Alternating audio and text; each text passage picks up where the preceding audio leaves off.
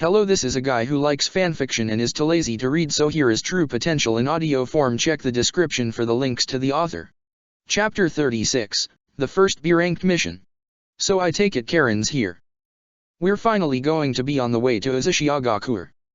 Teiwa exclaimed. Yup. The old man sent us a message to pick you up and meet him at the front gate of the village. Our cousin is here.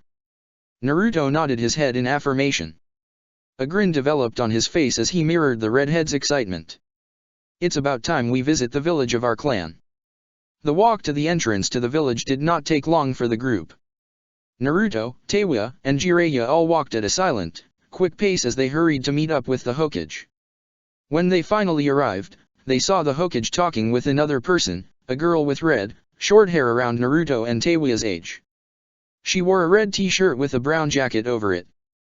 She also wore a pair of black shorts and a pair of black boots that went up her legs to her knees. The girl also wore a pair of glasses over her reddish-colored eyes. She also had a forehead protector on that had the symbol for Kusagakure. Both the Hokage and the girl noticed the approaching group. The girl seemed to shrink behind the Hokage. Hiruzen, on the other hand, simply smiled at the sight. Naruto-kun, Jiraiya, Teiwa, I am glad to see you all got here so quickly. He chuckled as he stepped aside to put focus on the other girl. This is Uzumaki Karen. She just arrived. Karen mumbled, not enjoying the spotlight. She knew precisely why she was here in the village, to meet the people in front of her, her family, and go on a mission with them. However, she still was not used to meeting people for the first time. Hi Dash. You're my cousin too? I can't believe I've gotten to meet so much of my family in such a short time. Naruto exclaimed, interrupting her greeting. He then rushed forward and grabbed her hand excitedly. I'm Naruto. It's so nice to meet you Dash. Oi, Naruto. Calm down. You're gonna make the poor girl piss herself. Teiwa exclaimed with a laugh.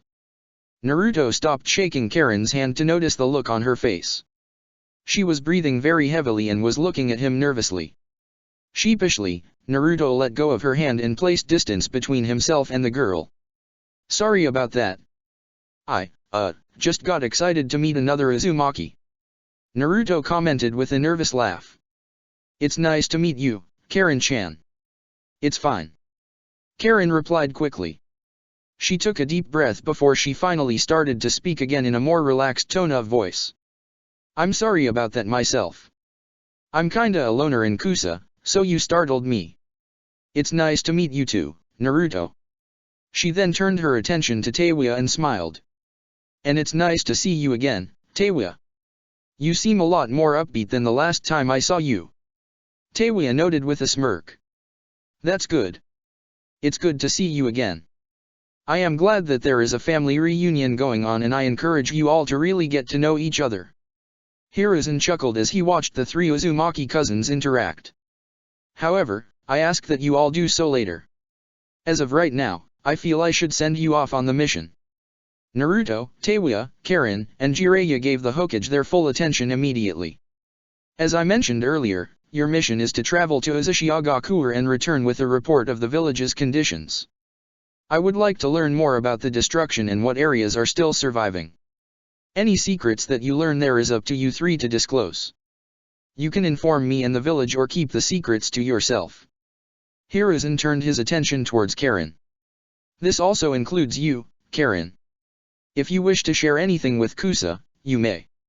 All that I ask is that you three manage to report back about Uzashigakure's condition in detail and return with traditions that you can either reveal to others or keep within your clan. Is that understood? Yes, old man/Hokage-sama. Naruto, Teiwa, and Karen spoke immediately in near unison. Old man. Karen repeated the word choice of Naruto and Teiwa. Before they could elaborate, Hiruzen proceeded to cough, getting their attention once more. Jiraiya will be leading this mission and, whenever he is able to present with you all, will have authority over the mission. When you are in areas of Uzashigakure that he is not able to be present in, then Naruto will be treated as active leader. Is that all understood? Once again, the Uzumaki cousins nodded in understanding. Jiraiya made a gesture as well, indicating his agreement. Then it is settled. Jiraiya, I trust you know the way. I recommend you head out right away. The Sandaime Hokage recommended. We shall. Jiraiya commented as he faced the three Uzumaki shinobi. You all are ready, right? The three nodded their heads once again in affirmation. Naruto, in addition, proceeded to give a thumbs-up gesture to his godfather. Let's get this show on the road, Databia. He declared. Heh. Jiraiya smirked as he started to walk forward. All right, let's go. The door to the village opened up. Jiraiya started to walk out of the village, followed closely behind by Naruto, Teiwa, and Karin. Hiruzen smiled as he waved goodbye to the squad. He waited until they were out of sight before he started on his path back to his office. Anko. Hiruzen called out to the newly appointed Jonin. When the Hokage returned to his office, he was expecting nothing but an empty room with a few piles of paperwork that needed to be completed. Instead, Mitarashi Anko was currently sitting down in his chair, reading a file. Ah, Hokage-sama. She turned her attention to the file and proceeded to stand up from her seat. Forgive my intrusion. I was just waiting here for you so I could discuss something with you. Your secretary, let me in. You snuck in here, didn't you? Hiruzen deadpanned. He noticed Anko sheepishly rub her head, confirming his suspicions. He immediately sighed. It used to be only Jiraiya and Kakashi that would come in like this, but it seems I have to add your name to that list as well. Please, don't make a habit of doing this. I won't. Promise. Anko declared with a chuckle. Her face then proceeded to turn serious as her eyes returned to the file in her hands. I just needed to ask you a few questions about something I just learned that's been bothering me. It won't be long. Go ahead. Hiruzen encouraged. Anko proceeded to toss the file in her hands directly at Hiruzen. The Hokage caught it and proceeded to look it over. He immediately noticed the name, Uzumaki Teiwa, printed on it. I almost want to ask how you got your hands on this file, but I suppose you would have the rights to having them. You are the second in command at the TNI department, after all. Hiruzen sighed. Yeah, but I still had to do some digging to find this. Anko admitted with a shrug. Regardless, Naruto mentioned to me a few days ago about having a cousin that was formerly a member of Oto. No big deal at first to me. I already knew about that Dosu kid and his role in the invasion, so I figured she was somebody like him and turned her back on Orochimaru. But curiosity got the best of me and I actually went to look for something about this cousin. I end up finding a report that reveals that she was a part of the Sound 4, Orochimaru's personal bodyguards. She was no turncoat, she was a fucking commander of that village that worked directly under that snake bastard. A frown crept onto Hiruzen's face. Anko was trying to appear indifferent and calm, but she was getting progressively angrier with every second. What exactly do you want to know or hear from me, Anko? Why I didn't kill Teiwa? Hiruzen questioned. Or why you don't have her in prison still? You just put her on a mission with one of my students for fuck's sake. Why are you ignoring her history with Orochimaru? How do we know we can trust her? What if she tries to take advantage of Naruto and try to kill him? What then? Anko growled. I have not forgotten about Orochimaru's relation with her. I will remember that with every action I make in regards to Teiwa. She will always be under surveillance and suspicion. And she will be eliminated if she ever gives us a reason to distrust her. Hiruzen explained. Jiraiya went alongside Naruto and Teiwa on the mission and he is instructed to personally kill her if she does anything that he believes is threatening to Naruto or Konoha. Believe me when I say this, I will not forget and we will act appropriately if she reveals any form of treachery in her character. Then why send her out on the first place? Why try and give her a chance? Anko continued to question.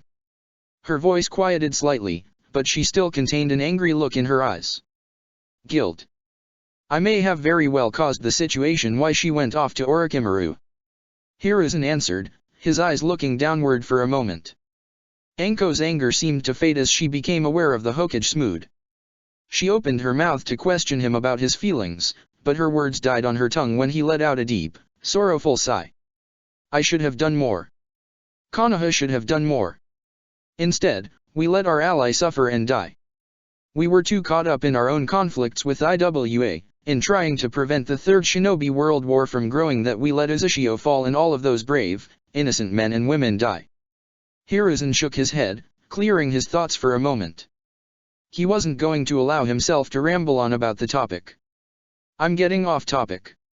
My point is, I feel guilty towards the survivors of the Uzumaki clan and feel that, if I had done more during the time of the invasion of Uzushiogakure, I could have prevented their suffering. I have every right to kill or punish Teiwa, but I don't want to. I don't want to cause any more harm to an Uzumaki. I may have already done too much to that clan. Hokage-sama. Anko mumbled to herself. She was starting to feel uncomfortable, having brought back these feelings of regret to the surface. She knew what it was like to have done things that she wanted to forget. I hope that helps you understand. I'll never forget what Teiwa has done with Orochimaru, but I want to give her a chance to prove that she could have been a good person. I just don't want any more Uzumaki blood on my hands anymore. Hiruzen sighed. I understand. Anko sighed. She still was going to have grievances about Teiwa and, in her eyes, the lack of punishment she was receiving, but she was going to understand the Hokage's judgment. I didn't mean to bring up these memories, Hokage-sama. Don't apologize. The Sandaime shook his head. It's probably important that I recall things more often. I need to recall my mistakes so that I never do anything remotely similar to them. He walked over to his chair and took a seat at his table. He then reached for a particular file on his desk. Although, I would like to change the topic, at the moment. I do have something that I would like to talk to you about. The newly appointed Jonin nodded, encouraging the Hokage to continue. I have a mission for you. He informed her as he presented the file towards her. Jiraiya, along with his squad, made quick progress through the path towards the ruins of Uzushiogakure.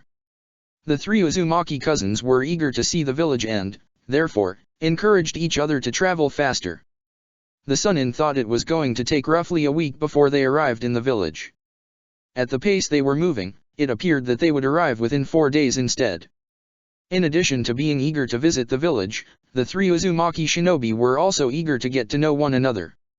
Naruto and Karen had chatted non-stop since they started on the journey, asking questions about their lives and details about their personality. Even Teiwa, despite her antisocial tendencies, chimed in with a few comments and questions for her cousins. So, what's Kusa like? Naruto asked Karen out of curiosity. It looks kinda similar to Konoha, actually. The whole area is surrounded in forest. Kusa's forests, however, have a lot of variety to them. There are bamboo trees and giant mushroom forests all over the area. Giant mushrooms. Naruto gave her a confused look. Yup. And a lot are poisonous. Teiwa commented nonchalantly. That's how your village is protected, isn't it? A lot of the poisons in those mushrooms could kill a shinobi if they aren't careful around them. Yup. That's Kusa's defense. The glasses-wearing shinobi replied with a giggle. But yeah, Kusa is a nice place. The people are nice, if a little weird. Everybody is so analytical there. Fuck that place then. I hate those little shits that overanalyze every damn conversation. Teiwa rolled her eyes.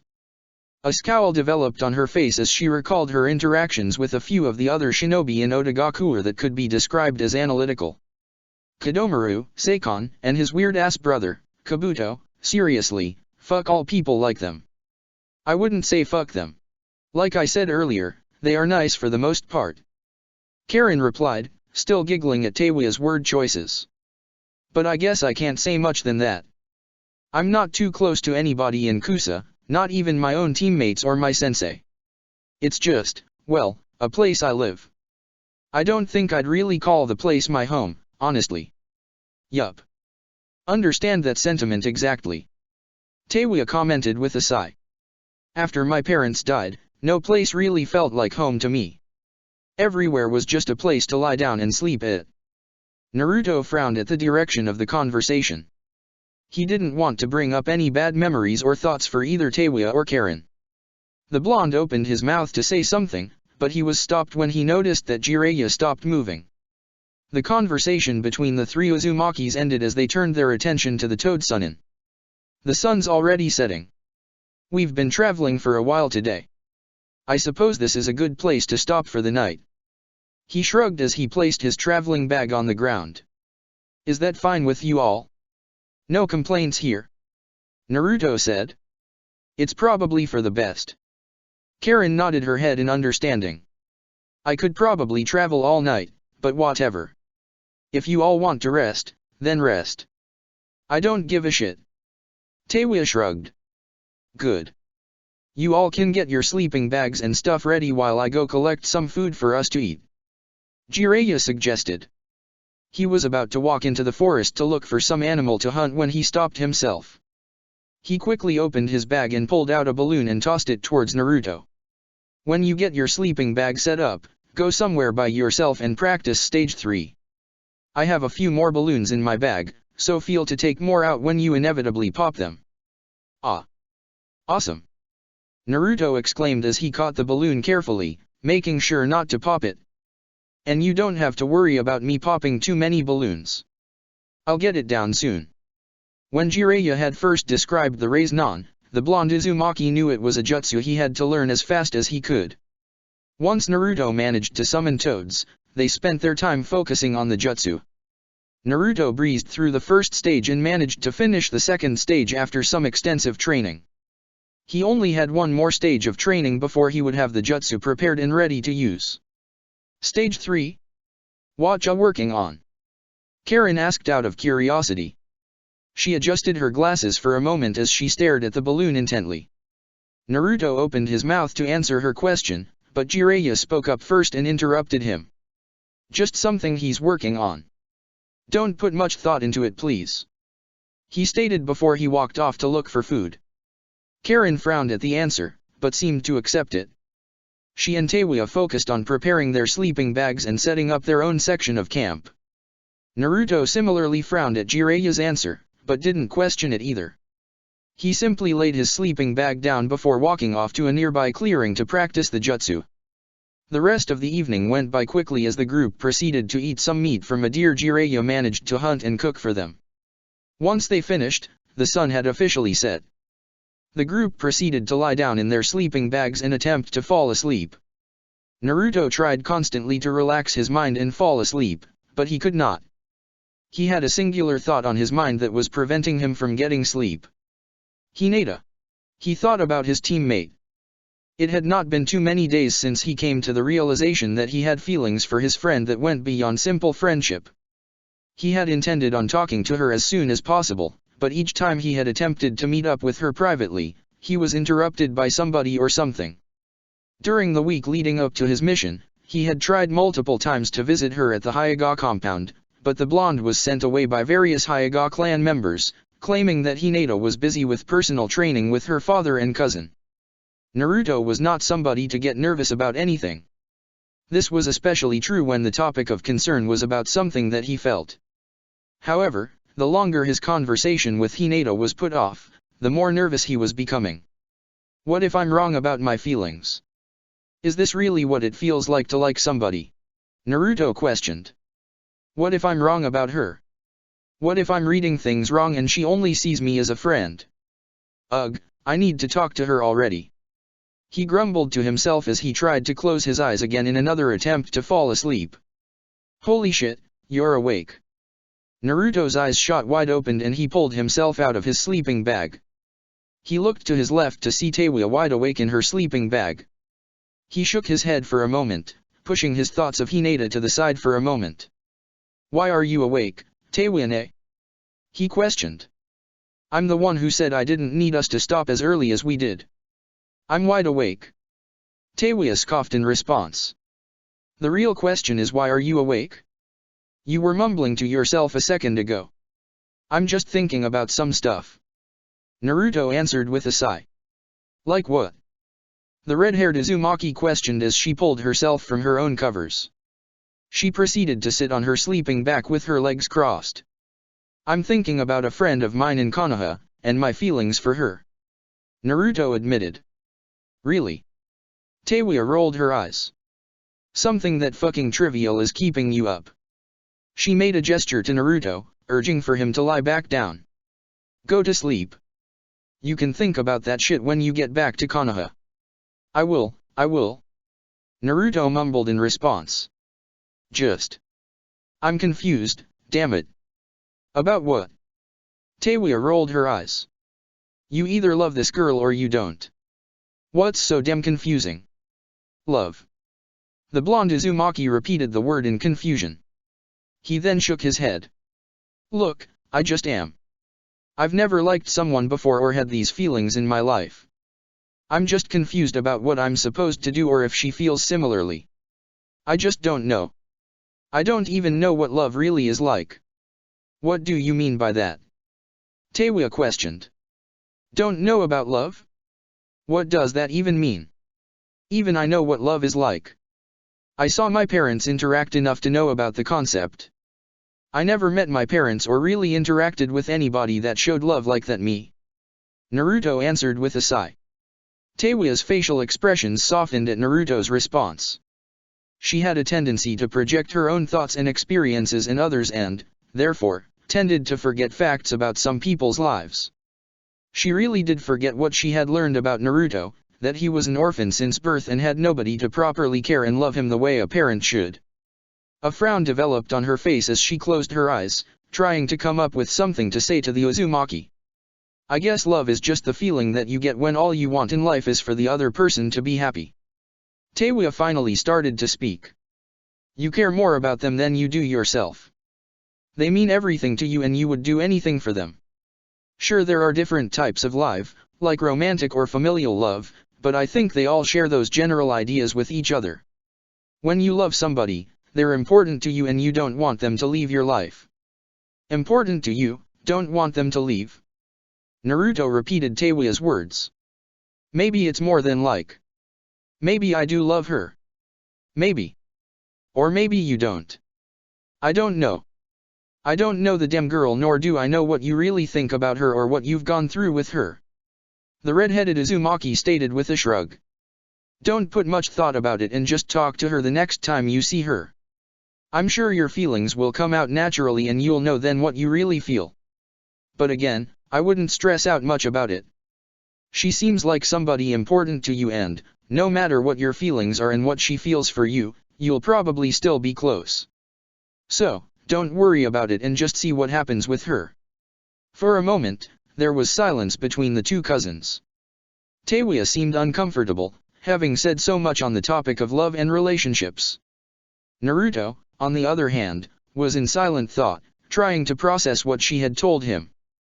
Nearly a minute passed before Naruto finally pulled himself from his thoughts.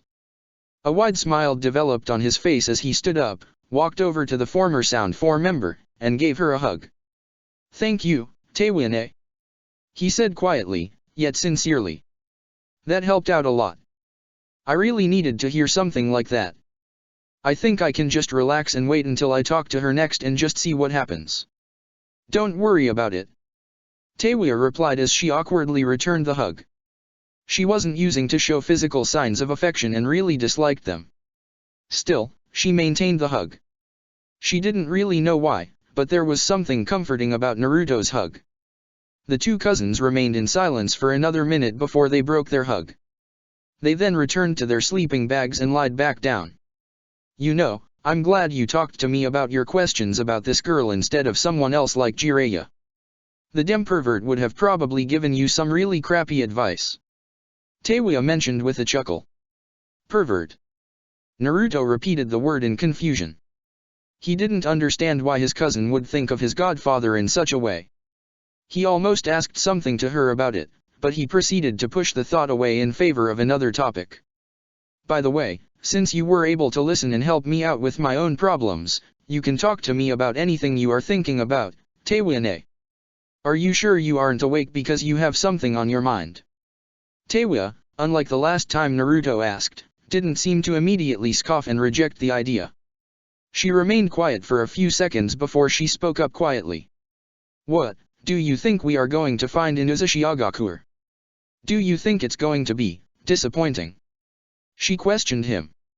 I don't know what we are going to find there, honestly. maybe some scrolls and some secrets about our clan. Naruto answered honestly. But disappointed? I don't think so. I think it's going to be a really powerful feeling to be able to walk on the land where our families were years ago. It will be, yeah. Teiwaya sighed in response. It's just, look, our clan and finding the scattered members is literally all I have been thinking about for the past couple of years. I can't help but be anxious about finally visiting Uzashigakure, and I'm just worried that the condition of the village is going to be so bad there's going to be nothing there. I just don't want to see something that'll make me think our clan really is gone for good. It isn't. You, me, and Karen-chan are all Uzumaki and still alive, and there has to be more out there. And as long as we are all here, we will be able to keep our clan alive. Naruto declared. Heh. Teiwaya snorted in an attempt to stifle her laughter. Ultimately, she failed and the laughter came pouring out of her mouth. Ha ha ha ha ha. That sounds so fucking cliché. I'm not cliché. Naruto frowned in response to her laughter. And not you. Just what you said. Teiwaya continued to laugh. She wiped away a few tears from her eyes and calmed herself down before speaking again. But you are right. We're all here, and therefore, the Uzumaki clan is alive. And one day, it'll return to its rightful place as one of the leading clans in the elemental nations. Damn straight. Naruto nodded his head in agreement. With those words, Naruto and Teiwaya bid each other good night. Both had previously had concerns that were keeping them from falling asleep. After talking to each other, their worries were pushed to the side and the two cousins joined the other members in the group in peaceful sleep. When the sun rose the next morning, Jiraiya and the Uzumaki cousins promptly got up, packed their bags, and continued on their path to Uzashigakure. They maintained the same pace that they moved at yesterday. Teiwaya and Karen continued to chat in the back about various different topics related to their lives. Naruto normally would participate, but he was walking a little ahead of them this time and closer to Jiraiya. The blonde's eyes were focused solely on the man leading the mission as he continued to think about something. Teiwaya just had to be insulting him for no reason last night. He's not a pervert. He hasn't done anything to make me think that. Naruto concluded in his head. He was about the topic to rest in his head when the Sunin called out to him. You were right, Naruto. Jiraiya questioned. He waited for Naruto to catch up to him so that they could walk side by side and talk. You were just talking over and over again with the girls yesterday.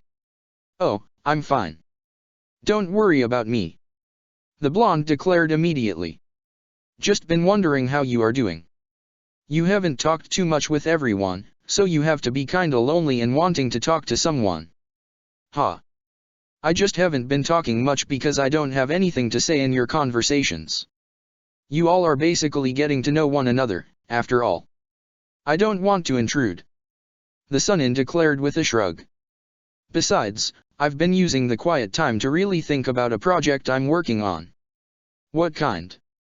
A new jutsu. Naruto looked at his godfather in curiosity. Nah.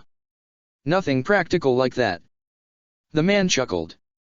I'm thinking about the next book in my series and what direction I'm going to take it. He then brought his right hand to his chin as he stroked it in thought.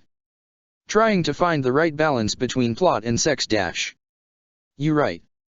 The Kyubi Jinchuriki interrupted his godfather with an excited look in his eyes. You didn't know? Jiraiya asked in surprise. He immediately opened his bag and pulled out a small, orange book and handed it to Naruto. That's the first book in the series that I'm writing right now. Surely you'll recognize it. It's a bestseller, after all. First Old Man Roshi and now Jiraiya. I can't believe he's a writer too. I wonder what his book is about. Naruto wondered as he excitedly turned the book over to see the title. Immediately, his excitement died. Ika. Ika. Paradise. He mumbled the name of the book. It's the one I'm most well known for, but it's probably the book with the worst quality. Jiraiya admitted as a smile developed on his face. Still, I have fond memories writing it. Getting the research for that book was one of the most rewarding experiences of my life dash. You're the author of the Ika Ika series? Naruto questioned, interrupting his godfather again. I. I always thought the books were written by some random, lonely pervert. Hey. I'm not a random pervert, nor am I lonely. Jiraiya declared defensively. I'm a super pervert. The blonde Uzumaki remained quiet as he tried to rationalize everything he had just heard his godfather say. With every thought that was being processed, more and more respect for the man was fading. A few seconds passed before Naruto finally rationalized everything. He immediately pointed his finger at the white-haired man as a scowl developed on his face. Ero Sennin! He shouted. Silence filled the area. Karen and Teiwa stopped talking to each other as they stared at the two Konoha shinobi, in confusion. Jiraiya's eyes were wide in surprise at the name his godson had just called him. What, did you just call me? He questioned quietly. Teiwa was right, you are a pervert. Ero Sennin! Naruto declared again. Jiraiya opened his mouth to retort, but he was interrupted by the sound of laughter. He turned his head in the direction of Teiwa and Karen. Both girls were nearly on the ground from their laughter. Holy shit! Teiwa shouted as she struggled to compose herself. That's, fucking perfect. Ha ha ha. It's, really fitting. Karen declared between her giggles. Hey Naruto. Want to talk with us for a bit or do you want to keep talking with Ero Sennin? Teiwa jokingly asked Naruto. Immediately after she asked, both she and Karen started to laugh even louder. Jiraiya said nothing for a moment and stared blankly as Naruto went back to his cousins and started talking about him. He really couldn't think of anything to say at first. Then, as the three Uzumaki cousins continued to talk to each other, he kept hearing that word. Ero Sennin! Ero Sennin! After hearing that word a few more times, Jiraiya's blank stare turned into a scowl. His face turned red in anger and he tightened his hands into fists. Stop calling me that, damn it! Much to his chagrin, this only resulted in more laughter and more usage of the name. Really, Anko-sensei? This is our mission. Shikamaru grumbled. Anko, Hinata, and Shikamaru were gathered at the entrance to the village. After her conversation with the Hokage during the previous day, Anko was assigned a B-ranked mission and asked to bring along 3 shinobi with her. She immediately recruited both Shikamaru and Hinata. The 3 were standing amongst a crowd of civilian merchants who were chatting with each other. A few of them were in carriages and a few more were standing next to horses. They were all wearing bags filled with merchandise and the carriages were filled with even more goods. This is literally what our first C-ranked mission was, escort a merchant to a foreign country. Only this time it's a caravan of merchants. Shikamaru continued to complain. Hey, I didn't pick this one. Anko defended herself. The Hokage just asked me to go on the mission and bring along a few backup shinobi. You should be honored that I chose you too. Why are you complaining about the mission anyway, Shikamaru-kun? Hinata questioned as she looked at her teammate in confusion. If we're repeating a similar mission, wouldn't that be good for you? It would mean a little less work, because you are familiar with what you have to do. Shikamaru didn't give an immediate response. He just sighed and mumbled something to himself. Anko seemed to mentally piece something together in her head and a smirk developed on her face. Wait, don't tell me, our little lazy ass is starting to become less lazy and wanted a mission that would actually challenge him. Ah, that's precious. The Jonin commented teasingly. Her joke caused Shikamaru's cheeks to brighten red slightly. This earned a giggle from Hinata and a loud laugh from Anko. Troublesome teammates. Shikamaru mumbled to himself. He wasn't going to actually admit that she was correct. Well, I wouldn't worry about the difficulty of the mission, anyway. Anko mentioned after composing herself and giving him a serious look. We know how that C-rank mission turned out and ended up having something else happen to us. Believe me, there's a reason this one was placed as a B-rank mission. We are escorting the merchant caravan to a village in Mizu no Kuni, and there's a very high chance of something happening in that country. So be prepared for anything. Both Shikamaru and Hinata nodded in understanding. Silence fell over the group for a moment. Hinata finally broke the silence with a sigh. It's a shame Naruto-kun couldn't be here with us on our first B-ranked mission. She said quietly. Yeah, but he's on his own B-ranked mission as well. Shikamaru shrugged in response. We can exchange stories with him when we are all back in the village. Yeah. I was just hoping to get the chance to talk to him. She mumbled to herself. What was that? Her teammate questioned. And nothing. I didn't say anything. Hinata shook her head immediately. She then turned to her former Jonin-sensei and looked for a change of topic. So, do we know who is going to be joining us on the mission? You all know him, yeah? Anko replied with a frown on her face. He should have been here a few minutes ago, though. My apologies for being late. As if on cue, the fourth member of the team arrived at the entrance to the village. Both Hinata and Shikamaru looked at their teammate in surprise. Standing before them was the former Otogakuer Genin, Kinyuta Dosa. The former Oto shinobi was wearing an entirely different outfit than either Hinata or Shikamaru remembered seeing him in. Dosa was wearing brown, tight-fitted pants, and a dark green jacket. The sleeves on the jacket covered his hands completely, but both Shikamaru and Hinata could see the metal sticking out of his right sleeve, showing that he was still wearing the sound amplifier on his hand. The boy also had on a green scarf of similar color to his jacket that went down to his chest. He still had on bandages that covered most of his face, but he was now wearing a Konoha forehead protector. I was expecting you about 10 or so minutes ago. Anko commented sharply at the boy. Again, I apologize. I will not make a habit out of this. Dosu informed her as he bowed his head. You better damn well not. I don't want to deal with another Kakashi. She grumbled. Anyway, Hokage-sama recommended I take you on this mission and give you a chance to see what missions as Konoha shinobi would be like. I trust his judgment, so I trust you. I'm very interested to see what you can really do as a shinobi, Dosa. I trust one will not disappoint you, Anko Teika. Dosa replied. Heh, I like you already. It's been a while since somebody called me Teika.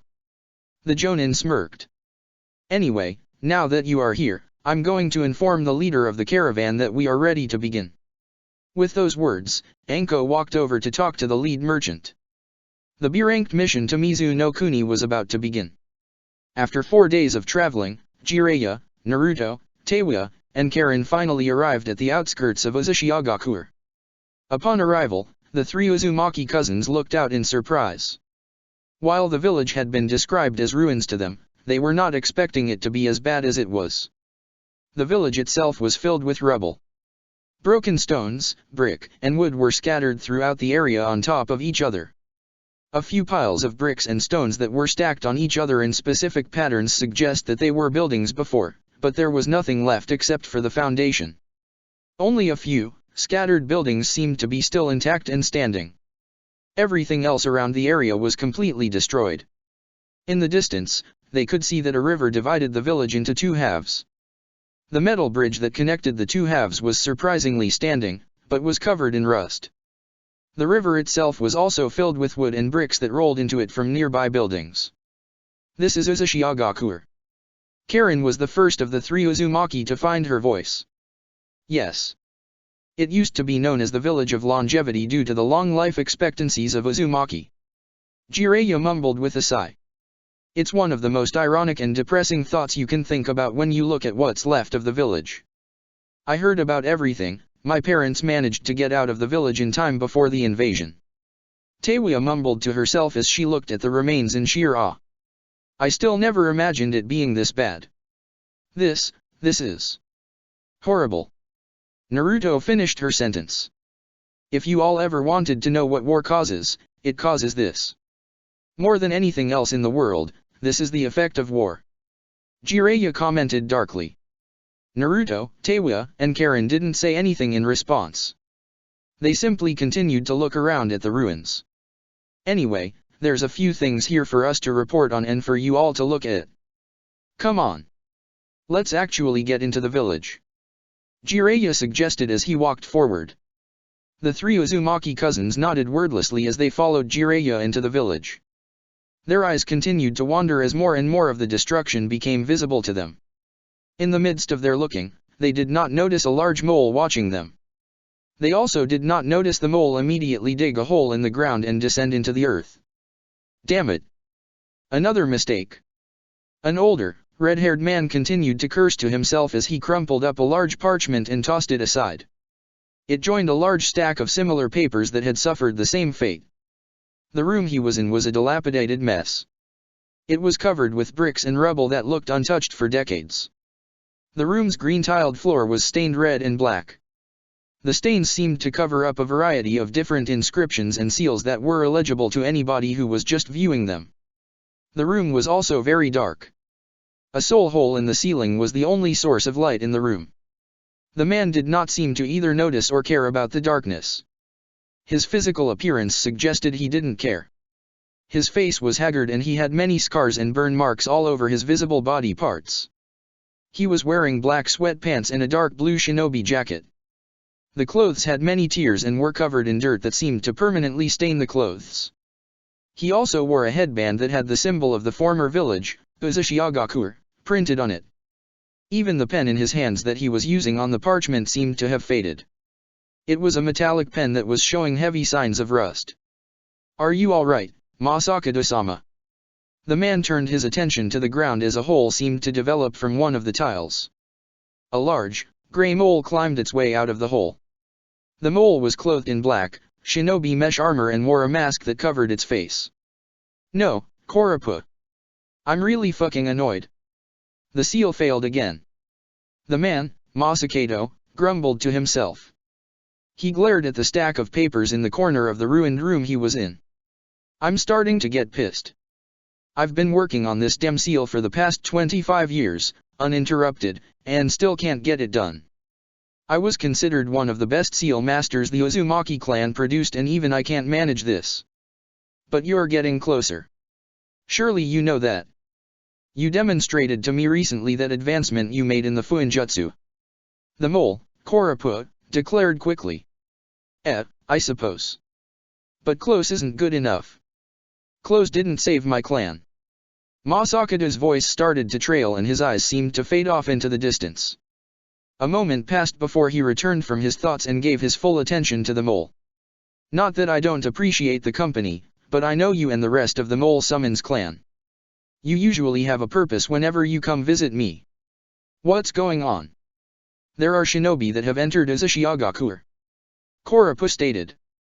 Masakado's face stiffened immediately and he gripped the pen in his hand tightly. "What village?" "There are 4 of them. There is one from Kusa, one that doesn't have a forehead protector, and the last 2 are from Konoha." The mole answered with a frown on his face. "Bah!" The red-haired man scoffed. "If it was an Iwa or Kumo shinobi, I probably would have gone out into the village and ended their lives personally. But Kusa? And a couple of Konoha dumbasses." He proceeded to shake his head and relax slightly. "I'll let them dig at some of the buildings in the village. They'll find nothing but rubble and they'll return back to their precious villages empty-handed." "Are you sure they won't find anything? I know how important it is that you keep the secrets of the Uzumaki clan protected from outsiders," Koropu commented. "I'm positive. The only place that possesses anything of worth is in this temple right here.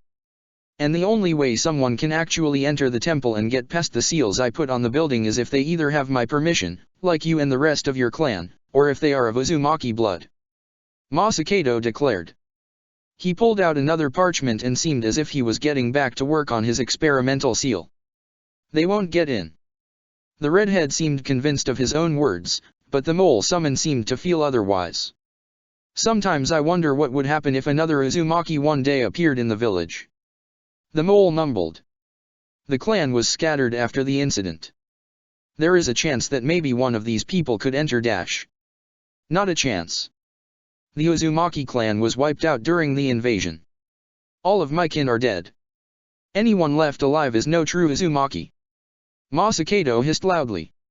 "My parents, my siblings, my friends, my neighbors, my wife and children. They're all dead." The man immediately crumpled up the parchment and tossed it into the pile of papers. Still angered, he made a hand sign and the papers were immediately lit on fire. A few seconds passed before the fire died out and the papers turned to ash. "Although, you bring up a fair point. Unfortunately, there is a chance that some people could enter the temple of Uzushiagakur if they were fortunate enough to be born with Uzumaki blood. They have the blood of traitors, men and women who fled the village and didn't try to help while our village and the clan were destroyed. Anyone that steps foot into this temple has the blood of these traitors. Masakado tightened the grip on his pen once more as he looked at the mole summon with bloodlust evident in his eyes. If any of these shinobi have this tainted blood in their bodies and step foot in this temple, I will make sure that they all die by my hands. They will know the fury of Uzumaki Masakado. Chapter 37, The Temple of Uzushiagakur. 3 days after leaving Konoha, the merchant caravan, led by Anko, Hinata, Shikamaru, and Dosuo, arrived at Akita, a port town on the coast of Hinokuni. Immediately, Anko rented a boat to carry the caravan, along with the shinobi, the remaining way to Mizu no Kuni. The various merchants boarded the ship nonchalantly and cheerfully, excited to be on their way back to their homeland. The Konoha shinobi, on the other hand, were a lot more anxious to board. You know, I've never been on a boat before, Hinata commented as she looked out into the water. I haven't even seen the sea before, Shikamaru added. Are you too anxious? Dosuo questioned. Shikamaru shook his head in response. Hinata, on the other hand, seemed a little hesitant to respond. It took her a few seconds before she sighed and finally nodded her head. My father had a relatively bad experience on water the first time he had to do a mission out this far from Konoha. He got really sick and could barely perform during the rest of the mission. If he, of all people, could get that bad from a simple boat ride, what hope do I have to have a good experience? Hinata sighed. Heh. Shikamaru started to chuckle to himself. Hyuga Hayashi getting seasick, that's actually pretty hilarious. Just imagining your father bent over on the side of the boat, begging to see land, my dad would probably find it hilarious. Didn't say anything about that to him? Hinata begged immediately. My father would not want anybody to know something like that happened to him. Our fathers don't talk unless they have business with each other. As if my dad would say anything to him about the topic. Shikamaru scoffed in response. Unless he was drunk or something. Shikamaru-kun. Please. The Hyuga heiress, once again, pleaded. Heh. Dosuo laughed quietly to himself. You two have an amusing dynamic. Did you say something? Shikamaru questioned as he and Hinata turned their attention to their third teammate. Nothing of worth. The former Oto Genin replied with a shrug. He then made a hand gesture, encouraging them to talk. Shikamaru sighed in response. He and Hinata had tried to talk to Dosuo a couple of times during their mission. He would answer any questions they had for him about the mission or his capabilities, but whenever they tried to bring up simple small talk, he would quickly try and end the conversation or give simple answers. He was a blatant introvert. The only people that could compare to him were Shino or Han, but even then, they at least had their moments. Dosuo seemed to always be content with just simply watching people and only occasionally chiming in. And Naruto is somehow his friend and gets him to talk. The Nara questioned in his head. The thought made him chuckle slightly. Typical Naruto. I don't think there's anybody immune to his charisma. Hey, you all getting on board the ship? The three Konoha shinobi turned to the sound of the voice. Anko was standing with her hands on her hips at the entrance to the boat. She was giving the three of them a look, urging for them to get on board. Shikamaru, Hinata, and Dosuo nodded wordlessly at her question and got on board the ship. As they finally got on, one of the merchants walked over to them. Excuse me, Anko-san, but I have a question for you. Do you know how long it will take before we arrive? The merchant questioned. Anko immediately studied the merchant, trying to recall her name. She looked young, barely older than Hinata, Shikamaru, and Dosuo. She had long, straight black hair, pale skin, and dark brown eyes. She wore a pink, sleeveless kimono with red edges and a white obi tied around her waist in a bow. The young girl looked at the shinobi with a bright smile on her face. It took Anko a few seconds before she finally got an answer to her question. Haku, was it? She questioned. The merchant nodded. Sorry about that. Yeah, it should only take us 2 days on boat before we disembark. Once we arrive, it should only take a half a day. We'll be arriving nearby the town where you guys are supposed to get to. That'll be a relief. The merchant, Haku, replied. I have business with an old friend that I need to get taken care of quickly. Rest assured, madam. We will be there shortly. Dosa spoke up to her. Thank you very much. Haku faced the bandage-wearing shinobi. Her smile seemed to gain a teasing glint to it. However, I am a boy. Silence filled the area between the group. Anko, Dosa, Shikamaru, and Hinata looked at the merchant in shock, trying to process his words. What? Shikamaru finally found his voice and summed up the Konoha shinobi's thoughts. Hee hee hee. Haku chuckled to himself. Don't think anything about it. It happens all the time. Anyway, I just wanted to ask my question. I will leave you all be for now. With those words, Haku walked off to join the rest of the merchant caravan. The four Konoha shinobi continued to stare blankly at the boy as he left. He was pretty. Much prettier than any girl I had ever met. Dosa mumbled to himself softly. I would agree. Hinata blushed to herself. She recalled seeing Haku for the first time during the mission and feeling slightly jealous at his natural looks. I was jealous of a boy. Disregarding that shocking revelation. Anko commented, gathering attention to herself. Anyway, I wanted to let you guys know about how these next few days are going to work.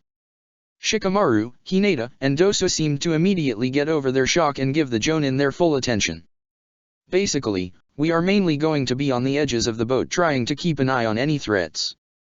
The main common threat would be piracy, which we will handle like any bandits. Be warned, though, pirates are more likely to actually know jutsu and be shinobi, so be extra careful. We need to be alert every moment while the boat is in motion to make sure we don't get the merchants injured. Anko explained. After we land the boat in Mizu no Kuni, the real mission begins. Taking them back to their village, right? Hinata questioned.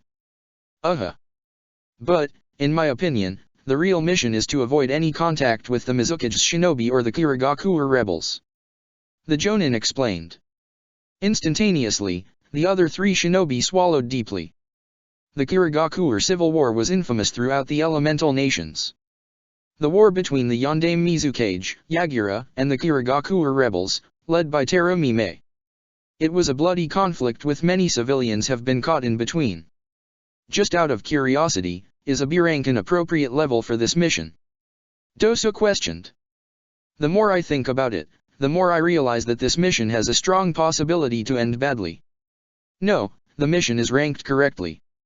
We can't make every mission involved with Mizu no Kuni an A rank. This is what the merchant caravan paid for and, in theory, we shouldn't have to worry about anything. We won't be on land in Mizu no Kuni for too long and none of the merchants have a background that would cause either side in the civil war to hunt us.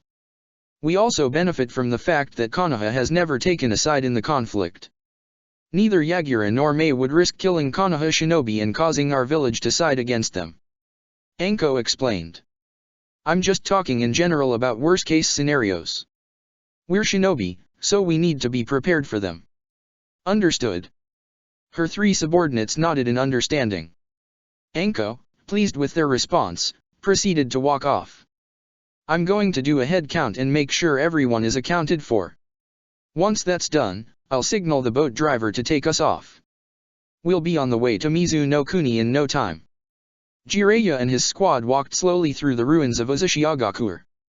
There was too much for the three Uzumaki cousins to absorb. There were so many destroyed buildings and so little nature. Everything seemed as if it was just recently destroyed and burned to the ground. The village as a whole gave an eerie feeling to the entire group.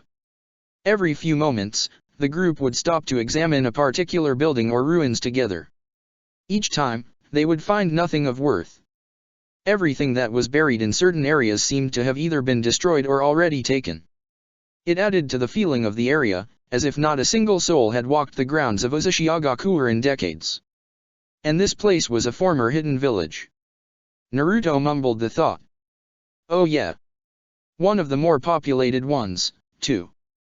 Jiraiya answered blankly. Its population rivaled the 5 major villages. It certainly had more than Kiri and Suna at the time, at least.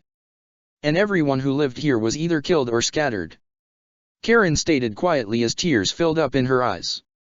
She quickly took off her glasses and brushed them away. This is horrible. This is why nobody in Konoha likes to come here. And this is why your mom never took a step back here after the invasion, Naruto. Jiraiya answered sadly. The destruction was too much to bear for her. I think her parents died during the invasion, too. My grandparents. The Uzumaki continued to mumble. He closed his eyes, as if he was resisting the urge to cry at the thought. The group continued to walk throughout the village in silence. After about 30 minutes of aimless walking, they stopped in front of a large, green brick building. There were certain holes in the building and columns toppled over that showed destruction, but the overall building seemed to still be standing. Jiraiya, upon arriving at the building, gestured at a brown, wooden door at the front of the building. This is one of the few sites in the village that remain standing. And you see that seal above the door? He questioned them. Naruto, Karen, and Teiwa looked closely and noticed a tag with the seal that resembled the Uzumaki clan symbol. I've done some investigation of it, that's a blood seal. Only somebody with the blood of the caster can enter the building that it is protecting. I'm certain that's part of the reason why the building has remained standing. So the caster was an Uzumaki. Only members of our clan can enter. Teiwa commented as she walked closer to the door. If you guys are going to find anything about your clan that would be worthwhile to you, it would be in there. I can't follow you inside, so as the Hokage ordered, Naruto will be leading. Jiraiya informed them. You sure you can't come in with us, Jiraiya? Naruto questioned, taking a moment to not use his newly appointed Arrow Sennin nickname. You are an expert in Fuinjutsu. Surely you know how to get past the seal. Kid, I am an expert in the art, yes, but I couldn't hold a candle against some of the Fuinjutsu users of your clan. I've seen people try to get in there and get themselves burned to the ground immediately for trying. I'm not risking it. The Sannin informed them with a shrug. Just go in without me. I'll entertain myself while you are all observing the inside of the building. Got it. The blonde Uzumaki nodded in understanding. He then turned to face his cousins. Are you two ready to go inside? Both Karen and Teiwa nodded in response. Taking a deep breath, Naruto walked forward to the building's entrance with Teiwa and Karen close behind. Hesitantly, he brought his hands to the wooden door and pushed it open with ease. He then entered the building, followed closely behind by his cousins. Upon entering the building, the three Uzumaki cousins were greeted with the sight of a small, simple room with 3 corridors. The corridor on the left was completely covered in rubble and seemed to head to the outside, suggesting that there was nothing to be found in that direction. The corridor to the right and the corridor straight forward, on the other hand, had doors at the end. Let's start with the one on the right. Naruto questioned his partners. Doesn't make me any difference which way we go.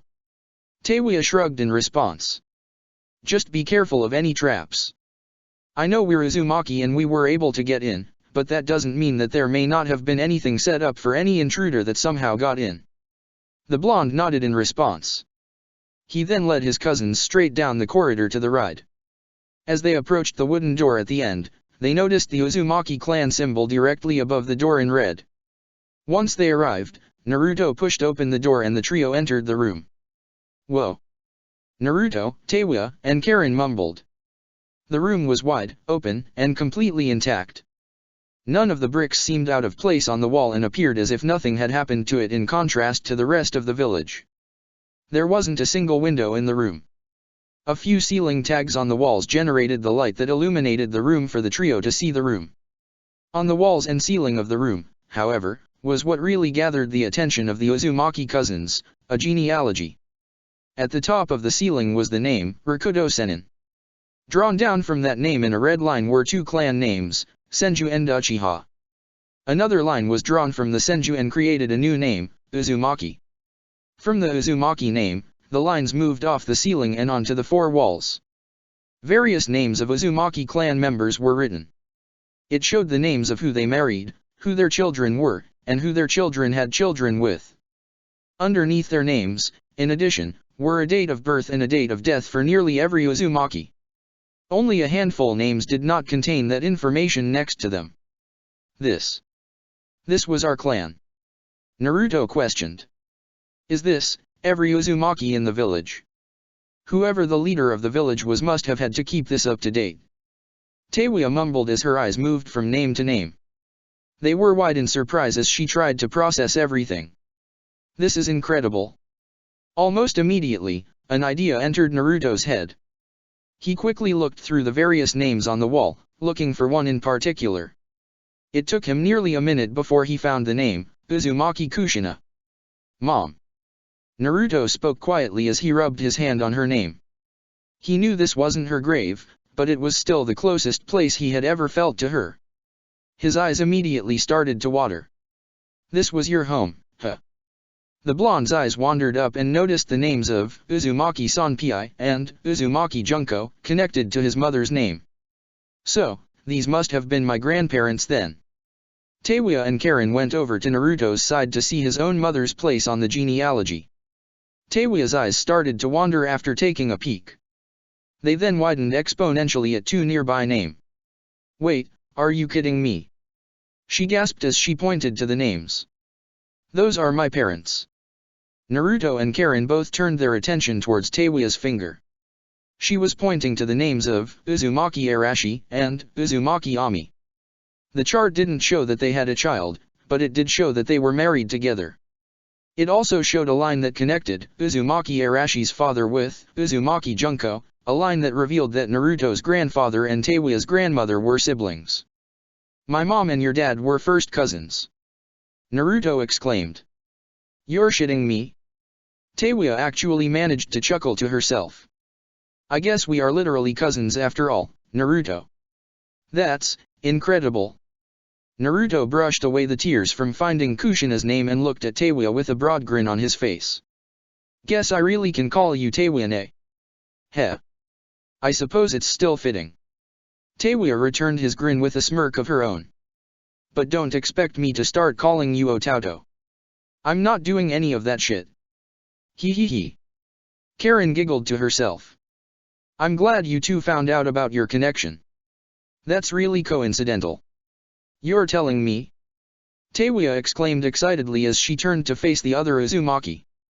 Did you look for you parents' names? Immediately, Karen's face fell slightly. I grew up in an orphanage and was told I was an Uzumaki.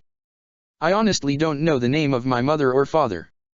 Naruto and Teiwa remained silent for a moment. The blonde Uzumaki, in particular, sympathized with her, knowing the pain of not knowing who your parents were. He opened his mouth to console his cousin, but the Kusa Genin shook her head for a moment and smiled. But I'm certain their names are on this wall somewhere, and that's all the comfort I need. She said proudly. They're here somewhere. They are. Damn straight they are. Teiwa nodded in agreement.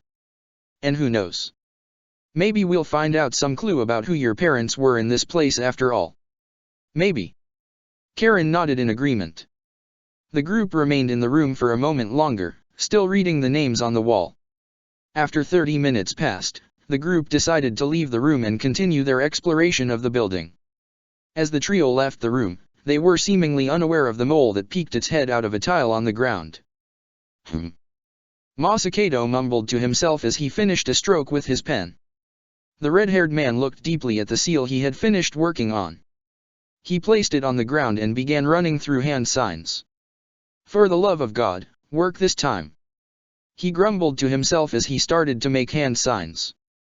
Fuinjutsu, reversal dash. Masakado-sama. Koropu jumped out of a hole in the ground directly in front of Masakado and his seal. The surprise entrance started the Uzumaki, causing him to fall backwards in surprise. This caused him to finish the Fuinjutsu with the incorrect hand signs, causing the seal to fail. It immediately lit itself on fire. Arg! Masakado hissed as he pulled himself on the ground. He looked up just in time to see the seal burn away. Wait. No. Come on. The red-haired man rushed over quickly to put out the fire.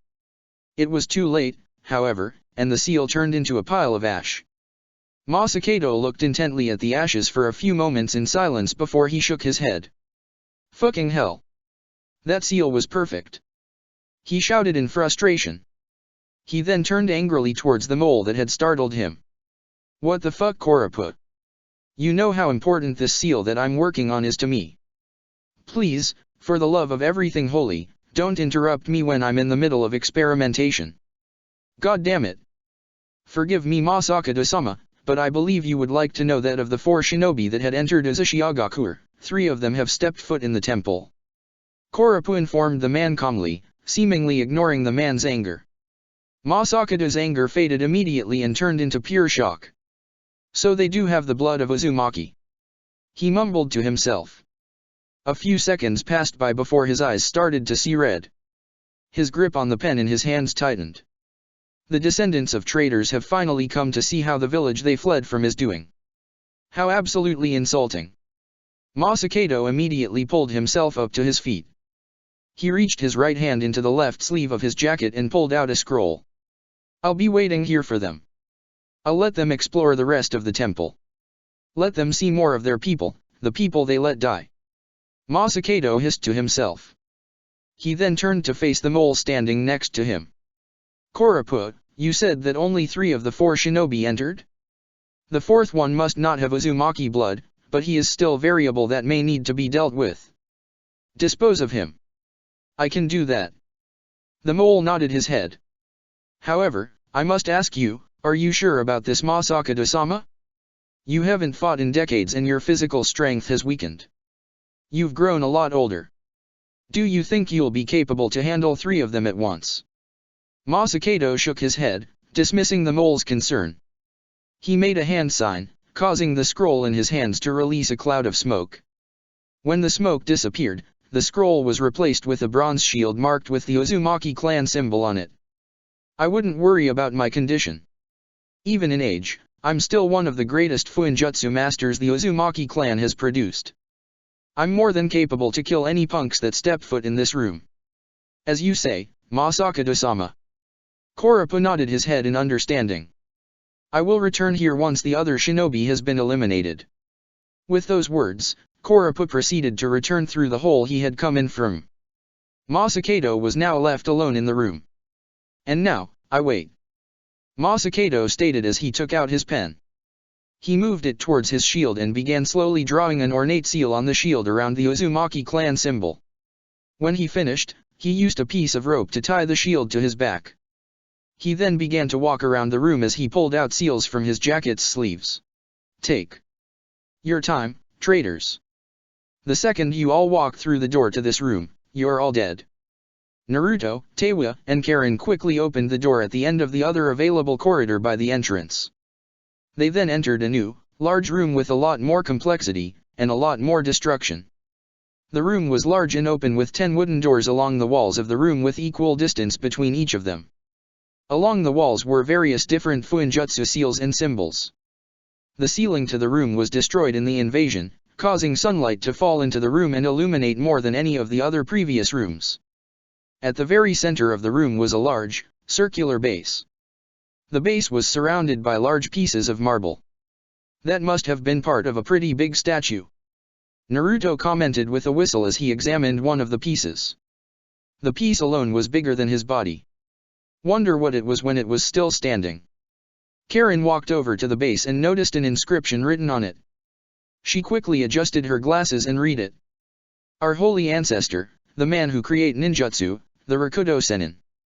Did our clan actually believe in the myth of the Rakudo Sennin? Tewa questioned with a sigh. It seems as if the people here worshipped him like a god or something. I don't know.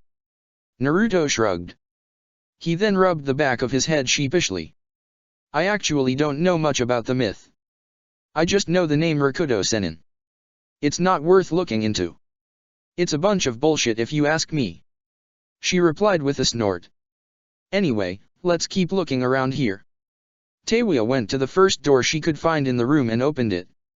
She walked inside and entered a long, narrow hallway with scrolls sticking out of the wall. The red-haired girl pulled out one of the scrolls and read the title. Uzumaki Fuinjutsu, Whirlpool Devastation. She read. Her eyes then widened as realization dawned on her. Naruto, Karen, I think I found a library of jutsu. Her cousins quickly rushed over to her side and entered the room. They then pulled out more scrolls and started to read the titles. Yeah, this is a jutsu library alright. Wow. Naruto looked absolutely giddy as his eyes wandered from scroll to scroll. I don't think I've ever seen this many jutsu scrolls in one place. Bigger than anything Kusa had. Karen commented in disbelief as she pulled out another scroll. Heh, Orochimaru would have pissed himself if he saw this place. A collection like this would be like a wet dream for him. Thank fuck he didn't know about the stuff here. Teiwa snickered to herself. It seems like everything in here is Fuinjutsu. Naruto commented after looking at his fifth scroll in a row. I'm willing to bet there's some other stuff here too, but yeah, most of it is probably Fuinjutsu. Teiwa replied. It's what our clan was famous for, after all. They could spam the art in a way that nobody else could. There were even rumors that the Uzumaki had a bloodline that gave them a predisposition to Fuinjutsu. Karen added. Naruto nodded his head in understanding at the words of his cousins. He then pulled out another scroll and looked at its title. Uzumaki Fuinjutsu, Hurricane Manifestation. This is what the Uzumaki were known for. This was the style of jutsus my mom used. Naruto rationalized in his head. I need to talk to Ero Sennin when we leave this place. Once I get the Rasengan down, I need to ask him to help me get started with Fuinjutsu. Anyway guys. We should probably keep looking around. Karen suggested as she walked over to the entrance. We can come back here after we explore the rest of the place. Teiwa nodded her head and followed Karen out of the room. Naruto remained motionless, still thinking about his plans to learn Fuinjutsu. Oi, Naruto. You good? Teiwa called out to him. You're technically the leader, you know? We can't leave without you. Teiwa's words pulled Naruto out of his thoughts. He nodded his head and quickly stuffed the Hurricane Manifestation scroll into his backpack before rushing over to his cousins. Yeah, let's keep moving. He agreed as he left the room. The Uzumaki cousins then moved on to the next room in the temple. What's in here? Naruto mumbled to himself as he opened a door. After checking 3 more doors and being greeted with empty, destroyed rooms, Naruto, Teiwa, and Karen opened a 5th door and were greeted with the sight of a small circular room. The room had a wooden floor that was painted red that had the image of the Uzumaki clan symbol along the floor. The walls were covered with red bricks that matched the color of the room. There was also a wooden desk in the center of the room that was surprisingly not destroyed. The desk, however, was covered in dust and looked as if it had not been touched since the invasion. The room had 2 pictures along the wall behind the desk. One was a picture of an elderly woman with long, light red hair that had ceiling tags sticking out of her hair. The other picture was of an elderly man that was bald. Both pictures depicted these people wearing the same outfit, purple robes that resembled the robes of the Hokage with a matching purple hat with the Uzushiagakuer spiral symbol on it. The phrases, Uzumaki Rei, Shade Muzukage, and Uzumaki Kanji, Nide Muzukage, were printed in gold underneath the pictures. Uzukage. Naruto repeated the phrase in surprise. This building I think also doubled as the general government building for Uzushiagakuer. This must have been the office for the leader. Teiwa commented as she walked forward to examine the pictures. Karen and Naruto followed behind and examined the pictures in closer detail. As they approached the area closer, Karen noticed something on the wall nearby the picture of the Nide Muzukage. A brick was sticking out. She mumbled to herself as she went over and gripped the brick tightly. She then pulled on it, taking the brick out of the wall, revealing a hole. Ah! Karen quickly reached inside the hole to see what was inside. She then pulled out a scroll. Guys, look at this. She called out to her cousins.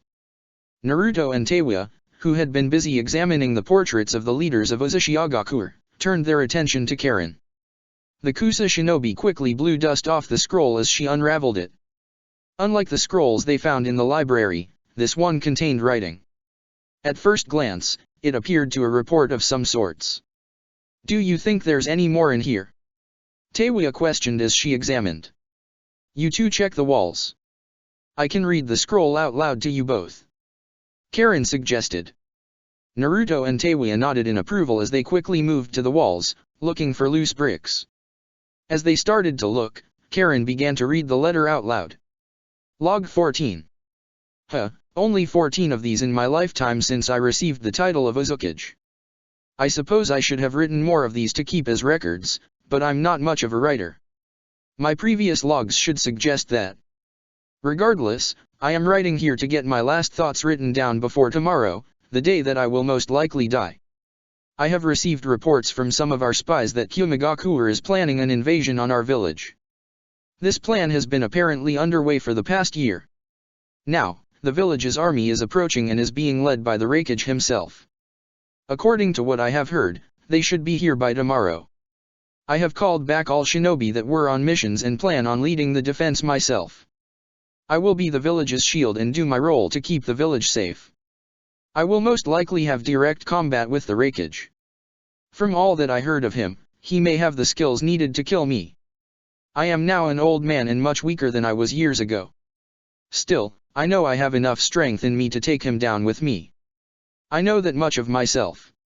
Thankfully, I have already chosen my successor. Even better, he is the greatest seal master Uzashigakure has produced. At this very moment, he is currently working on perfecting a seal to keep all non-Uzashigakure shinobi out of the village and thinks that he may be finished by tomorrow. If he can achieve this, then we can actually avoid this battle altogether.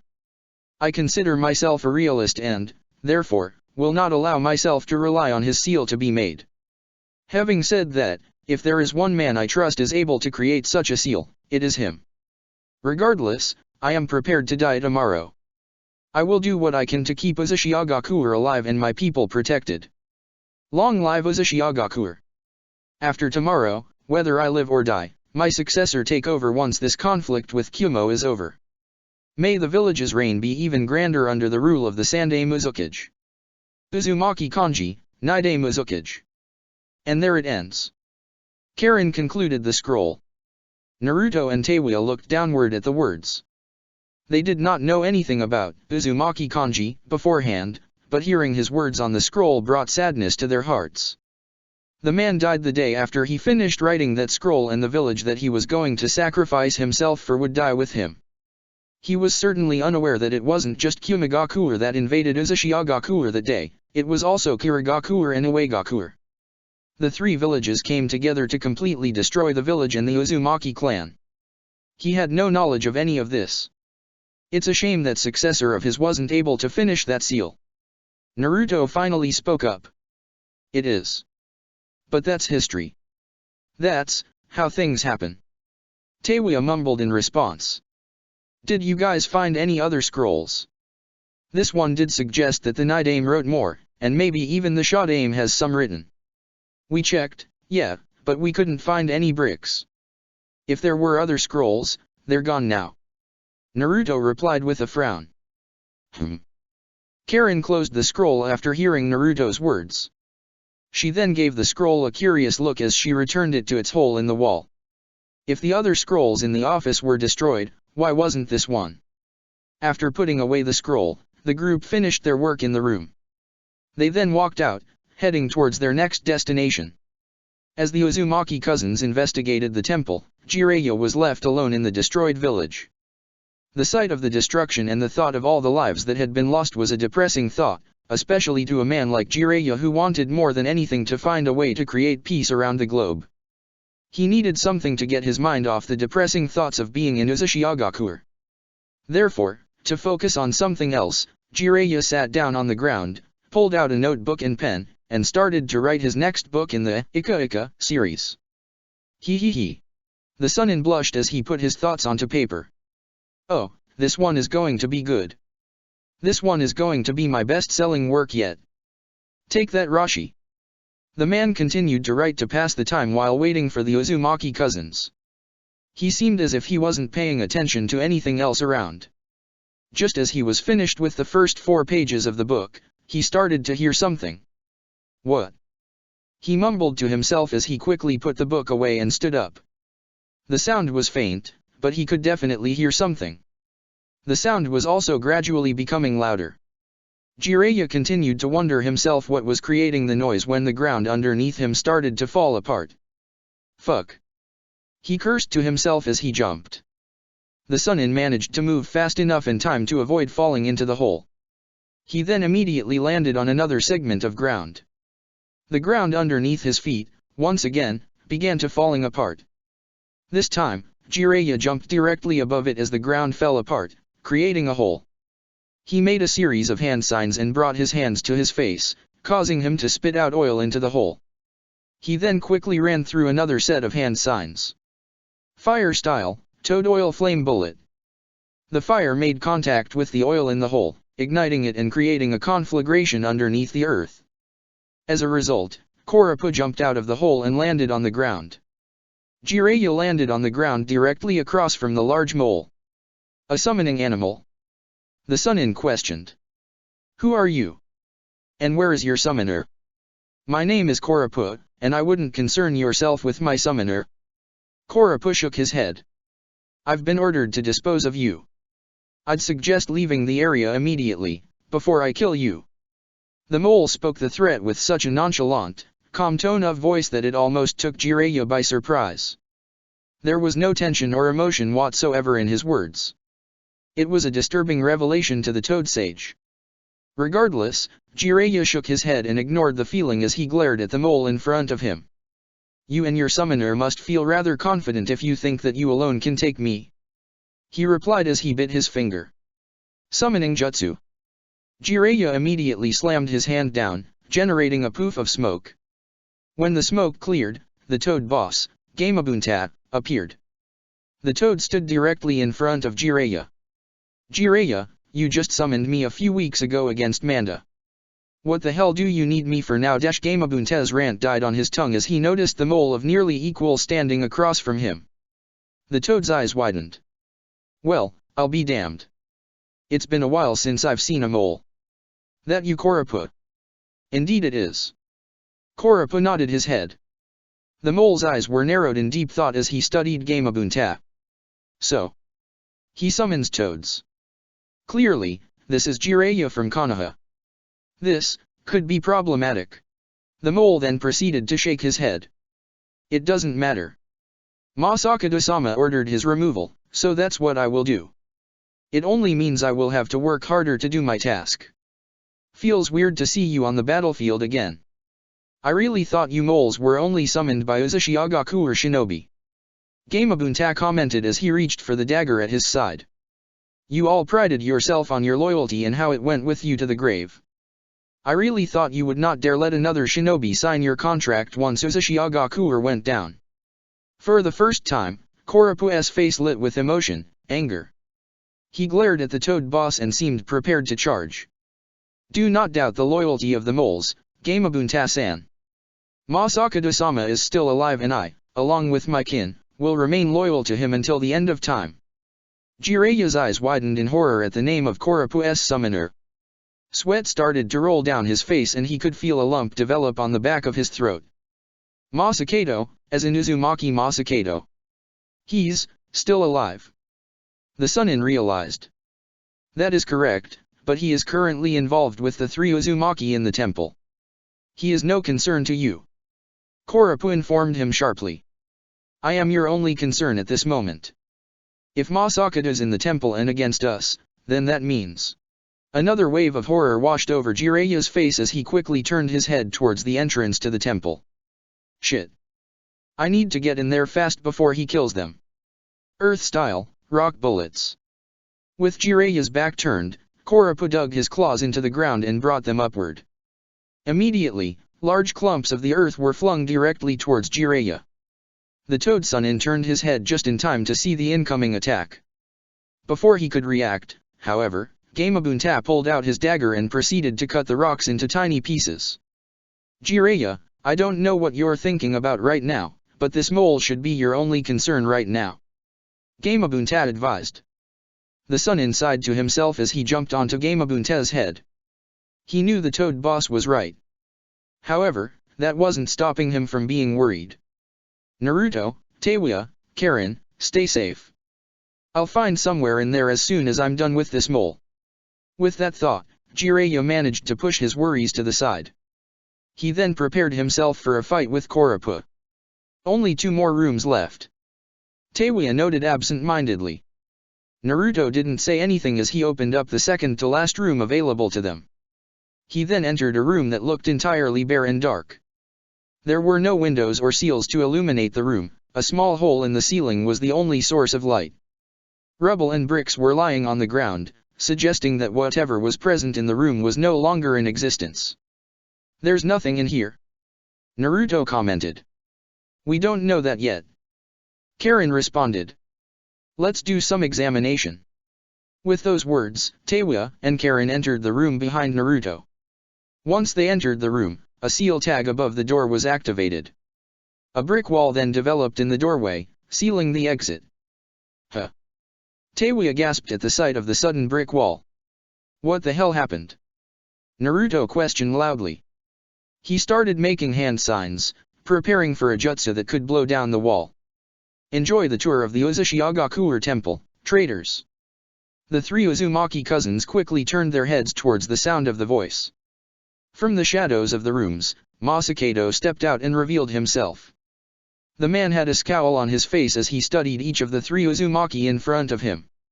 "You three look so very young," he hissed quietly as he approached them. "You must be part of the newest generation of shinobi. How fortunate that you all were able to be born. It's a shame that the Uzumaki who stayed loyal to Uzushiagakuer weren't able to live to your generation." What the hell are you rambling about?" Teiwa demanded. "Who are you?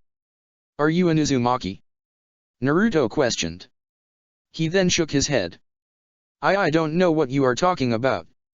If you're an Uzumaki, then we are family. We didn't betray anybody." "Bullshit!" Masakado yelled. "Our village needed every helping hand to withstand the invasion of Kumo, Kiri, and Iwa. All shinobi, regardless of rank and mission, were called back to keep the village safe. Your parents decided to take the coward's way out and not come back. Maybe with just a few seal masters, we could have survived. We could have had more minds working on barrier and protective seals. We could have had something. Yes, sir." Karen mumbled to herself in fear. The man standing in front of them was starting to really scare her. Every word he spoke was filled with so much hate and anger. He was emitting killing intent with every fiber of his being. We didn't do anything. Why Yuri not making sense? I'm not making sense. Am I not thinking logically to you? Masakado snarled. No, you aren't. Teiwa hissed bluntly. I don't know about Naruto's and Karen's parents, but I listened to my parents talk about the invasion. They did not betray or leave the village when it needed them. They were not fucking traitors. How dare you insinuate such bullshit? How dare you lie to me about facts? The man yelled back in response. Who are you? Naruto questioned. I am Uzumaki Masakado, the chosen apprentice and successor to Uzumaki Kanji. I am the Sandaime Uzukage of the ruined village of Uzushiagakuer. The man shouted angrily as he gripped the pen in his hands tightly. And as Uzukage, I declare the three of you, the children of traitors, guilty of treason yourself. I sentence the three of you to your own personal executions. With those words, Masakado charged directly towards the three cousins. Chapter 38, Masakado's Rage. I am Uzumaki Masakado, the chosen apprentice and successor to Uzumaki Kanji. I am the Sandaime Uzukage of the ruined village of Uzushiagakuer. The man shouted angrily as he gripped the pen in his hands tightly. And as Uzukage, I declare the three of you, the children of traitors, guilty of treason yourself. I sentence the three of you to your own personal executions. With those words, Masakado charged directly towards the three cousins. Earth Style, Stone Fist Jutsu. Without making a single hand sign, Masakado's right hand became completely encased in stone. The stone hand grew in size, matching the size of his own body. He continued to rush forward at Naruto, Teiwa, and Karen, attempting to land a punch with his stone fist. The three Uzumaki cousins managed to jump away just in time and slide back, placing distance between them and the elder Uzumaki. Teiwa took this moment to pull out her flute while Naruto and Karen pulled out kunai knives. Why are you attacking us? Naruto demanded. We're family. What have we done to you? Ignoring his questions, Masakado quickly released his jutsu, returning his hand to normal. He then reached into the sleeve of his jacket, pulling out a kunai with an explosive tag on it. The tag's seal, however, had an addition made it, an infinity marker around the center. He then tossed the kunai with the tag towards the trio. Naruto, Teiwa, and Karen, once again, jumped out of the way and the kunai made direct contact with the ground. Masakado then made a singular hand sign. Fuinjutsu, continuous explosion. Instantly, the explosive tag began to tear itself apart into 50 smaller pieces. These pieces floated in the air and proceeded to fly directly at the three Uzumaki cousins. Their eyes widened in fright. Teiwa and Karen were about to jump away from the papers, but Naruto reacted first and began rushing through a series of hand signs. Wind style, great breakthrough. The blonde Uzumaki quickly breathed out a large gust of wind just before the pieces of paper would have reached the trio. The papers, upon making contact with the wind, simultaneously blew up, creating 50 large explosions in the air. The resulting explosions started to cause parts of the ceiling of the room to fall down, creating more sunlight and illuminating the battlefield more. Parts of the ceiling directly above Naruto, Teiwa, and Karen started to fall apart as well, causing the trio to have to jump away to avoid being hit by debris. As they landed on the ground, however, they were met by Masakado. The man's right hand was, once again, completely encased in stone that rivaled the size of his body. He delivered a punch that managed to hit all three shinobi at once. The trio was sent flying headfirst into a wall and, after making contact, hit the ground with a loud thump. Each of them winced in pain at the impact as they struggled to get up, barely holding onto their weapons. Heh! Quite the unfortunate spot in the room for them to land. Masakado smirked to himself as he noticed what wall they hit. Their resulting collision with the wall revealed a seal that was buried within it. With a singular hand sign, Masakado triggered the seal on the wall, Uzumaki Fuinjutsu, Hurricane Manifestation. As Naruto, Teiwa, and Karen managed to pull themselves off the ground, they were greeted with the sight of the seal glowing a green color. Their eyes widened, once again, as they quickly jumped out of the way of the seal. Almost instantaneously, a giant tornado-like windstorm developed directly in front of the trio. They managed to avoid getting hit by the full force of the storm. The edge of the wind still managed to cut into their arms, however. Karen screamed in pain while Naruto and Teiwa winced, trying to resist screaming as well. Each of them were bleeding heavily. Masakado then began charging at the trio, his fist encased in stone once again. Pull yourself together, Teiwa. If this continues at the rate it's going, we're all going to be fucking dead. Teiwa mentally scolded herself. She then brought her flute to her lips and played a note as quickly as possible. Demonic flute, phantom sound chains. Upon hearing the note from her flute, Masakado stopped charging and the stone around his right hand collapsed. He became motionless as a far-out look appeared in his eyes. In his mind, he felt his body become fastened to sturdy ropes.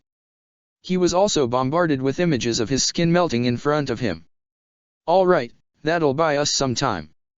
He'll probably break out of that genjutsu fast, so let's hurry up and get ready for him. Teiwa informed her cousins. She brought her index finger to the part of her bleeding arm and coated it in her blood. She then made a series of hand signs before slamming her palm onto the ground. Summoning jutsu. A poof of smoke filled the area. Once the smoke cleared, 3 large, muscular creatures appeared directly in front of her. Each of them had a few unique characteristics but shared some demonic features. One wore a dark green bodysuit with hair that covered its entire face and carried a club. A second one was bald and shirtless that wore a headband that covered its eyes and ears. It had a thorn-like weapon attached to its hand that resembled claws. The third was a creature that had its entire body covered in bandages with no arms. All 3 creatures remained motionless and appeared lifeless. Teiwa. What the hell kind of summoning technique is that? Naruto managed to ask. He looked disturbed as he stared at the creatures. Can we do this later? Right now's not the time to start talking about our jutsu. Teiwa chided him. For what it's worth, those creatures are called Doki. You can look them up when you have some spare time in Konoha. Kurama commented within Naruto's head. Kyubi? You're here? Wait, of course you're here. You're always here. Naruto shook his head. Anyway, if you heard that, you know what kind of trouble I'm in. I need some chakra and fast to help with this fight. At least enough to maybe summon one of the stronger toads. I don't know why you bothered to ask. Thanks to Kokuo's container, you know how to take chakra from me. The fox rolled his eyes in response. Before Naruto could respond, the fox then started to release chakra, causing the blonde's body to be encased in red chakra. This should be enough for now. Surely you can summon an acceptable toad with that. I can. Thanks. Naruto responded aloud with a smirk. He, like Teiwa, swiped his index finger against the cuts on his arm to obtain a blood sample. He then made a series of hand signs and slammed his palm on the ground. Summoning Jutsu. A large magenta-colored toad with black markings on his body appeared directly in front of Naruto. The toad wore a black kimono with a white sash and had mesh armor underneath. It wore a shield tied around its back and had a Sajumata in his hand. After being summoned, the toad quickly turned his head and faced Naruto. Are you the new toad summoner that Jiraiya talked about? He questioned. You bet I am. The name's Uzumaki Naruto. Naruto introduced himself. Not to cut the introduction short, but I'm going to need help. The toad looked away momentarily towards Masakado. He nodded in understanding. My name's Gamaken. I'm a little bit clumsy, but I'll do what I can to help. He replied modestly. Any help is appreciated. The blonde commented cheerfully. Guys. Karen mumbled. Her eyes were focused solely on the other Uzumaki in the room. He's getting out of the genjutsu. As if on cue, Masakado broke himself out of the genjutsu. The shinobi shook his head angrily. Fucking genjutsu. He cursed to himself. Now that he was free from the technique, he looked around the battlefield and noticed Naruto's and Teiwa's summons. His eyes narrowed immediately. So we got a couple of summoners here, huh? You're outnumbered. Badly. Naruto spoke up as frown developed on his face. Come on, just let us talk to you for a little bit. We can avoid this fight. We don't mean any harm. I don't care what you all have to say. Masakado hissed in response. Karen stiffened at his words. As a chakra sensor capable of discerning emotions from fluctuations of chakra in a person's body, she could sense the emotions of the people around her in detail. Masakado, at this moment, was radiating nothing but rage. She had never experienced meeting a person capable of feeling such anger. It's consuming all of his rational thought. There's no way he's capable of rational thought.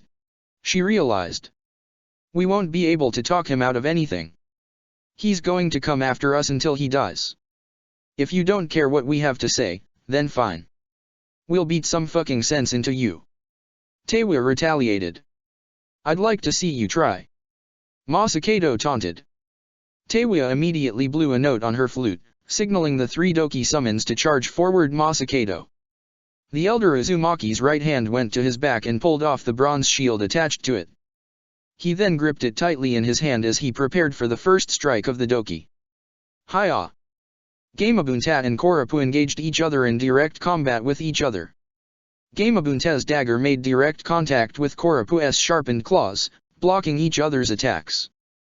Korapu proceeded to try and swipe at Gamabunta once again with the claws on his other paw, but Gamabunta jumped out of the way into the air. Water style, gunshot. Earth style, rock bullets. Gamabunta unleashed a barrage of massive bullets of water. Korapu, in response, dug his claws into the ground and flung large chunks of earth upward. The two jutsus collided with each other, causing water and rock to fall to the ground and cancelling out the other attack. The two summoned animals continued with their jutsus, trying to land one of their attacks on the other. Jiraiya, while Gamabunta was distracting Korapu, moved around the battlefield stealthily to behind the giant mole. Fire style, flame bullet. The Sunin breathed out a massive fireball launched directly at the mole's back. Korapu managed to notice the attack, however, and proceeded to dive underground to avoid the attack, creating a hole. Jiraiya quickly rushed over to the hole, making hand signs. Gamabunta moved to the hole as well. Oil was starting to spill out of the toad boss's mouth. Gamabunta had the same idea as I did, it seems. Seems like he got even more oil than I had intended for. Jiraiya commented as he prepared for another oil-fire hybrid. Fire style dash. Earth style, fissure. Before Jiraiya or Gamabunta could react, the ground beneath their feet caved in completely. Both proceeded to fall down within the earth amongst the debris of the jutsu. The Sunin and Toad Boss managed to find large chunks of debris to land on and proceeded to jump upwards to avoid falling down further.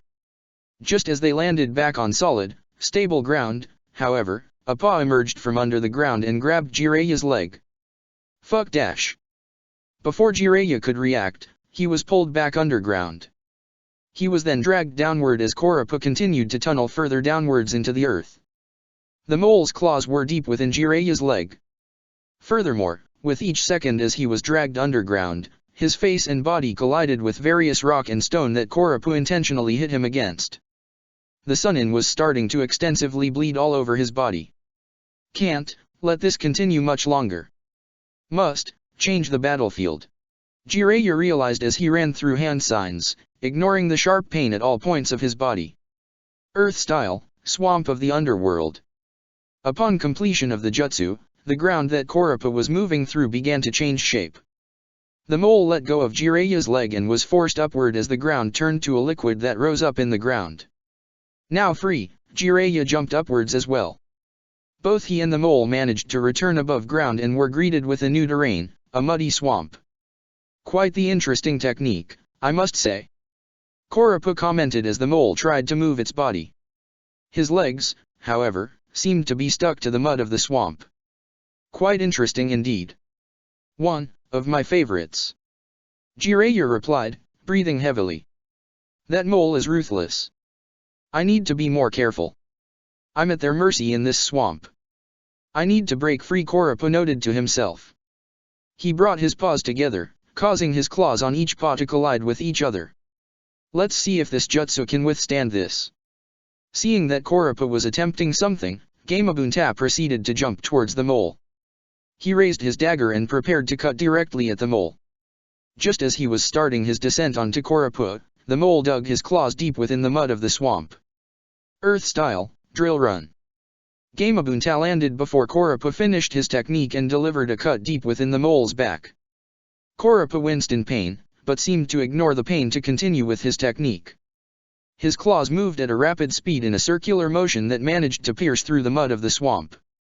Immediately, Kurappa dived head first into the hole, using the force of his technique to pull his legs out of the swamp. He broke free. Jiraiya shook his head in frustration. Kurappa proceeded to keep digging underground, having his claws reach the surface. The claws proceeded to dig through the mud, mixing it with the natural dirt underground. In a matter of seconds, the mole had completely filled the swamp up with dirt as if the mud had never been there. I've never seen someone do that to the swamp. That's rather genius. Jiraiya mentally praised Kurappa's idea. The Sunin proceeded to jump towards Gamabunta's head. Almost immediately after, Kurappa emerged from the ground exactly where Jiraiya was previously standing with his claws extended forward. At the rate he was moving and with his claws as sharp as they are, that would have pierced me. Jiraiya commented with a sigh. He had avoided a potentially fatal injury. The moles are dangerous summons, Jiraiya. Especially this one. Gamabunta informed him. You should stay on my head for the rest of this battle. Fighting him on the ground is to your disadvantage. Yeah, I can see. The Sunin admitted. Still, we have to finish this battle as quick as possible. We need to find some way into that temple to help out Naruto and the others. Gamabunta did not give a verbal response to his summoner. Instead, he strengthened his grip on his dagger once again and prepared for his next attack in their battle against Kurappa. Uzumaki Fuinjutsu, Impenetrable Defense.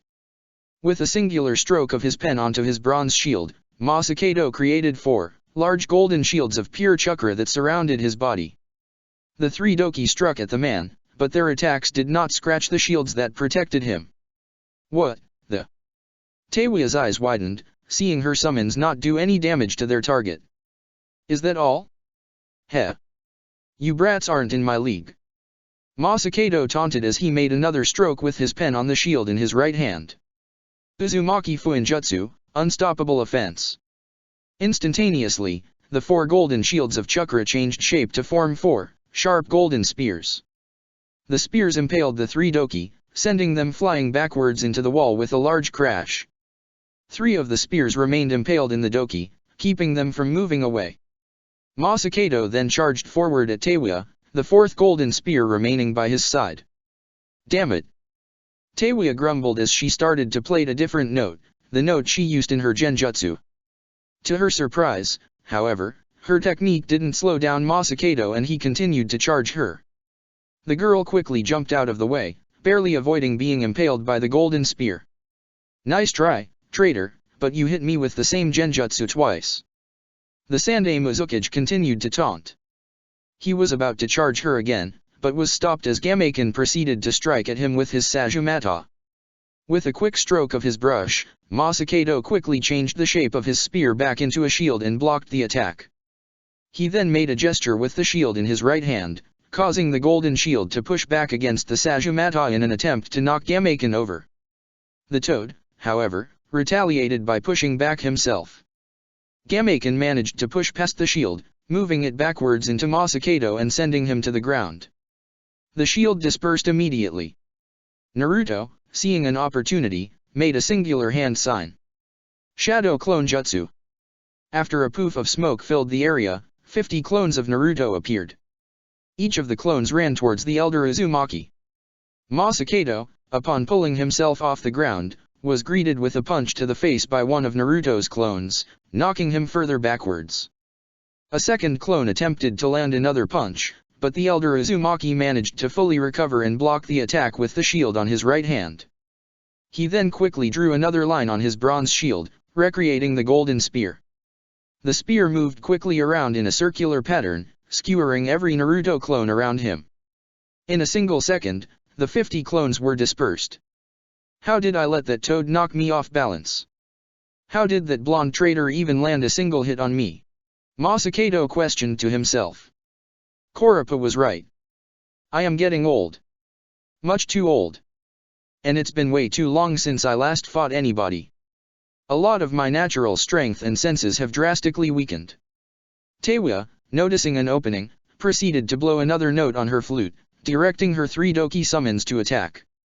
Despite the fact that they were still impaled against the wall and unable to move, the 3 Doki opened their mouths, releasing a worm-like creature with many mouths composed entirely of spiritual energy. The 3 worms flew through the air directly towards Masakado. What?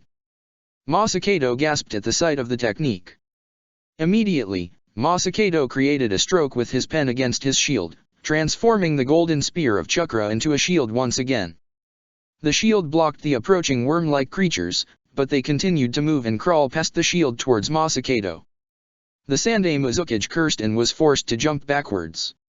One of the worms, however, managed to move fast and struck at him before he could move away. It bit him in the leg, absorbing some of his physical energy. Masakado's eyes closed as he winced in pain from the attack. Tisk, those creatures aren't attacking my body. They're hunting my own energy. That's almost worse. The man growled.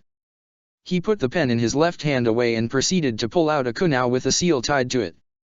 Those creatures need to be eliminated. The worm-like creatures flew towards Masakado once again. In response, the Sandai Muzukage tossed the kunai directly at the 3 physical bodies of the Doki that were still impaled on the wall. He then made a hand sign, causing the seal on the kunai to illuminate a green light. Uzumaki Fuinjutsu, Hurricane Manifestation. Immediately, the seal released a powerful tornado-like windstorm that completely encircled the bodies of the Doki. The wind cut deeply into the creatures, cutting off their body parts and destroying them piece by piece. Within seconds, the Doki, completely destroyed, disappeared from existence. With the physical bodies gone, the worm-like creatures disappeared as well. That's better dash. Masakado's words died on his lips as he noticed Karin toss a kunai with an explosive tag directly at him. The Sandai Muzukage proceeded to catch the kunai by its handle. He then quickly made a hand sign and tapped the seal of the explosive note. Karin made a hand sign to trigger the explosion, but no explosion resulted. Her eyes widened in response. How is that possible? She mumbled to herself. Immediately after, Gamaken jumped towards Masakado to strike him. The Sandaime Uzukage rolled out of the way his strike and proceeded to toss the kunai directly at the toad's back. Gamaken winced in pain. Masakado then made a hand sign, activating the seal. The resulting explosion sent Gamaken flying. The toad flew in the direction of Teiwa. She was unable to move in time and was sent backwards with Gamaken. The two hit the wall hard. Irk. Gamaken grumbled to himself as he fell down hard. Ugh. Teiwa hissed in pain. She was slowly starting to feel her consciousness fade. Teiwa. Karen gasped as she rushed over to her cousin. She noticed the wounds on her cousin's body and her fading consciousness immediately. Karen quickly positioned her arm directly against Teiwa's mouth. Bite me. The former Sound 4 member mumbled, still feeling dazed. She was slowly starting to close her eyes. You know what this can do. The life force within me can heal you. Karen stated sharply. She then forced Teiwa's mouth open and caused her to bite down on her arm. Karen winced in pain, but didn't allow the girl to stop biting. Slowly, Teiwa's body started to regenerate as Karen's life force began to enter her body and heal her. Her wounds began to clear up slightly and she felt her consciousness return. Masakado, who had been about to charge at the two, looked on in awe as he witnessed Karen's healing prowess. That's the healing capabilities of the Sandaime Uzukage. She has Ari's life force. Is she a direct descendant? He questioned in his head. But that should be impossible. She's the descendant of traders. There's no way that could be possible. She can't be one descended from the Sandaime. The Sandaime Uzukage was so wrapped up in his thoughts that he stopped paying attention to the battlefield. As a result, he didn't notice Naruto create 5 more clones. He also did not notice the blonde, along with his clones, approach him. The first clone delivered a punch directly to his face. 3 more of the clones proceeded to then kick him up into the air. U dash. Zio dash. Ma dash. Ki. The original Naruto jumped up into the air, directly above Masakado's body. The final clone remained on the ground, directly below Masakado and the original Naruto. The clone then started to make hand signs. Naruto. The original Naruto proceeded to kick Masakado downward in the face, directly towards the final clone. The clone had finished his hand signs and used the great breakthrough, releasing a massive gust of wind upwards and forcing Masakado's body upward back towards the original Naruto. Continuous barrage. Naruto proceeded to kick Masakado down, once again. The clone creating the great breakthrough was now joined by the other 4 clones. Each clone released another massive gust of wind, keeping both Masakado and Naruto in the air. This created a seemingly endless loop as Naruto kept kicking Masakado downward and his clones kept forcing him back up to receive another kick by the original Naruto. Damn it, Masakado! Pull yourself together. With his mind clear and focused once again, Masakado, upon getting sent back into the air by Naruto's clones, reached out with his left hand and grabbed Naruto's leg just as he was about to kick him. He then tossed him downward, causing him to crash into his clones, dispelling them. Masakado landed on the ground, directly on top of Naruto's back. Naruto gasped in pain, causing him to cough out blood. The Sandaime Uzukage then proceeded to pull out from his sleeve a seal tag, one marked with the kanji for fire with an elaborate, precise design surrounding it. He slammed the tag onto Naruto's back, kicked him away, and proceeded to make a singular hand sign. Uzumaki Fuinjutsu, Inferno. The tag released a bright blue color, signaling that it was activated. As Naruto began pulling himself off the ground, the tag released a massive blue fire that started to slowly cover his body. AHH! He shouted in pain as he tried to put out the fire. His efforts, however, seemingly failed. Within seconds, Naruto succumbed to the pain and fell back to the ground. The fire began to travel further up his body, burning into his clothes and his skin. Karen had finished fully healing Teiwa when Naruto started to scream in pain. The 2 Uzumaki cousins, along with Gamaken, looked towards the blonde Uzumaki with fear in their eyes. Naruto! Karen shouted. No! Teiwa yelled out. No! Gamaken mumbled, shaking his head. I can't have failed him. Am I really that clumsy? And that's one down. 2 more traitors to go. Masakado told himself as he turned away from Naruto's body. You bastard. Teiwa hissed. I'm going to kill you. Heh. Masakado let out a humorless snort as he walked towards the 2 cousins. You seem to understand my rage, understand my fury about your ancestors leaving me and the rest of the Uzumaki clan to face the invasion of Kumo, Iwa, and Kiri alone. The village was destroyed because of your ancestors. They didn't betray anybody, damn it. Fuck you. Teiwa hissed. If anything is to blame for Uzushiagakuer being destroyed, it's you. Masakado immediately stopped walking forward as his eyes widened at the statement. He didn't say anything in response, prompting Teiwa to continue with her rant. You said it yourself, you're the Sandai Muzukage, right? You were the successor that Uzumaki Kanji was talking about in his log. We read the fucking scroll in the building. You were walking on a seal to keep enemy shinobi out of the village out, but you didn't finish it in time. You were supposed to be done by the day of the attack, but you were unable to finish it. She yelled loudly. I'm not to blame, Karen isn't to blame, and Naruto isn't. And neither were our parents. You don't know why the fuck they weren't in the village. But what you do know is that you didn't finish that goddamn seal and weren't able to save the village. Shut up. Shut the fuck up. Masakado shouted loudly as he pulled out a kunai with a new sealing tag attached to it. Teiwa didn't flinch at his action. You keep calling us traitors and claiming our parents or ancestors were involved with destroying Uzushiagakuer, but that's bullshit and you know it. You're trying to place the blame on us because you can't accept that you are partly the reason the village was destroyed. A malicious glint then developed in her eyes. But the funny thing is that I think, unconsciously, you do accept it. You do know that it's all your fault. For some reason, the only scroll left in the Uzukage's office is the one that details your plan to create a seal to keep Uzushio safe. I think you kept it safe and protected as a reminder. Because deep down, you know your belief about traitors is full of shit. Because deep down, you know it's all your fucking fault. Why Yuri? Masakado began to mumble. His mind was running rampant, processing Teiwa's words. That's. The words on his tongue died as he felt a massive wave of chakra burst through the area. The Uzukage, along with Teiwa, Karen, and Gamaken, turned their heads toward the direction of the chakra burst and noticed Naruto standing up from the ground.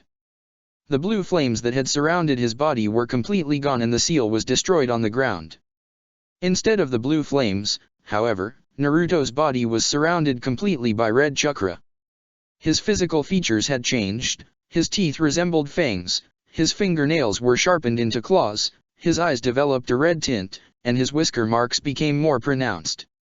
There were also 3 tails of chakra sticking out behind him, swaying back and forth. What the? Teiwa's eyes were widened. And Naruto? Karen's eyes were as equally wide as Teiwa's. A jolt of fear traveled down her spine at the sight of him, however, as she felt the essence of chakra. That chakra feels so dark. No. That's not possible. Masakado mumbled to himself. It can't be. You can't be her child. Naruto was seemingly unaware of Masakado's screaming. He remained near motionless, trying to concentrate on breathing. Naruto, are you alright? Kurama questioned the boy in his head. Yes. Naruto replied after a few seconds. I'm trying to get used to this chakra. We may be pushing it, giving you 3 tails of chakra, but I wanted to make sure I gave you enough chakra to overcome those flames. I know you haven't trained with this much of my chakra yet, but if you're careful and think rationally, you won't succumb to the power. The Kyuubi informed him. Not that I would care if you did. It would probably be better for me if you did. I'll try and think as rationally as possible. Naruto informed the fox as he took a deep breath. He recalled Olive Hand's advice as he tried to prevent the chakra from clouding his mind. You do what you need to do, brat. Just fight this man and kill him before he does any more damage to you or your precious cousins. Kurama advised. Right. Naruto responded out loud. After making that statement, Naruto lunged directly at Masakado. "Hold on tight, Jiraiya," Gamabunta informed his summoner. The Toad boss leaped forward towards Kurapika, gripping his dagger tightly while Jiraiya did his best to remain standing upright on the Toad's head. The mole, in response, proceeded to dig underground. He got his whole body underneath just before Gamabunta managed to swing the dagger at him. "He's going to probably try that trick again with the fissure," Jiraiya commented. "That's what I'm expecting," Gamabunta replied in agreement. In expectation, Gamabunta jumped in the air. As expected, the ground where they had been standing split open and a large fissure appeared, causing the earth to fall in. "I have an idea on how to smoke that damn mole out," Gamabunta mentioned as he started to collect water in his mouth. Water style, rampaging water. The Toad boss released a massive stream of water out of his mouth at rapid speed into the giant hole in the ground. The water quickly rushed through the ground through all of the holes in the earth. A moment passed before Kurapika was forced out of the ground. The mole's body was completely drenched and he was breathing heavily. "I hate getting my fur wet," the mole declared in irritation. "Heh, I have an idea that'll warm you up then," Jiraiya mumbled to himself as he made a series of hand signs. Toad oil bullet. The Sunin spat out a clump of oil that surrounded Gamabunta's dagger. The Toad boss shared a knowing look of approval with his summoner before he jumped again towards Kurapika, preparing to strike him with his dagger. The mole proceeded to block the dagger with his claws, getting some of the oil on his paws as well. Jiraiya proceeded to make another series of hand signs. Fire style, flame bullet. Jiraiya released a giant fireball out of his mouth directly at Gamabunta's dagger before Kurapika could move away. The dagger's blade, covered in oil, was now entirely covered in flames. The fire then spread to the traces of oil that were on Kurapika's paws. The mole recoiled immediately. "Erk!" he hissed in pain as he rubbed his paws against the dirt, putting the flames out quickly. With the mole's guard down completely, Gamabunta swung his fire-covered dagger straight at Kurapika's stomach. The cut was deep, causing him to bleed. In addition, the rest of the stomach, due to the dagger's flames, was lit on fire. Kurapika wailed in pain, both from the cut and the burns. I suppose it wasn't just Masakado-sama who should be concerned about fighting due to old age. I should have taken my own advice. Kurapika mentally scolded himself. This is bad. Time to end this, Jiraiya mentioned to Gamabunta as he held out his hand. An orb of fast, rotating visible chakra began to develop in his hand. He then jumped directly at the mole and slammed the orb directly into his skin at the wound from Gamabunta's fire-lit dagger. Raise non. The force of the attack sent Kurapika spiraling backwards at a rapid pace. Kurapika continued to move backwards until he made direct contact with another nearby building. The building, subsequently, tumbled over and the once standing bricks and stones crashed directly onto the mole's body. He struggled to get up, but felt himself fall to the ground almost immediately after. His body was in too much pain. "I can barely move. I can't fight like this. I'll need to heal myself," Kurapika realized, shaking his slightly. It was the only real movement he could do at the moment. "Masakado-sama. I am sorry." With those words, Kurapika disappeared in a poof of smoke, returning to his homeland. Jiraiya and Gamabunta, seeing this, sighed in relief. The human jumped off the toad's head and landed on the ground. "Glad that's taken care of. God, fighting a mole is a bitch. I can only imagine what it would have been fighting that old mole back in his prime." Gamabunta grumbled to himself. He then gave Jiraiya an inquisitive look. "Is that all, Jiraiya? Or you need anything else? I could maybe use help. I need to get into that temple to help Naruto and the others in their fight with Masakado," Jiraiya declared. The Toad Sage quickly rushed forward to the Uzushiagakuer temple and got as close to the entrance as possible. His eyes were focused solely on the seal above the entrance while his mind was running rampant, trying to come up with a potential way to get past the Uzumaki blood seal. "There has to be. Think, Jiraiya, think," he told himself as pulled out a scroll to begin his own Fuinjutsu work. "Come on kids, I'll be in there as soon as I get past this. It won't be much longer. Just please, stay alive. Please. Seeing the approaching Jinchuriki, Masakado quickly replaced his kunao with his ink pen. He drew a symbol on the bronze shield in his right hand. Uzumaki Fuinjutsu, impenetrable defense. Instantaneously, the Sandai Muzukage was surrounded once again by 4 large, golden shields made of pure chakra. Naruto attempted to claw through the shield, but was unable to break through. Upon failing the first time, the blonde Uzumaki jumped backwards and made a hand sign. Smoke filled the area and he was now surrounded by 100 clones of himself. Each clone charged forward again at Masakado, attempting to strike at him. The man's shields remained stable, knocking the clones backward and preventing him from taking damage. The combined, continuous onslaught from the clones, however, managed to put a small scratch in the shield. Masakado's eyes widened immensely at the sight. Impossible. How can that be? Even with a Biju's chakra, someone would be able to damage my defense. His eyes were focused solely on the Uzumaki. Is he? No, he can't be. It can't be. As the multiple clones of Naruto charged at Masakado one more time to break his shield, the elder Uzumaki quickly made a new stroke on his bronze shield, a spiral that resembled the Uzumaki clan symbol. Uzumaki Fuinjutsu, spiral rotation. Immediately, the shields of chakra changed shape once again. They merged into a singular, long open disc that surrounded Masakado. The disc proceeded to spin rapidly. The clones that had attempted to attack the man were sliced by the disc, cutting them in half and causing them to dissipate. The original Naruto, however, noticed the change of tactic and quickly the earth-style, headhunter jutsu. He entered the ground just as Masakado finished destroying all of the clones. The man proceeded to look around the battlefield for the boy. Where are you? He mumbled frantically. On cue, Naruto jumped out of the ground directly underneath Masakado's feet. The Sandai Muzukage jumped backwards, avoiding a punch aimed for his jaw. Seeing Naruto no longer in the ground, Masakado, without a hand sign, covered his right hand, including his shield, entirely in stone and proceeded to try and punch Naruto at close range. Naruto, however, was able to sidestep just in time and avoid the jutsu. He then swiped at Masakado with his right hand, using them like claws. Masakado used his left arm to block the strike. In response, Naruto performed a sweeping kick quickly. The Sandai Muzukage was unable to get away in time, however, and was sent to the ground. Naruto then raised his hand, preparing to deliver a punch to the Uzukage's face. Masakado quickly rolled backwards to avoid the attack. Recovering slightly, he drew a single stroke on the shield. Uzumaki Fuinjutsu, unstoppable offense.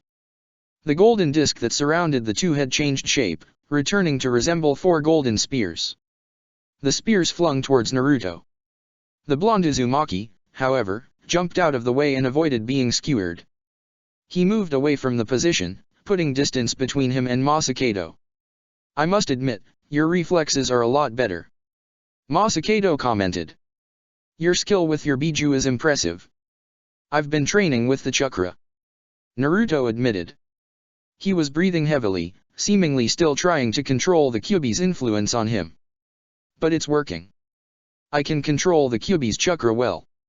The Kyuubi Jinchuriki, he has to be her child. Masakado quickly shook his head. No. It can't be. He's a traitor. He's a descendant of a traitor. There's no way he is her son. Masakado instantly slammed his left hand against his shield, signaling the golden chakra spears. The spears charged for Naruto once again. This time, however, they moved at a much faster pace. Naruto managed to avoid the first 2, but the second 2 spears made direct contact with his shoulders. They forced the boy down to the ground and pinned him down. The 2 remaining spears were then directed into the boy's legs, keeping him in place. The blonde cursed in pain and could feel himself bleed deeply, despite the Kyuubi's chakra surrounding him and healing his wounds. He struggled to pull himself up, but found himself unable to move. Seeing the blonde immobile, Masakado put away the pen in his left hand, leaving it open. He held it out and concentrated chakra into it. In a moment, his fingers were lit with a small purple-colored flame. He then charged forward towards Naruto, holding out his hand. "This ends now," he roared. Naruto, seeing the approaching Masakado, decided to inhale deeply the air around him. He then started to channel a massive amount of chakra into his mouth.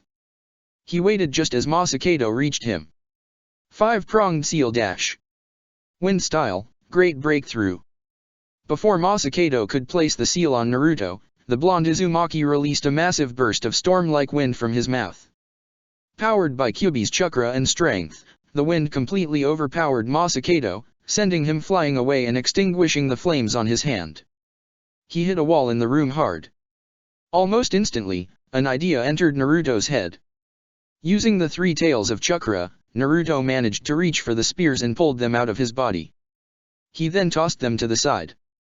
Once he pulled them out and was completely free, he rushed over to Masakado's body and picked the old man up by the neck. He held out one of his claws towards the man's neck. The Sandaime Uzukage was looking at the boy with two emotions, rage and confusion. "Why? Haven't you died yet?" he hissed in response. The man noticed Naruto hadn't grabbed his hands, leaving him capable to perform a hand sign. He was about to use a jutsu and force Naruto to release him until the Uzumaki spoke up. "Because I don't give up, ever. That's my ninja way, Dadabiya," Naruto declared sharply. Masakado's eyes widened at the word choice as memories filled his mind. "Come on, Kushina. You know it's going to take more practice," Masakado informed the young red-haired girl in front of him. The girl, Kushina, sighed in response. She crumpled up the sealing paper in front of her and tossed it to the side. "I'm trying. I really am. I just..." She sighed before turning her eyes. "I don't know. I don't like Fuinjutsu. What's wrong with sticking with ninjutsu? We're Uzumaki, Kushina. Fuinjutsu is what we are kinda known for me," Masakado informed her in a deadpan-like manner. "I know that, but I don't care. I'm going to be the first Uzumaki shinobi known for her ninjutsu. And I'll be the coolest kunoichi ever," Kushina declared excitedly. Masakado sighed in response. He didn't know exactly what he was getting himself into when he accepted the request of Uzumaki Junko when she requested him to help her daughter develop an interest in Fuinjutsu. He had not known just how uninterested in the art. If an interest was going to develop, she needed something that would interest her. Something she would think was cool. "Kushina, let me show you something," Masakado requested. Kushina gave the man her full attention. Masakado responded by pulling out a small piece of paper and a pen. She immediately lost interest. "What kind of seal is this going to be?" she grumbled. "You'll see," Masakado replied immediately. It took him only a few seconds to create the elaborate symbols for the seal. Once he was finished, Masakado placed his index finger on the seal. "Uzumaki Fuinjutsu, Hurricane Manifestation." Instantly, a giant tornado-like storm developed directly above the seal. Kushina's eyes widened at the sight of the tornado. How did you do that?" "With just some paper," Kushina questioned. "Some paper, ink, and a little bit of chakra," Masakado chuckled in response. "I have complete control of the power of the storm based on how much chakra I put into the seal. It's not a horribly strong technique right now. It won't even cut you or anything. It's safe to walk into, and do this." Masakado proceeded to push Kushina face first into the tornado. The girl was immediately sent flying up the storm. The girl, at first, screamed in fright at the idea of entering something like a tornado. Immediately after she was inside, however, and was simply flying to the top of it, she started to shout in excitement. The breeze of the storm felt perfect to her. It was as if she was flying. A moment passed by before the storm disappeared. Kushina was brought down to the ground safely on her feet. Her hair was blown all over and in her eyes, but she had an excited look in her eyes. With a large grin on her face, she rushed over to Masakado and tackled him. "Teach me how to do that. Teach me," she begged him. "Why? I thought you didn't want to do Fuinjutsu," he taunted her teasingly. "I don't care, I do now." "That was awesome!" Kushina exclaimed. Masakado laughed as he pulled the little girl off of him. He then took out another sheet of paper and a pen and held it out to the girl in front of her. We'll practice the basics, then we'll work our way up that. Okay? He questioned. Then, one day, you'll be able to be like me and create new fuinjutsu just like that. You made that jutsu. Kushina's eyes widened in surprise. Kid, I've made a lot of jutsu. That's just the tip of the iceberg. Masakado laughed cheerfully. You can do so much fuinjutsu. There are so many opportunities. Alright. I promise. I'll learn fuinjutsu. And I won't stop until I become a master. She declared excitedly. Promise. Her tutor questioned her with a smirk. I promise. I'll never give up, Databane. She giggled. Thanks for showing me the jutsu, Masakado-sensei. You're a really nice guy. I like you. Heh, thanks Kushina. Masakado chuckled in response. I like you too. My mom and dad should be more like you. She declared. The tutor's eyes widened immediately and he shook his head in embarrassment. And now I wouldn't go that far. Why, your parents are really nice people, Kushina. Kushina's only response was to giggle, happy that she was able to fluster her teacher even slightly. There's no doubting it, he's Kushina's son. Masakado realized. Immediately, he stopped his preparations for his jutsu. His face became blank as so many different revelations began to hit him. He was no longer feeling enraged, allowing him to fully process everything that had been happening to him this day. Why are you attacking us? We're family. What have we done to you? You're trying to place the blame on us because you can't accept that you are partly the reason the village was destroyed.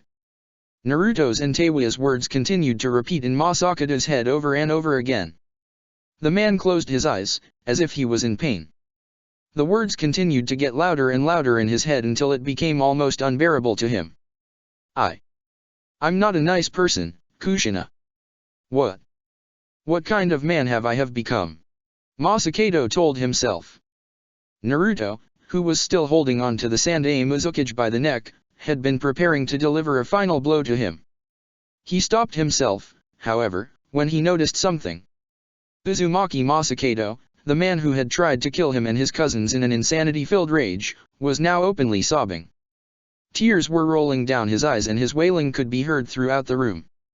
Masakado, the man who was a competent, ruthless, merciless shinobi, was now reduced to the state of an old, frail man. What are you waiting for, brat? Finish him. Kurama demanded within Naruto's head. The fight is over, Kurama. Naruto replied dismissively. I already told you to not call me that name. The Kyuubi hissed in response. And no, it is not. He's weak now. Kill him before he does anything. No. Naruto replied as he took a deep breath in. Immediately, he called back in the Kyuubi's chakra, forcing it back within his body. His physical features returned to normal as the red chakra that surrounded him completely disappeared. He's not going to fight, and I don't want to fight him anymore. The blonde Uzumaki made an effort to ignore the fox in his mind demanding for him to kill. Instead, he let go of his grip on the sobbing man in front of him, before passing out from exhaustion. Teiwa, Karen, and Gameiken had been standing to the side, watching the display in front of them. Seeing Naruto use 3 taels worth of the Kyuubi's chakra had kept them motionless as they watched the display. When Naruto was pinned down, they almost sprang into action, but Naruto had turned the tide on Masakado before they needed to react. Now, with the battle over, they rushed over to check on the combatants, an unconscious Naruto and a sobbing Masakado. Chapter 39, Uzumaki Heritage. Ugh. Naruto groaned to himself as he opened his eyes. Upon waking up, the blonde Uzumaki realized that he was lying horizontally on a bed. Instead of the open, windowless room in the Uzashigakure temple where he had last been fighting, he was in an illuminated bedroom. He pulled himself off the bed slowly and began looking around the room. He was the only person present, nobody else was inside. The room itself was barren except for the bed and the seals on the wall that kept the room illuminated. The structure of the room resembled the rest of the building in the temple, suggesting that the blonde was still in the Uzashigakure temple. There was a window present in the room that revealed the full moon and nearby stars in the sky, revealing to Naruto that it was nighttime. Where am I? He questioned to himself. Where's Teiwane and Karen? And what happened to the old guy? Naruto, still sore from his last fight, walked slowly towards the door in the room. He opened it and entered the large, circular, central room of the temple. Teiwane, Karen, Jiraiya, and Masakado were all present in the room. The two cousins had been quietly chatting to each other. Jiraiya was examining the rubble that once was a statue of the Rakuto Sennin, and Masakado was sitting down in silent meditation. All four shinobi heard the sound of Naruto opening the door and turned to face the blonde Uzumaki. And the sleeping princess finally wakes up. Teiwane commented with a snicker. 6 hours later. 6 hours. Naruto's eyes widened in response. Are you alright, Naruto? Jiraiya questioned. The Sennin quickly moved away from the statue pieces and went over to his godson. Fine. I'm just really sore and tired. Naruto replied. His voice reflected his physically tired state. Despite his own exhaustion, Naruto couldn't help but give his godfather a curious look. How did you get in here, Ero Sennin? I thought only an Uzumaki could step into the village. I let him in. Masakado spoke up, getting Naruto's attention. The Sandai Mizukage stood up from his spot and walked over to the boy. I found him on the outside of the building trying to get through the blood seal I placed at the entrance. Since I was no longer fighting the three of you and I figured he would still be outside trying to unsuccessfully break in if I didn't do something, I just took down the seal for the moment. I would have broken your seal eventually, you know. Jiraiya grumbled in response immediately, in defense of his own skills. Bullshit. I designed that seal. There's not a damn way you would have broken in. Masakado stated dismissively. So.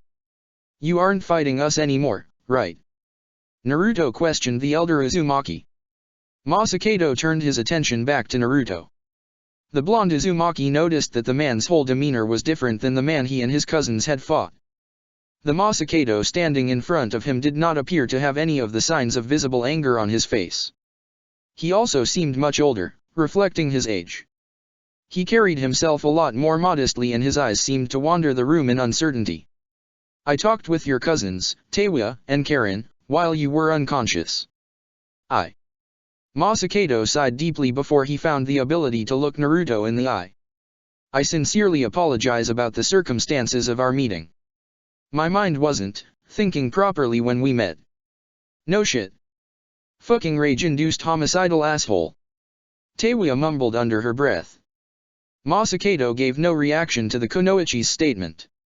Instead, the elder Uzumaki extended his hand forwards toward Naruto. In an attempt to start over, allow me to properly introduce myself. Uzumaki Masakado. Naruto smiled and extended his hand. He shook hands with the man in front of him. Uzumaki Naruto. For the first time in years, Masakado let out a good-natured snicker at Naruto's name. Naruto gave the man a confused look, prodding him to continue. Forgive me. It just dawned on me that your name, although meaning Maelstrom, also refers to those fish cakes you put in ramen. Masakado explained with another snicker.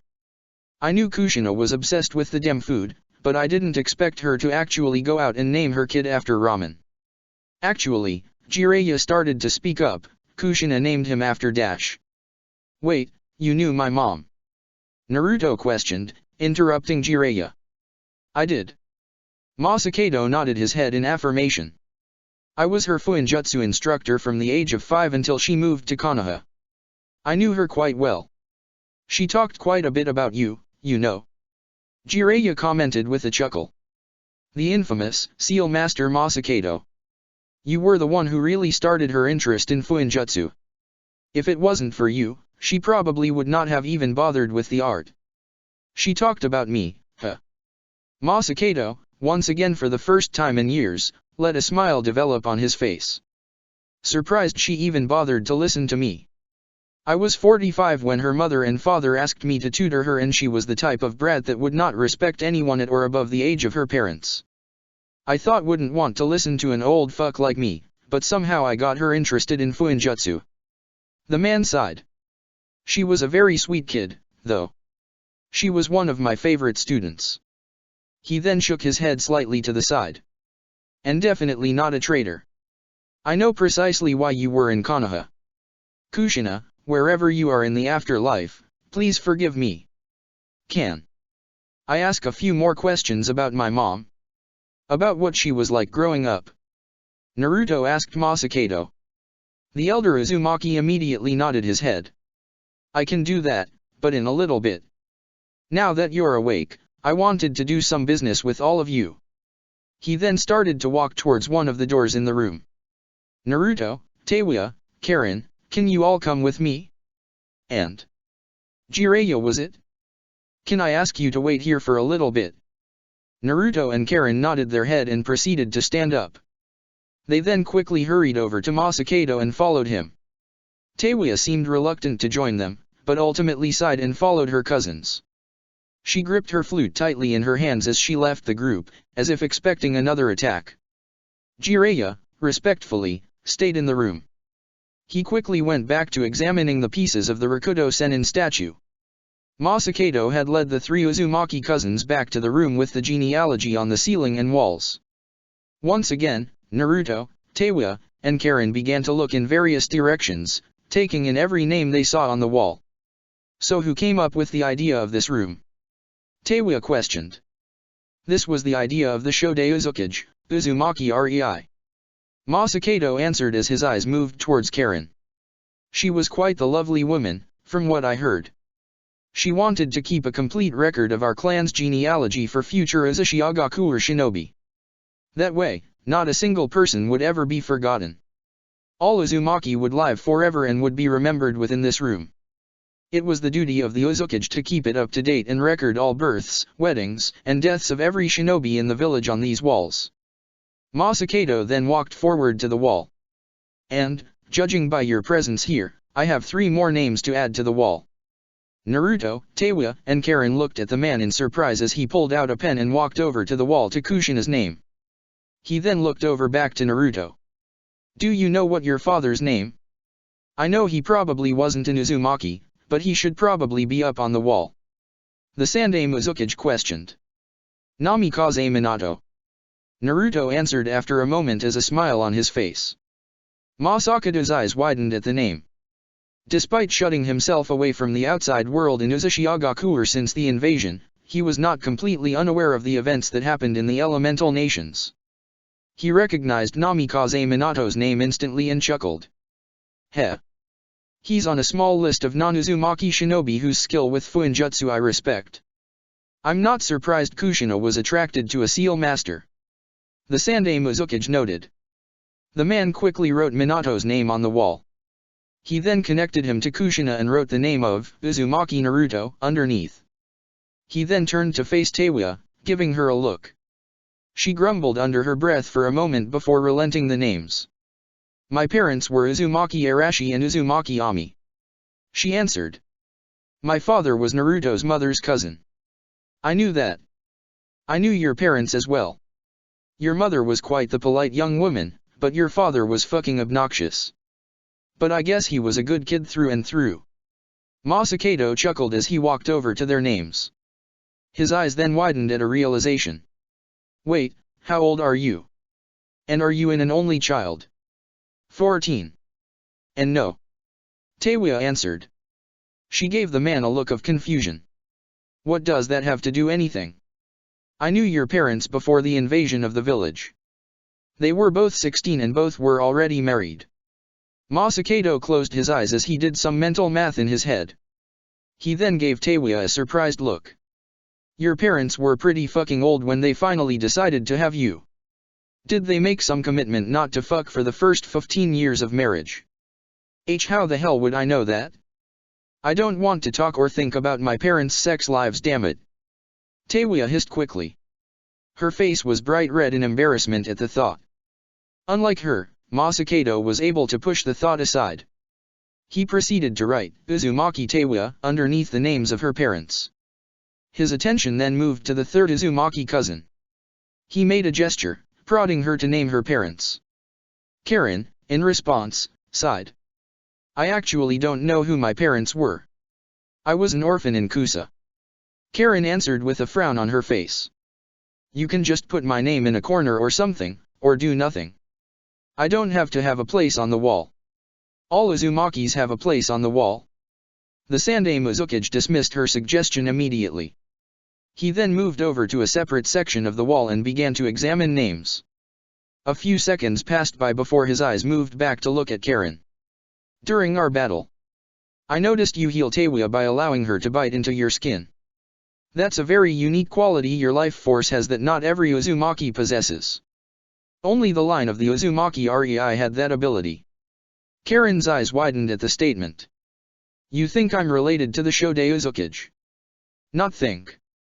If your life force has that quality, then you are. Masakado replied with a shrug as his eye moved to Uzumaki Rei's name on the wall. He then moved downward. She had 2 daughters. One of them died early in her life, unmarried. The other married and had 1 kid. He moved down the genealogy to another set of names. This one also married and had 2 more children, a son and a girl. Those 2 were in my generation and I knew them both well. The son, unfortunately, died on a mission and didn't father any children. The daughter, a girl named Uzumaki Keiko, however, did marry and had a son just a few days before the invasion. I actually met her son a few times before the invasion and I recall him having poor vision and needing glasses. Masakado pointed to a new name. Karen walked forward slowly and looked at the name. Uzumaki Hiro. She mumbled. Her eyes moved to Masakado as she gave him a pleading look. Was he, my father? Logically, he has to be.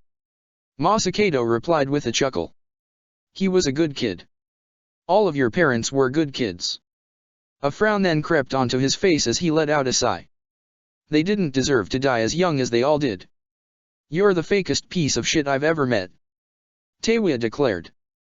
The former Sound 4 member walked forward to the Sandaime Uzukage and pointed her flute directly at the man, as if it was a kunao. Masakado had no reaction to her comment. He simply gave her a confused look. Just a few fucking hours ago, our parents were traitors to you and you were trying to kill us.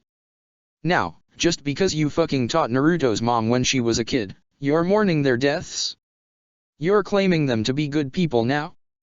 Just after spitting on their legacies. Teiwa spat on the ground directly at Masakado's feet. You disgust me, old man. Teiwa. Naruto called out with a frown on his face. He walked forward to the 2 and attempted to step in between them. Enough. Bah. The kunoichi scoffed. Within seconds, Teiwa turned around and stormed out of the room, slamming the wooden door shut. Naruto immediately rushed after the girl, shouting her name. Karen and Masakado were left in the room alone. Karen looked in concern at Masakado, who had a blank look on his face. Don't think too much about what she says, Masakado. Karen informed him. Teiwa is the type to hold grudges and anger easily. She doesn't really mean anything dash. I really don't mind it. It's the truth after all. Masakado interrupted the Kusa kunoichi with a sigh. He then walked over to the door and opened it. That's all I really had to do at the moment with you all. You should probably go and find your cousins. With those words, Masakado left the room. Karen, left alone, quickly left the room. She then began to look for Naruto and Teiwa. Teiwa-ne. Wait. Naruto called out to her. The blonde Uzumaki followed Teiwa out of the temple and into the ruined city of Uzushiagakuer. The flute-playing kunoichi didn't appear to have a particular direction she was going in, she was just trying to get away. She gave no response to Naruto's shouting. That, however, did not stop Naruto. Teiwa. He yelled out her name again. The Konoha shinobi proceeded to walk faster in his approach towards Teiwa. He was now starting to catch up to her. Just as he was about to reach her, however, the girl proceeded to turn around and face him directly. A scowl was on her face as she pointed her index finger directly at him. What the fuck do you want me to do, Naruto? You want me to just bend over and forgive him because he apologized and doesn't want to fight? Fuck that. She hissed. He just tried to kill us, tried to kill you for fuck's sake. All of it was under the premise that our parents were all traitorous scum. He didn't mean it. He just admitted that our parents weren't. Naruto explained. His mind was just dash. I don't care what his mind was like or what he was thinking about. That doesn't change what he said and what he did. I know my parents weren't traitors and he spat on their legacy. Teiwa continued to yell. He did the same thing to your mother, the person he taught and knew so well too, you know? I don't know why you aren't at all offended by his bullshit, but I sure as hell am. Naruto opened his mouth but was interrupted by Teiwa, who brought her index finger closer to Naruto's face. No, don't try to defend him. I'm tired of hearing his excuses and excuses for him. He went on and on about this shit when you were unconscious. It was bullshit then and it still is now. She rolled her eyes. Seriously, give me one good reason why I should bother him. Tell me why I should even put up with his crap. Naruto's mind was running rampant as he tried to think of a reason to give to Teiwa. This caused him to wonder his own personal feelings towards Masakado. Although he was interested in his relationship with his mother, he would still have to admit that he didn't like the man too much. He was still pretty rude, said very nasty things before their fight, and did try to kill them, as Teiwa had said. If it wasn't for the Kyuubi, Naruto would probably have been killed by him. What was stopping Naruto from hating the man the same way Teiwa hated him? The answer came relatively quickly to his mind. When I was fighting him, just before I fell unconscious, I said something that caused him to stop fighting. I don't really remember what I said or know why it stopped him, but he started to cry. Naruto recalled to his cousin.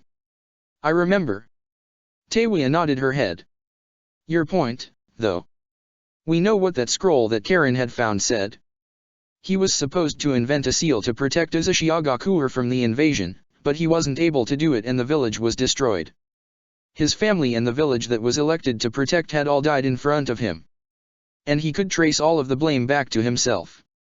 I really don't know how anybody would be able to handle that.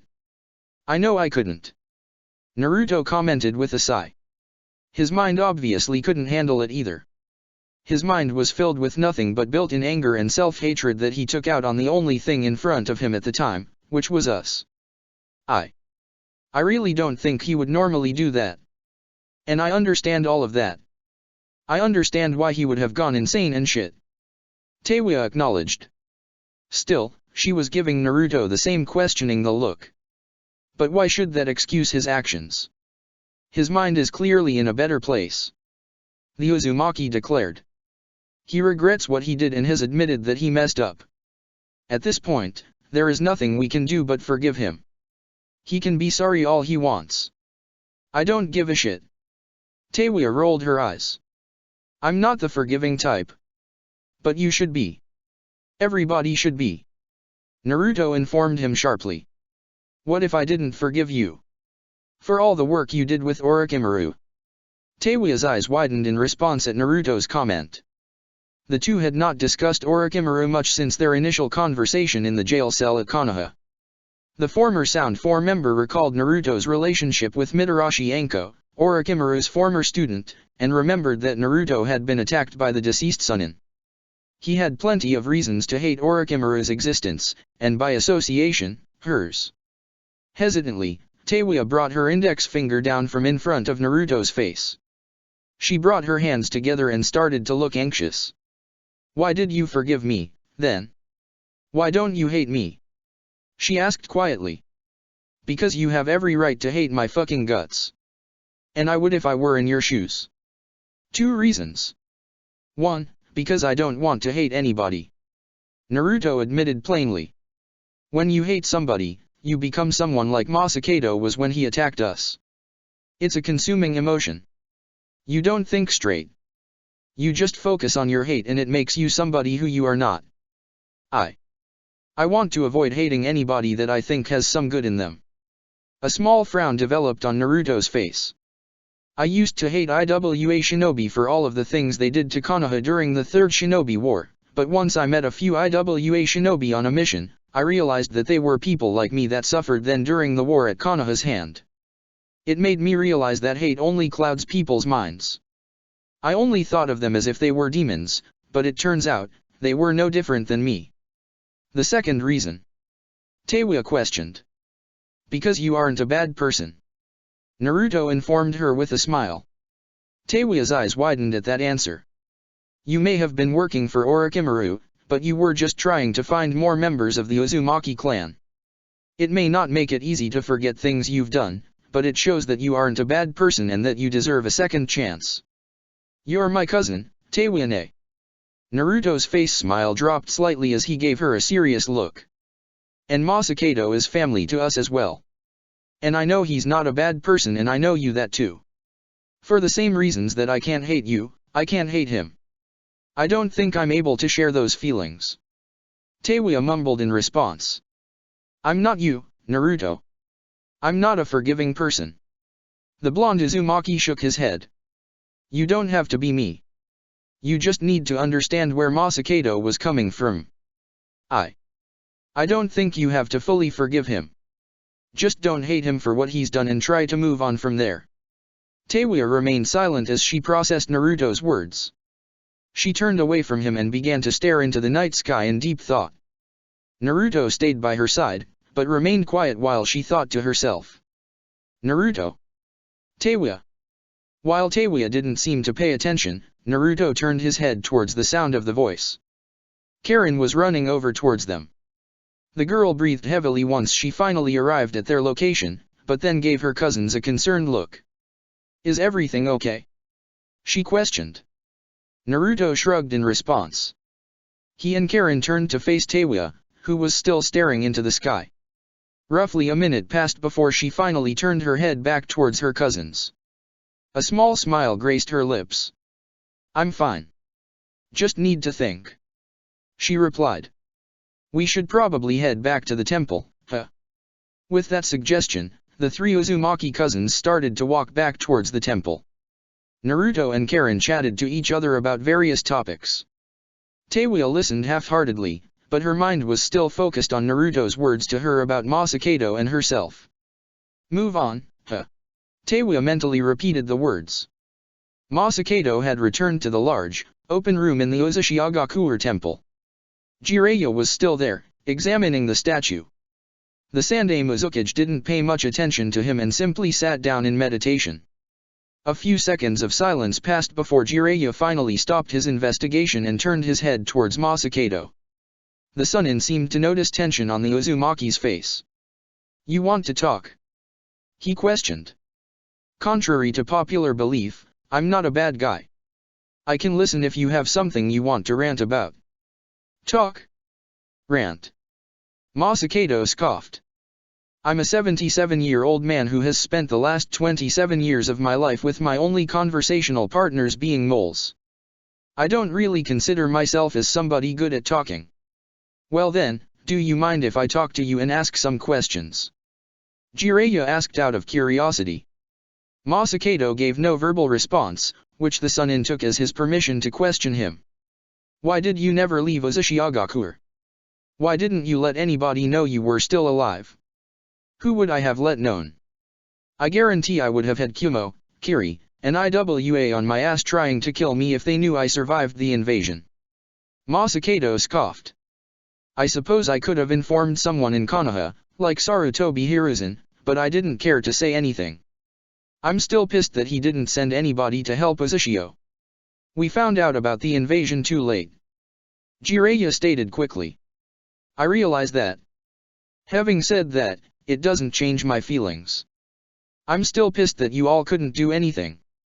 The Sandaime Uzukage replied with a scowl. But I suppose the main reason I didn't do anything was because I've been working non-stop on a seal that would fix everything. A seal? Jiraiya questioned. How familiar are you with the concept of time travel? Masakado questioned.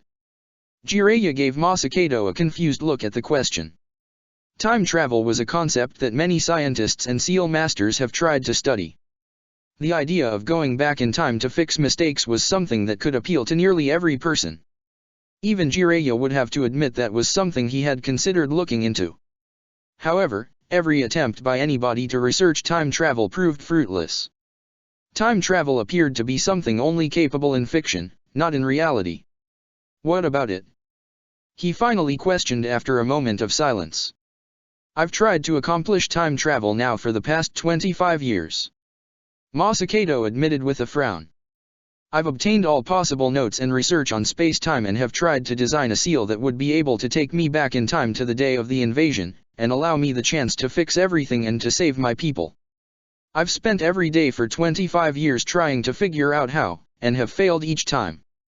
Jiraiya's eyes softened at the answer. If you can't perform it, then it must be impossible. The Sunin commented sadly. I suppose, but I still have to keep trying. I made an advancement in the last 2 years that I've been working with that I think may hold the key. The Uzumaki replied. How so? Jiraiya gave the man an incredulous look. Although I think you'd understand the theory behind it, I think it might be easier to simply show you. Masakado informed him as he stood up. The Uzumaki walked over to Jiraiya and pulled out an elaborate seal from his jacket's sleeve. He then placed the seal directly on Jiraiya's forehead. This may seem odd, but you have to trust that I have a reason for my actions. I want you to hurry over to the other side of the room. Once you get there, I want you to stab yourself in the hand with a kunai. Jiraiya gave the man a curious look, but nodded in understanding. Relenting to the man's request, the Sunin quickly rushed over to the other side of the room. He then pulled out a kunai and proceeded to stab his hand. He winced slightly in pain as blood started to drip from the wound. Once Jiraiya finished his request, Masakado went through a long series of hand signs. Fuinjutsu, Chrono Reversal. The seal on Jiraiya's forehead proceeded to glow a bright blue color.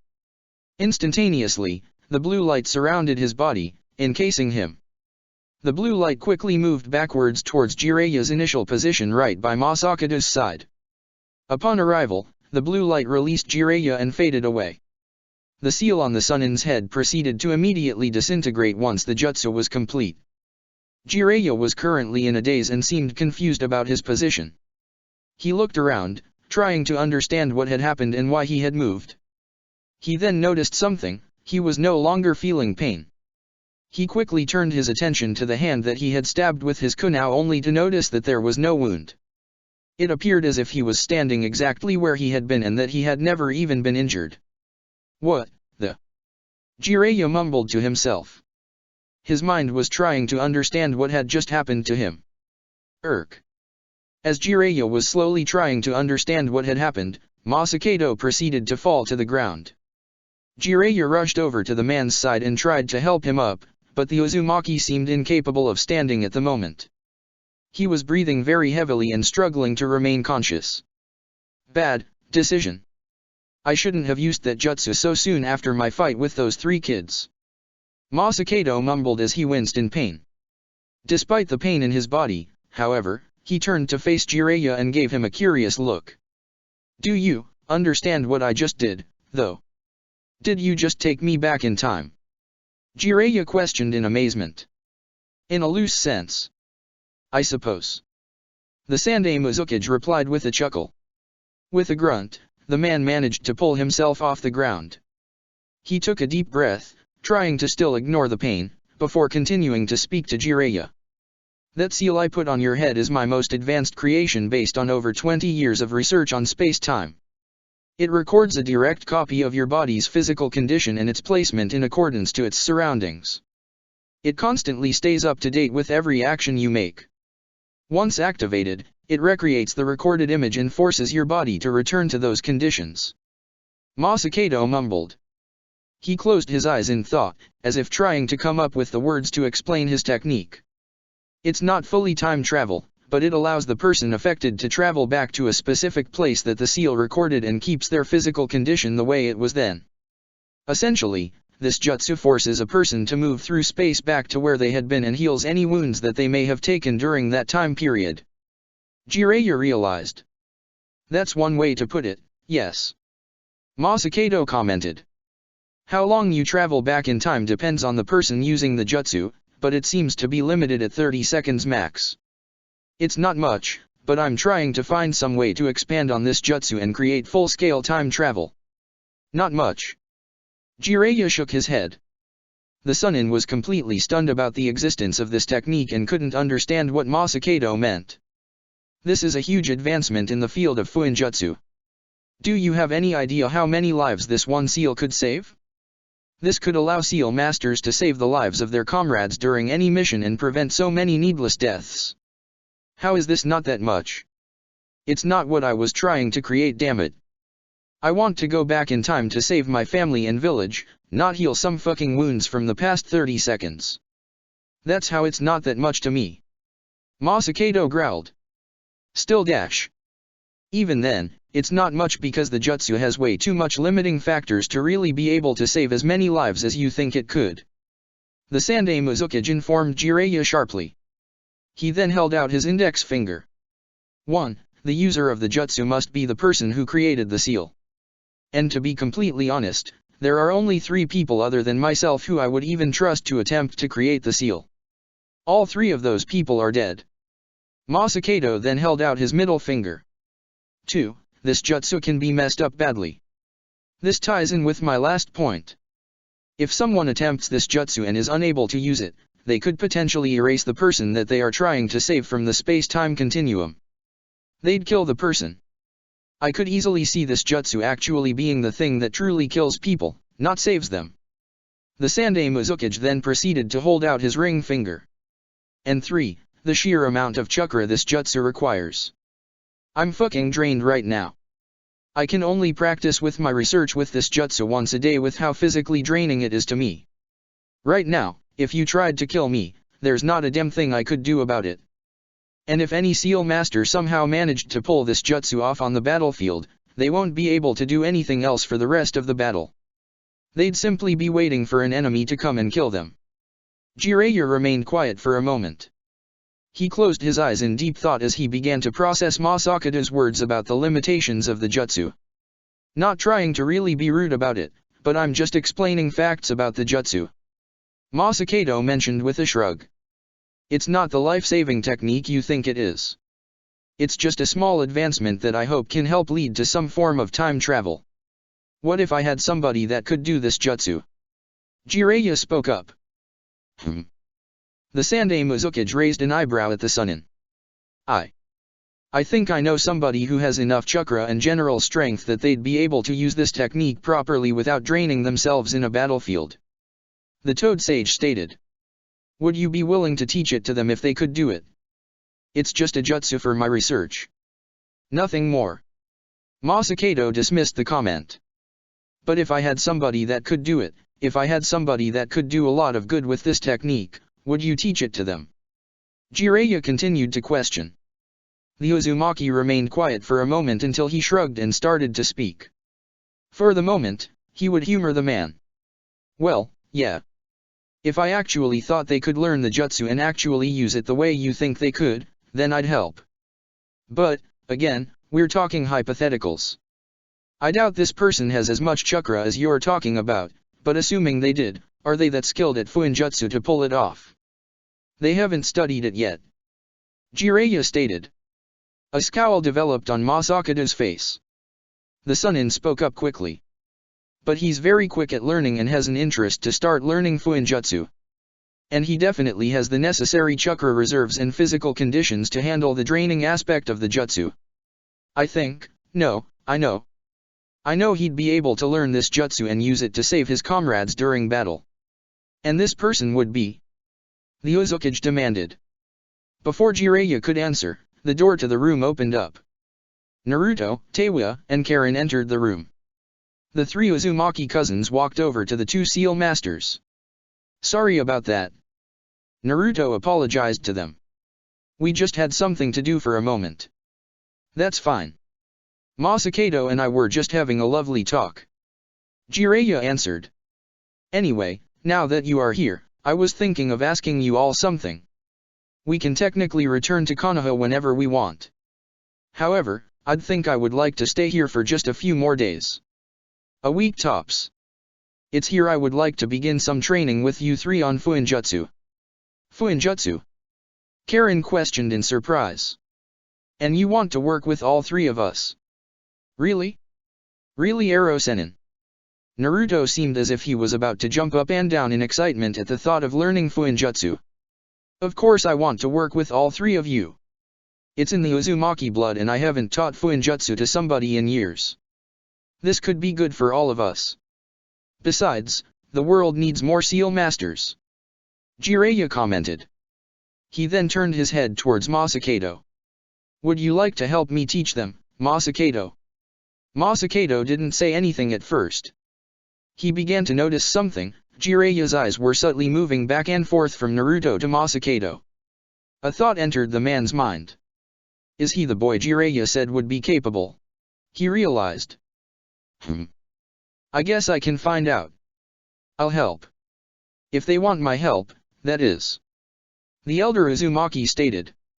To everyone's surprise, Teiwa stepped forward and bowed at Masakado. She then looked up and gave him a curious look. So, when do we start? Masakado-sensei. Teiwa questioned. Masakado's eyes were wide in surprise at her question, her tone, and her overall behavior. It took him a few seconds to recover from the shock. A genuine smile crossed his lips. Whether or not I can teach Naruto the jutsu, I think I'll enjoy teaching them regardless. This world needs a reminder that the Uzumaki clan Fuinjutsu is still alive, after all. He noted to himself. We'll start first thing tomorrow. On the boat to Mizu no Kuni, the merchants were all crowded together in the hold of the ship, trying to sleep. On the outside of the ship, the 4 Konoha shinobi were there, rotating shifts between sleeping and keeping watch. Dosa was currently on watch and, therefore, was standing in the crow's nest, looking out for any incoming ships. Anko and Shikamaru were fast asleep as they waited for their shifts. Hinata, in theory, would be sleeping with them. However, she found herself unable to sleep. Instead, she was at the edge of the ship, doing her best not to vomit. Just get through the night. Only 1.5 days left. Hinata mumbled to herself. Like father like daughter, the Hyuga heiress suffered the same condition that her father had on his first mission, seasickness. The movement of the ship was random and unsettling to her and generated the urge to throw up. Hinata, at the moment, wanted nothing more than to get off the ship and to set foot on solid earth again. How do sailors do this every day? I would hate this. She commented before feeling something come up in her throat. Are you alright, Hinata-san? Hinata didn't even bother to respond to the voice, she simply bent over the side of the building and proceeded to throw up. A moment passed before the urge died down and she returned to her original position. She took in a deep sigh before turning to face the source of the voice, the merchant, Haku. Haku-san. Hinata blushed in embarrassment at being caught doing something so vulgar in front of somebody else. I didn't know you were still awake. I don't sleep too well. I'm more of a night person. Haku replied with a smile. Are you having trouble sleeping too? Seasick. The kunoichi opened her mouth to respond, but the urge to vomit arose again. She quickly covered her mouth and tried to resist the urge. Haku proceeded to laugh quietly in response, causing her cheeks to redden once again. Sorry. I'm not, well, really used to this. She mumbled to herself. No one is. Sea travel isn't the most pleasant experience. Especially in a boat like this. The merchant chuckled. He then reached into the pocket of his kimono and pulled out a vial that contained a brownish-colored plant. Why don't you try one of these? Hinata took the vial from Haku's hands and examined the plant. She recognized it almost immediately. Ginger. It will help with the seasickness. The boy told her with a gentle smile. Hinata, after a moment of thought, proceeded to open up the vial and took out one of the plant herbs. She then proceeded to place it in her mouth and chew it. She then returned the vial back to Haku while she swallowed it. Thank you very much. I appreciate it. She told him with a smile of her own. I never actually heard about ginger helping with seasickness before. Don't thank me. It's nothing much. Haku replied with a chuckle. It also helps with motion sickness in general. I'll keep that in mind. I like working with natural remedies, so I'll definitely make a note of that in my books. Hinata replied with a giggle. Are you familiar with other plants and herbs? I am. I loved looking at flowers and collecting them. My mother taught me everything she knew about them before she passed away. Haku explained. His smile gained a sad quality to it. Hinata immediately bowed her head towards the boy. I'm sorry. Don't apologize. It happened long ago. I had time to heal. He replied. The boy's eyes then focused in on the Hyuga. Hinata-san, do you care if I ask you a personal question? Feel free to say no. She quickly shook her head in response. Go ahead. What do you want to know? Why are you a shinobi? What made you want that type of lifestyle? Haku questioned. Hinata gave the boy a surprised look. She didn't assume he would ask a question like that. The girl, however, didn't mind the question and closed her eyes, trying to come up with an answer that would satisfy him. After a few seconds of thought, she opened her eyes again and started to speak. I want to protect Konoha and do what I can for my village. I want to make myself strong so I can help the people in my life and protect them. Hinata answered simply. So it's about protecting. Haku mumbled to himself. Do you have somebody precious to you? Many people. The Hyuga heiress nodded her head in affirmation. Images of her family, her classmates, and her friends entered her mind. An image of Naruto, however, lasted the longest in her head and caused her to blush. Naruto-kun. Who is that? The merchant questioned. Hinata, unaware that she said his name, gave Haku a confused look. Realizing that she, indeed, mumbled his name, the girl started to blush further in embarrassment. He's just somebody really close to me. Someone that I've always respected and maybe love. Haku guessed. Hinata didn't immediately respond, causing the boy to chuckle. I don't know much about that kind of love, but I can tell you must feel strongly about him. I've seen that far-off look and blush on your face from time to time during our time together. You think about him a lot, don't you? I do. Hinata admitted with a sigh. A smile developed on her face as the blush started to fade. I plan on talking to him the next time I see him and admit my own feelings. And whether or not he reciprocates, I don't care. I just want to finally let him know what he means to me. That's a good idea. Let him know and just see what happens. Haku advised with a gentle smile. The Hyuga nodded her head. She was about to say something else in response, but she found herself yawning instead. Haku proceeded to chuckle once again. Tired? No longer feeling seasick? He questioned. Yeah. I am. And, honestly, I'm starting to feel a little better. Hinata commented with a smile. Thank you so much for the ginger, Haku-san. And for the talk. I really enjoyed it. Don't think anything of it. I'm lucky to have you shinobi escorting me back to my home. The merchant replied. You get some sleep. I'll probably stay up just a little longer. I will. Hinata nodded her head. She then gave Haku a friendly hug before starting to walk off. Good night. Haku waved goodbye to the kunoichi. When he noticed that she was gone and had returned to her quarters next to Anko and Shikamaru, the merchant sighed. He then looked out towards the sea with a sad smile on his face. I hope everything works out for you, Hinata-san, and that you can make it home in one piece to tell him how you feel. Haku mentally sighed. Hopefully everything works out for all of us in these next few days. Zabuza-sama. I'll be there soon. Stay safe. As soon as daylight hit the ruined village of Uzushiogakure, Naruto, Teiwa, and Karen were forced awake by Jiraiya and Masakado. The three Uzumaki cousins were yawning and appeared annoyed as the two seal masters rushed them out of the temple. The group then proceeded to sit down on the ground as they began their lesson. So, you all know the basics about Fuinjutsu, correct? What its use is and the general principles about how it works? Masakado questioned.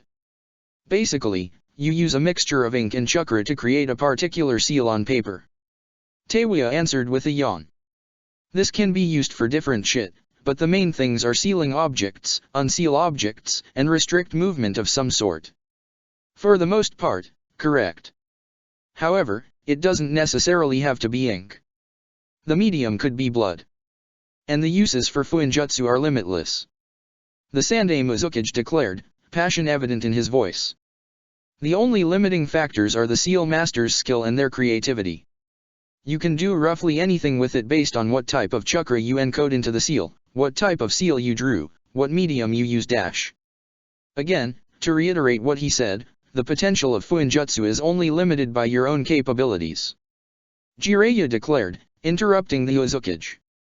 Why aren't there more seal masters, then? Karin questioned in confusion. If the potential is near limitless, wouldn't it make sense for everyone to practice Fuinjutsu then?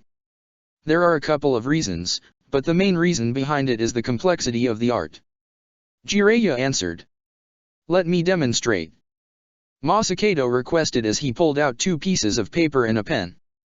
The Sandaime Uzukage quickly drew an elaborate seal on one of the papers. By the time he finished, he attached the seal to a kunai knife and tossed it into the sky. He then made a singular hand sign, causing the seal to explode and create fireworks in the sky. The 3 Uzumaki cousins watched in amazement. Wow! Naruto gasped. It's so pretty. Karin mumbled. That was a seal done correctly. Now, observe this. Masakado declared, calling their attention. Masakado, once again, began drawing an elaborate seal on the second paper. This time, however, he made one singular stroke on the paper differently. Once the seal was complete, he attached it to a kunai knife and tossed it into the sky. He made the same hand sign. Instead of exploding and releasing more fireworks, however, the seal merely caught on fire and disappeared. What happened? Teiwa questioned. The seal didn't work. That's what happens when there is a mistake in the creation process of a seal. Even if it's a minor mistake, it can still ultimately ruin the jutsu. Fuinjutsu is not a forgiving art. It will punish the user if they make even the slightest of mistakes. Masakado informed them. Now, the seal only disappeared from existence because of the nature of the technique. However, some seals, like seals that directly affect the user, can have a lot more drastic effects if they are ultimately done incorrectly. Jiraiya explained. He then turned to face Naruto. Naruto, your father had to design a seal when using the Hiraishin no Jutsu, the Flying Thunder God technique. If he made a single mistake when making the seal that he was using, he could have potentially destroyed himself. Naruto's eyes widened in fear. Really? It's a dangerous art, kid, but filled with dangerous possibilities for your enemies. Masakado declared with a shrug. But I hope that helps you all understand how important it is to do things right with Fuinjutsu. It will help explain the first step to learning Fuinjutsu. Jiraiya and Masakado both pulled out 3 scrolls and handed them to the 3 Uzumaki cousins. They then handed them separate ink pens. Once each Uzumaki had their tools, Masakado pulled out a 4th scroll and laid it out in front of them. Written on the scroll were various kanji, ranging from kanji of the natural elements to kanji that represented abstract concepts, like time or health. Altogether, there were 20 different symbols on the scroll. To figure out where to start, though, we're going to see how your penmanship is. I want you all to copy these kanji perfectly onto your scrolls. Masakado informed them. This is a test to see how precise your penmanship and your brush strokes. It's the simplest task involved, but it's also the easiest thing to fuck up. And, if you truly intend to add Fuinjutsu to your repertoire, you can't afford to fuck up when designing your seals. Easy. Teiwa rolled her eyes. Any random person can write properly. This won't be hard at all. Oh. Masakado raised one of his eyebrows. Alright, start copying. You have 30 seconds. 30 seconds. Naruto shouted loudly. 29, 28. The Sandaime Uzukage continued to count.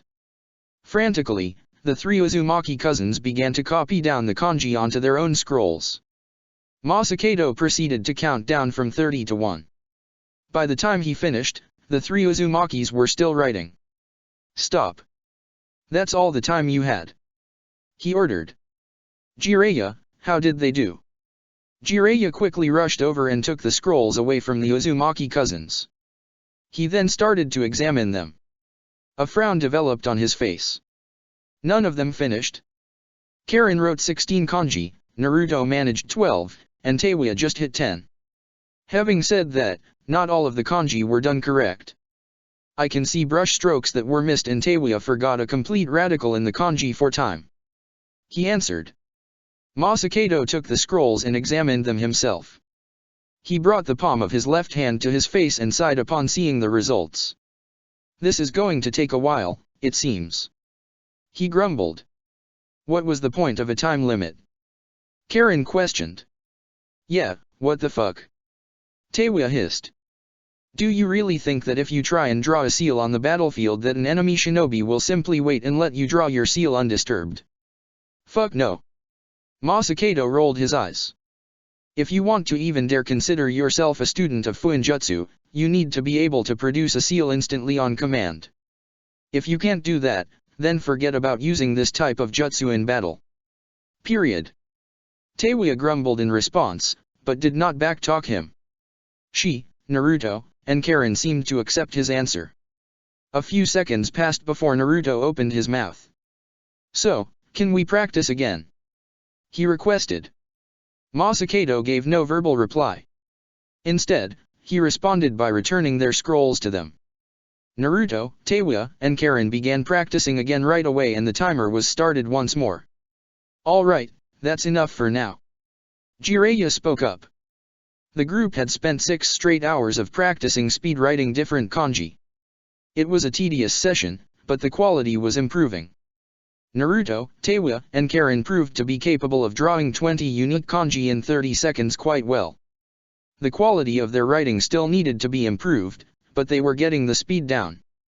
That was a step in the right direction, so far. We'll get back to work on improving the quality of your strokes in a little bit, but for now, I want to start working on another concept. Masakado informed them. The Sandaime Uzukage proceeded to lead the group back towards the temple. They remained outside, standing just by the front doors. Upon arrival, Masakado pulled out 3 slips of sealing paper and handed it to Naruto, Teiwa, and Karen. We practiced, in a very general form, the idea of writing and creating seals at a rapid rate. Now, I'd like to start practicing on the other general idea that is required for Fuinjutsu, sealing your chakra inside them. Masakado informed them. And how do we go about doing that? Karen questioned. You all did those basic chakra control exercises, right? Balancing the leaf on your forehead, walking up trees, etc. All that basic stuff. Jiraiya asked. The 3 Uzumaki cousins nodded. It's a very similar to that. How we're going to start is by having you all seal a small portion of your chakra into the sealing paper so that it'll stick to the wall without falling. Masakado informed them. To demonstrate, Jiraiya pulled out his own sealing paper. He placed the paper on the wall and kept his index finger on it. A second passed by and Jiraiya removed his finger. The paper remained stuck to the wall. It's a simple exercise, but it helps you all start with placing your chakra within seals, which is a necessity for legitimately every sealing technique. The Sandaime Uzukage commented. Try it yourselves. Naruto, Teiwa, and Karen nodded their heads in understanding.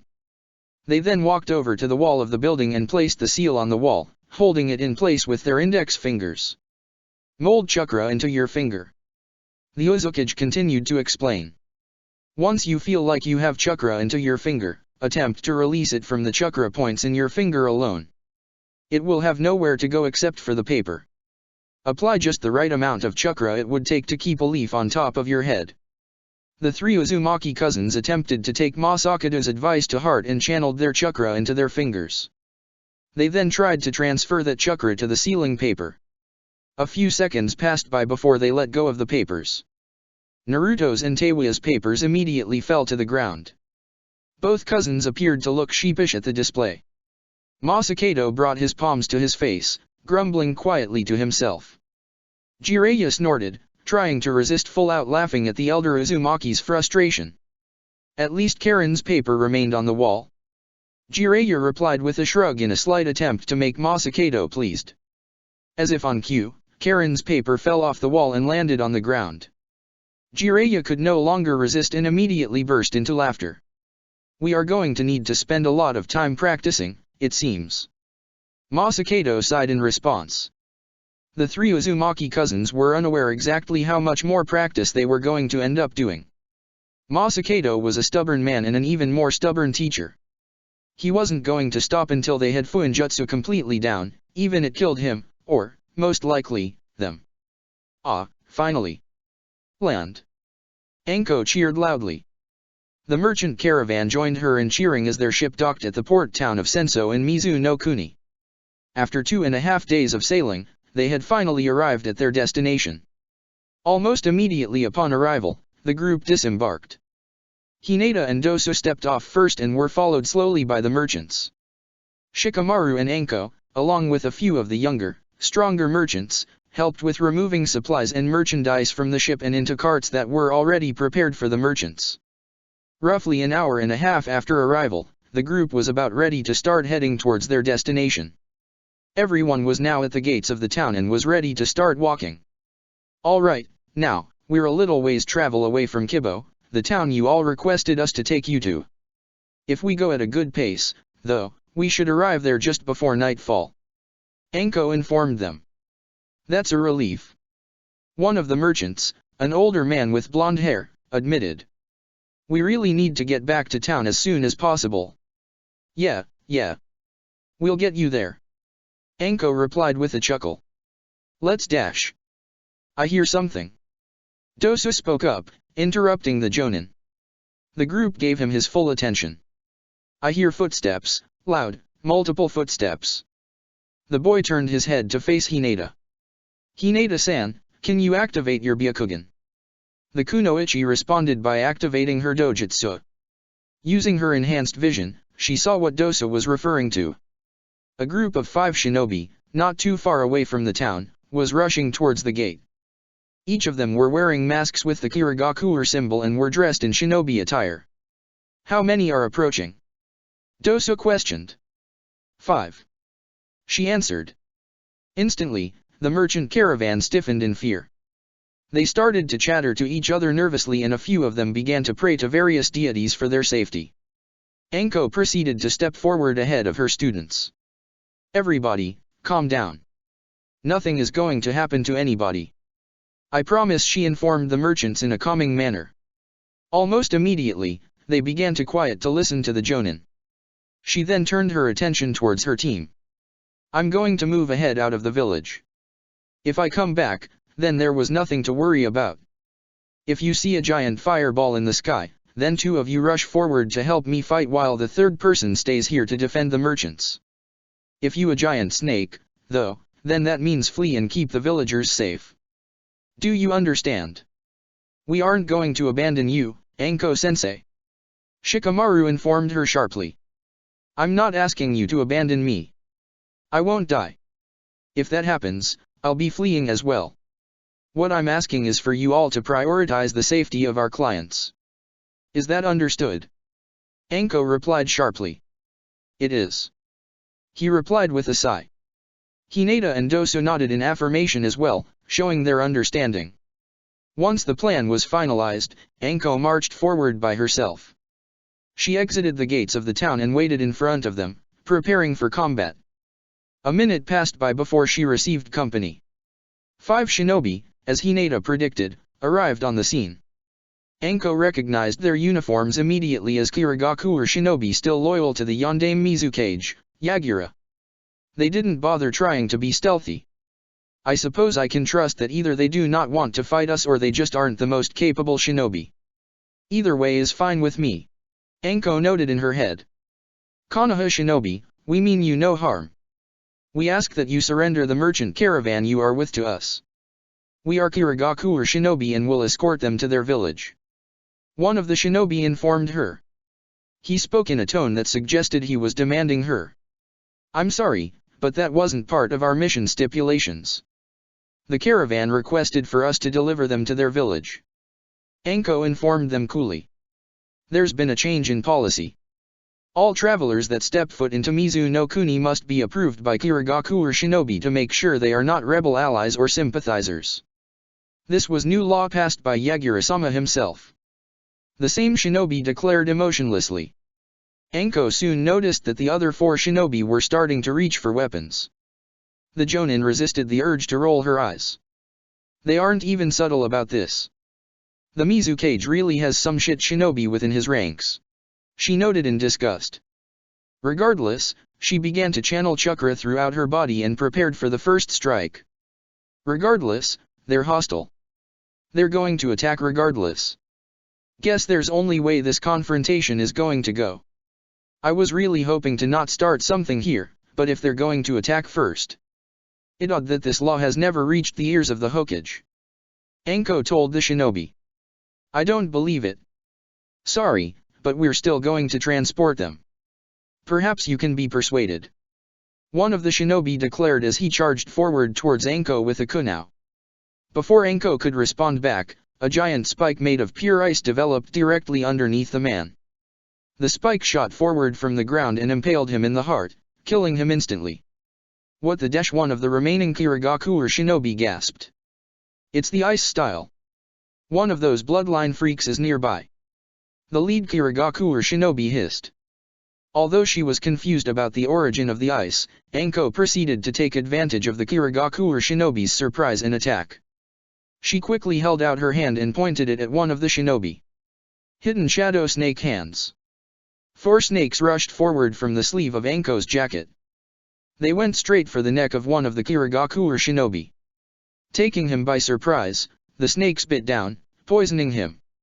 The man struggled to break free before his eyes widened and he fell to the ground in pain. Bitch. I'll dash. Before the man could finish his statement, 3 more spikes of ice developed from the ground, impaling him, the shinobi that Anko's snakes had just poisoned, and the 4th Kirigakure shinobi. All 3 died instantly. The only surviving shinobi was the lead Kirigakure shinobi. He looked around in surprise at the deaths around him before glaring at the Jonin in front of him. You are an accomplice with the rebels, I see. Konoha must be working with them. Yagura-sama will not be happy about this. This will mean war. He declared ominously. We're not working with anybody, but it doesn't matter in the end. You won't be telling him anything. Dead man don't have anything to say. Anko hissed in response. Anko made another series of hand signs, preparing to unleash a large fireball into the sky and have 2 of her subordinates join her in battle and against the shinobi. Before she could finish the attack, however, a large pillar of ice developed underneath the Kirigakure shinobi's body. The pillar consumed his body, completely encasing him in ice. He was unable to move or do anything. Immediately after, a single senbon flew from behind Anko from the direction of the gate to the city and hit the ice pillar, going straight through it and making contact with the man's body. It hit him in his chest, where his heart was. The ice immediately shattered and the man fell to the ground. The senbon pierced deep enough into his heart that it killed him. Who is the ice release user? Where are you? Anko questioned in her head. Her eyes started to look around the battlefield and in the direction where the senbon came from. She, unfortunately, could not see anything. Are they already gone? Seriously? Anko remained motionless, looking around for the ice-style ninjutsu user. She remained in position for battle, preparing for any form of skirmish. A few minutes passed by before Shikamaru, Hinata, and Dosa, along with the merchant caravan, came outside the gate of the town and headed towards the Jonin. Anko Teika, is everything alright? Dosa questioned. I'm fine. She grumbled in response. She then looked towards Hinata. You had her Byakugan still active, right? So you saw what happened with the ice. The Hyuga nodded in her affirmation. Where was the person? Did you see them? As soon as it appeared you were about to engage them, the person appeared from hiding. I saw them attack and then disappear when the last shinobi died. Hinata admitted with a frown. I don't know where they went though. They just seemed to disappear. Getting away from the Byakugan? In a way that Hinata has absolutely no idea where they went to? That should be impossible. Anko nearly screamed. Anko-san. Is everything okay? Anko was pulled out of her thoughts by the questions of one of the merchants. The entire caravan was looking at her with concern on their faces. The Jonin quickly nodded her head. I'm fine, yes. The men are gone. We'll keep an eye out for more during our trip to Kibo. She told the merchants. Although, I need to know something. You all promised me this and you all promised the Hokage this, but I need to make sure, are any of you affiliated in some way with either the rebels of Kirigakure or the Mizukage's army? No. One of the merchants quickly shook her head. Choosing a side in the conflict is suicide. The other side would simply kill you if they thought you were against them. No, none of us have any affiliation. I promise that. Another merchant stated.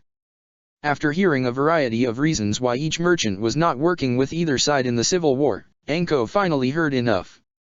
She held out her hand, signaling for the merchants to stop talking. I believe you all. I believe you. She told them. It seems, though, that the Mizukage may suspect something, though. We all need to be careful. We're going to increase to the village and try and get there as quickly as possible. I don't want to risk anything happening. Is that fine with everybody? The merchants were quiet for a moment. A few seconds passed by before one, Haku, stood forward and nodded his head. We're willing to follow your request, Anko-san. Just lead us to our village as fast and safely as possible. He told her with a smile. Then it is settled. Anko commented as she started to walk forward. Let's get on our way then. Keep up the pace with me. With those words, the group began their march forward toward the village of Kibo. Anko marched at the front of the caravan, Hinata and Shikamaru to the side, and Dosu in the rear. All of them were on the lookout for any possible attacker, whether they were working for the Mizukage or for the rebels. The group was in a dangerous territory, now. They needed to be careful with every step they took. Chapter 40, The Village of Kibo. That took a lot longer than I thought. Kabuto sighed. The former right hand of Orochimaru thought he had left Konoha rather stealthily.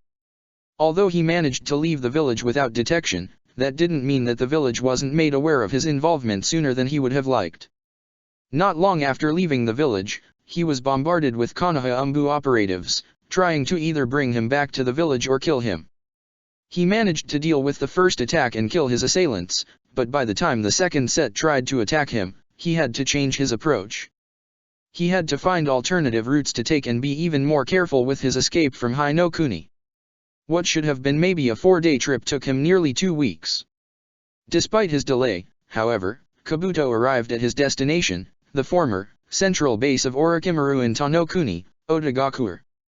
Kabuto walked through the hallways of the base, his eyes wandering the rooms making sure that there was no threat present in the rooms. Nobody was present, however.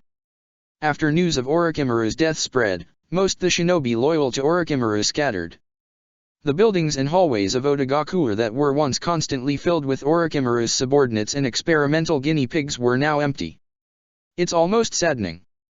I would like some form of company. Somebody to talk to keep me from going insane. Kabuto noted in his head. A thought then entered his mind, causing him to chuckle. Hopefully nobody bothered to move Kimimaro. I'd be disappointed if he wasn't here. The two of us need to have an interesting conversation. The spy proceeded to enter one of the various rooms in the building and entered a small medical center in the building.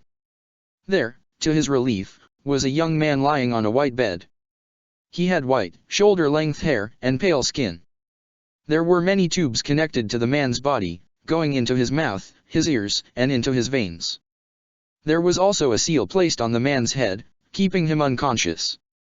Kabuto chuckled to himself as he walked over to his bed and sat down on it.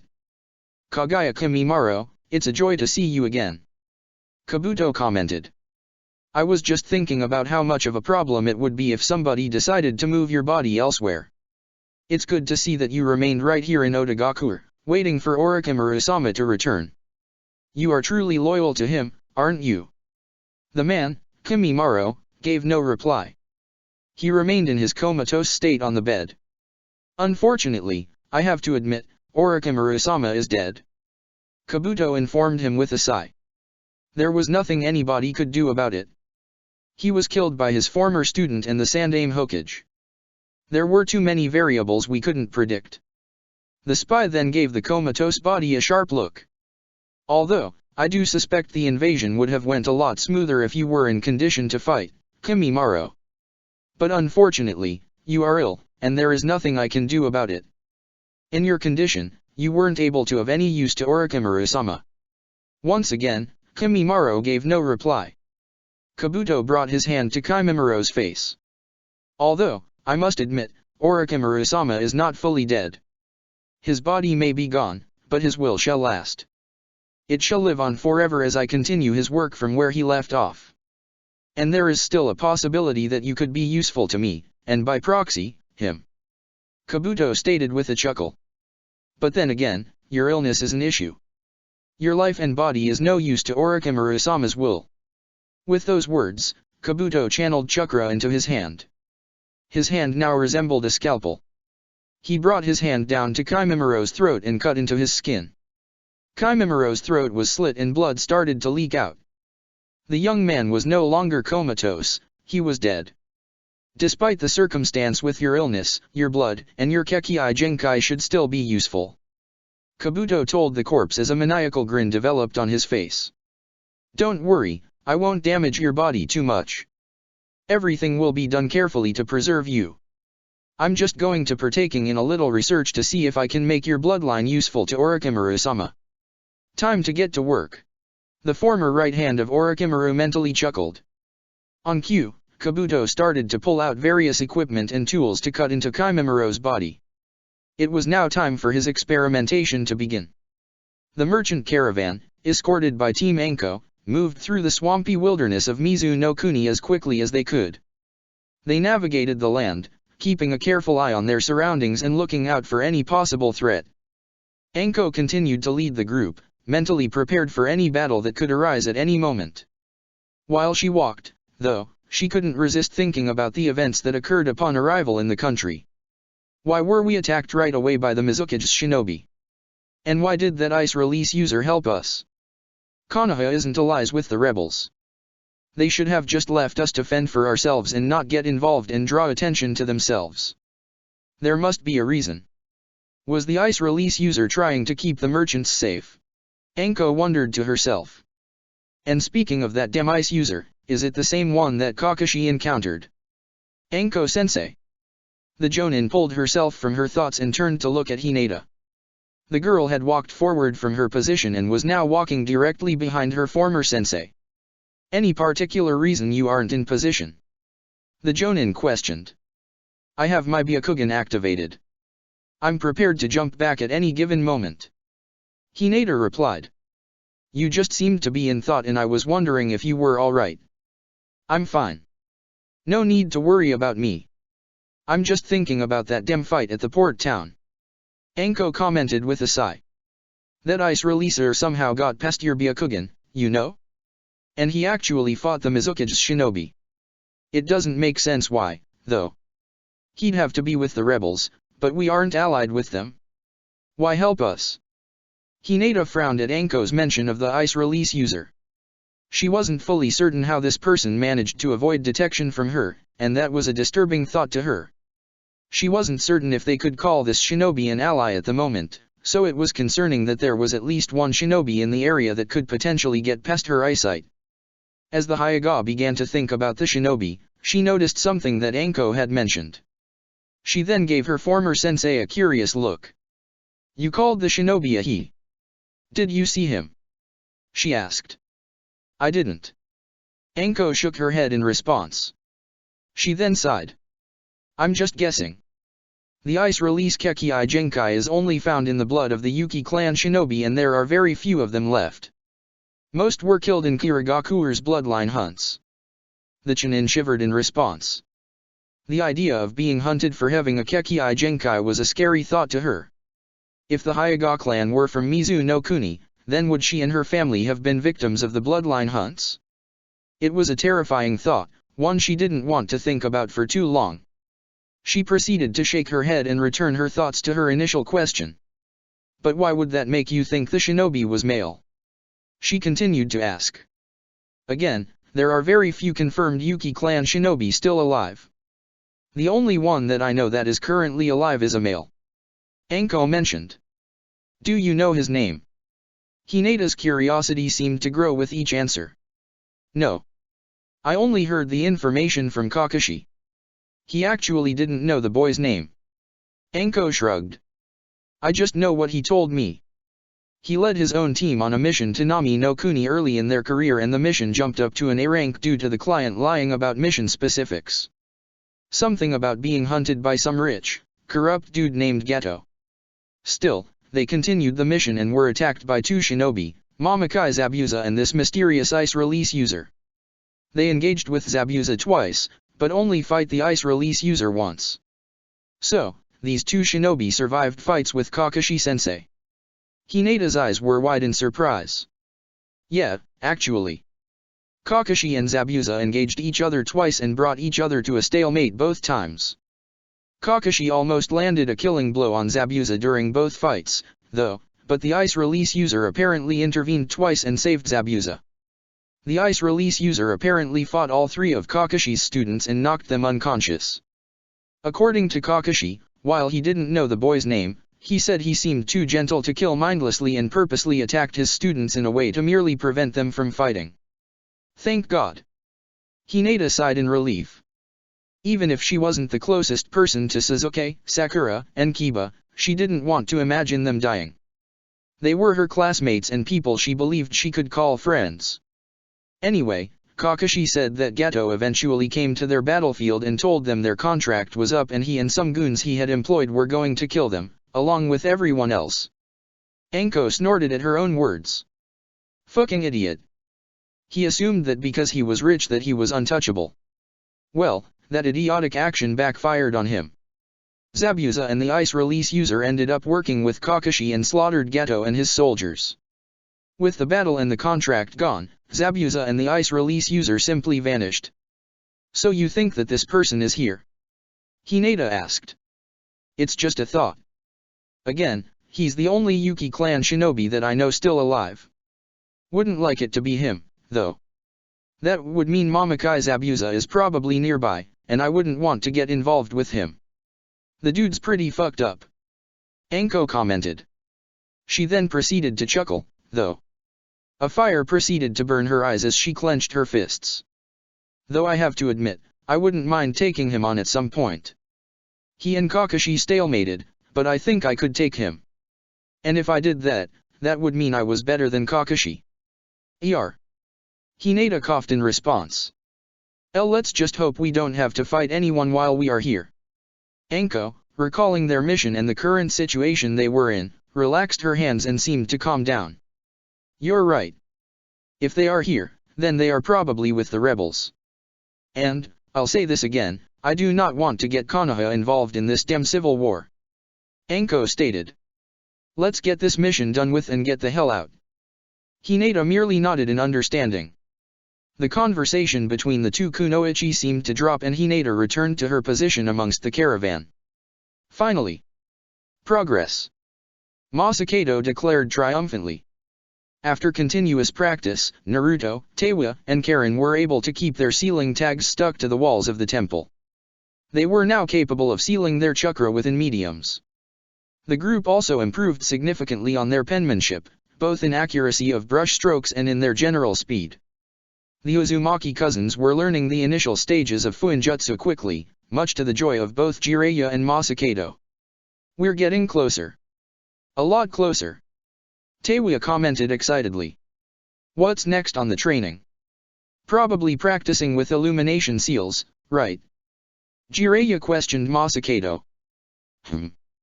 Naruto gave his godfather a curious look. What do you mean by that? You know those seals I have placed throughout the temple that keep the rooms illuminated, even if there is no window? Masakado questioned. Naruto and his cousins nodded. We'll be working on producing those. They're not horribly difficult seals to create, don't require much sealing and the necessary kanji and symbols aren't too difficult to produce. But it'll combine both aspects of your training, penmanship, and sealing your chakra within the seals. That makes sense. Karen stated with a smile. When can we start? Heh, you all really are anxious to learn. Masakado grinned. It really had been long since he had last instructed anybody on Fuinjutsu, but he still enjoyed the feeling of having students who wanted to learn. It was the most rewarding sensation a teacher could have. Of course we are. We're making tons of progress too. Naruto declared with a smirk. Yeah, you guys are. Masakado admitted with a smirk. The Uzukage, however, didn't want his students to become too arrogant with their abilities. However, you are all 13 and 14 learning these lessons. Most people in Uzushiagaku, when they learned these skills, were 5 or 6. So, in that sense, you could say you are all behind. Hey. Teiwa grumbled in response, giving the man a glare. That's not a fair comparison. Karen added, a frown on her face. It is to me. My own kids weren't the most focused learners and they managed to learn Fuinjutsu by age 8. Again, you are all behind in regards to progress. The Sandai Uzukage replied with a snort. The man had intended for his comment to be a good-natured joke to rile up his students. However, Masakado's joke only reminded himself of his own children. His eyes turned downward and the smirk on his lips died. His face became strictly neutral. Naruto had prepared a response back to Masakado's teasing, but the words failed to leave his mouth when he saw the man's change of mood. Instead, the boy felt concern develop in his body. Masakado-sensei, are you alright? He asked. You know, there's one place here that I haven't shown you all yet. One place I think you all need to go. He commented, his voice filled with sorrow. The man then turned his attention towards Jiraiya. We'll continue with the lessons in just a moment. Do you care if I take them there now? Go ahead. Take your time. Jiraiya encouraged as he made a gesture with his hands, sending the group off. Immediately, Masakado started to walk north of the Uzushiagaku temple. Naruto, Teiwa, and Karen walked behind him. The group remained in silence as the Uzumaki cousins tried to understand what had changed in Masakado's mood. They walked forward for 5 minutes before they reached their destination. They were now in a location in the ruined village that had no signs of rubble. All stones, bricks, former building pieces, and signs of road were completely removed. The area was completely covered in dirt, with tombstone. Thousands of black tombstones filled the area, close together. Masakado continued to walk silently with his fellow clansmen following behind. A sense of dread filled Naruto's, Teiwa's, and Karen's bodies as they approached the tombstones.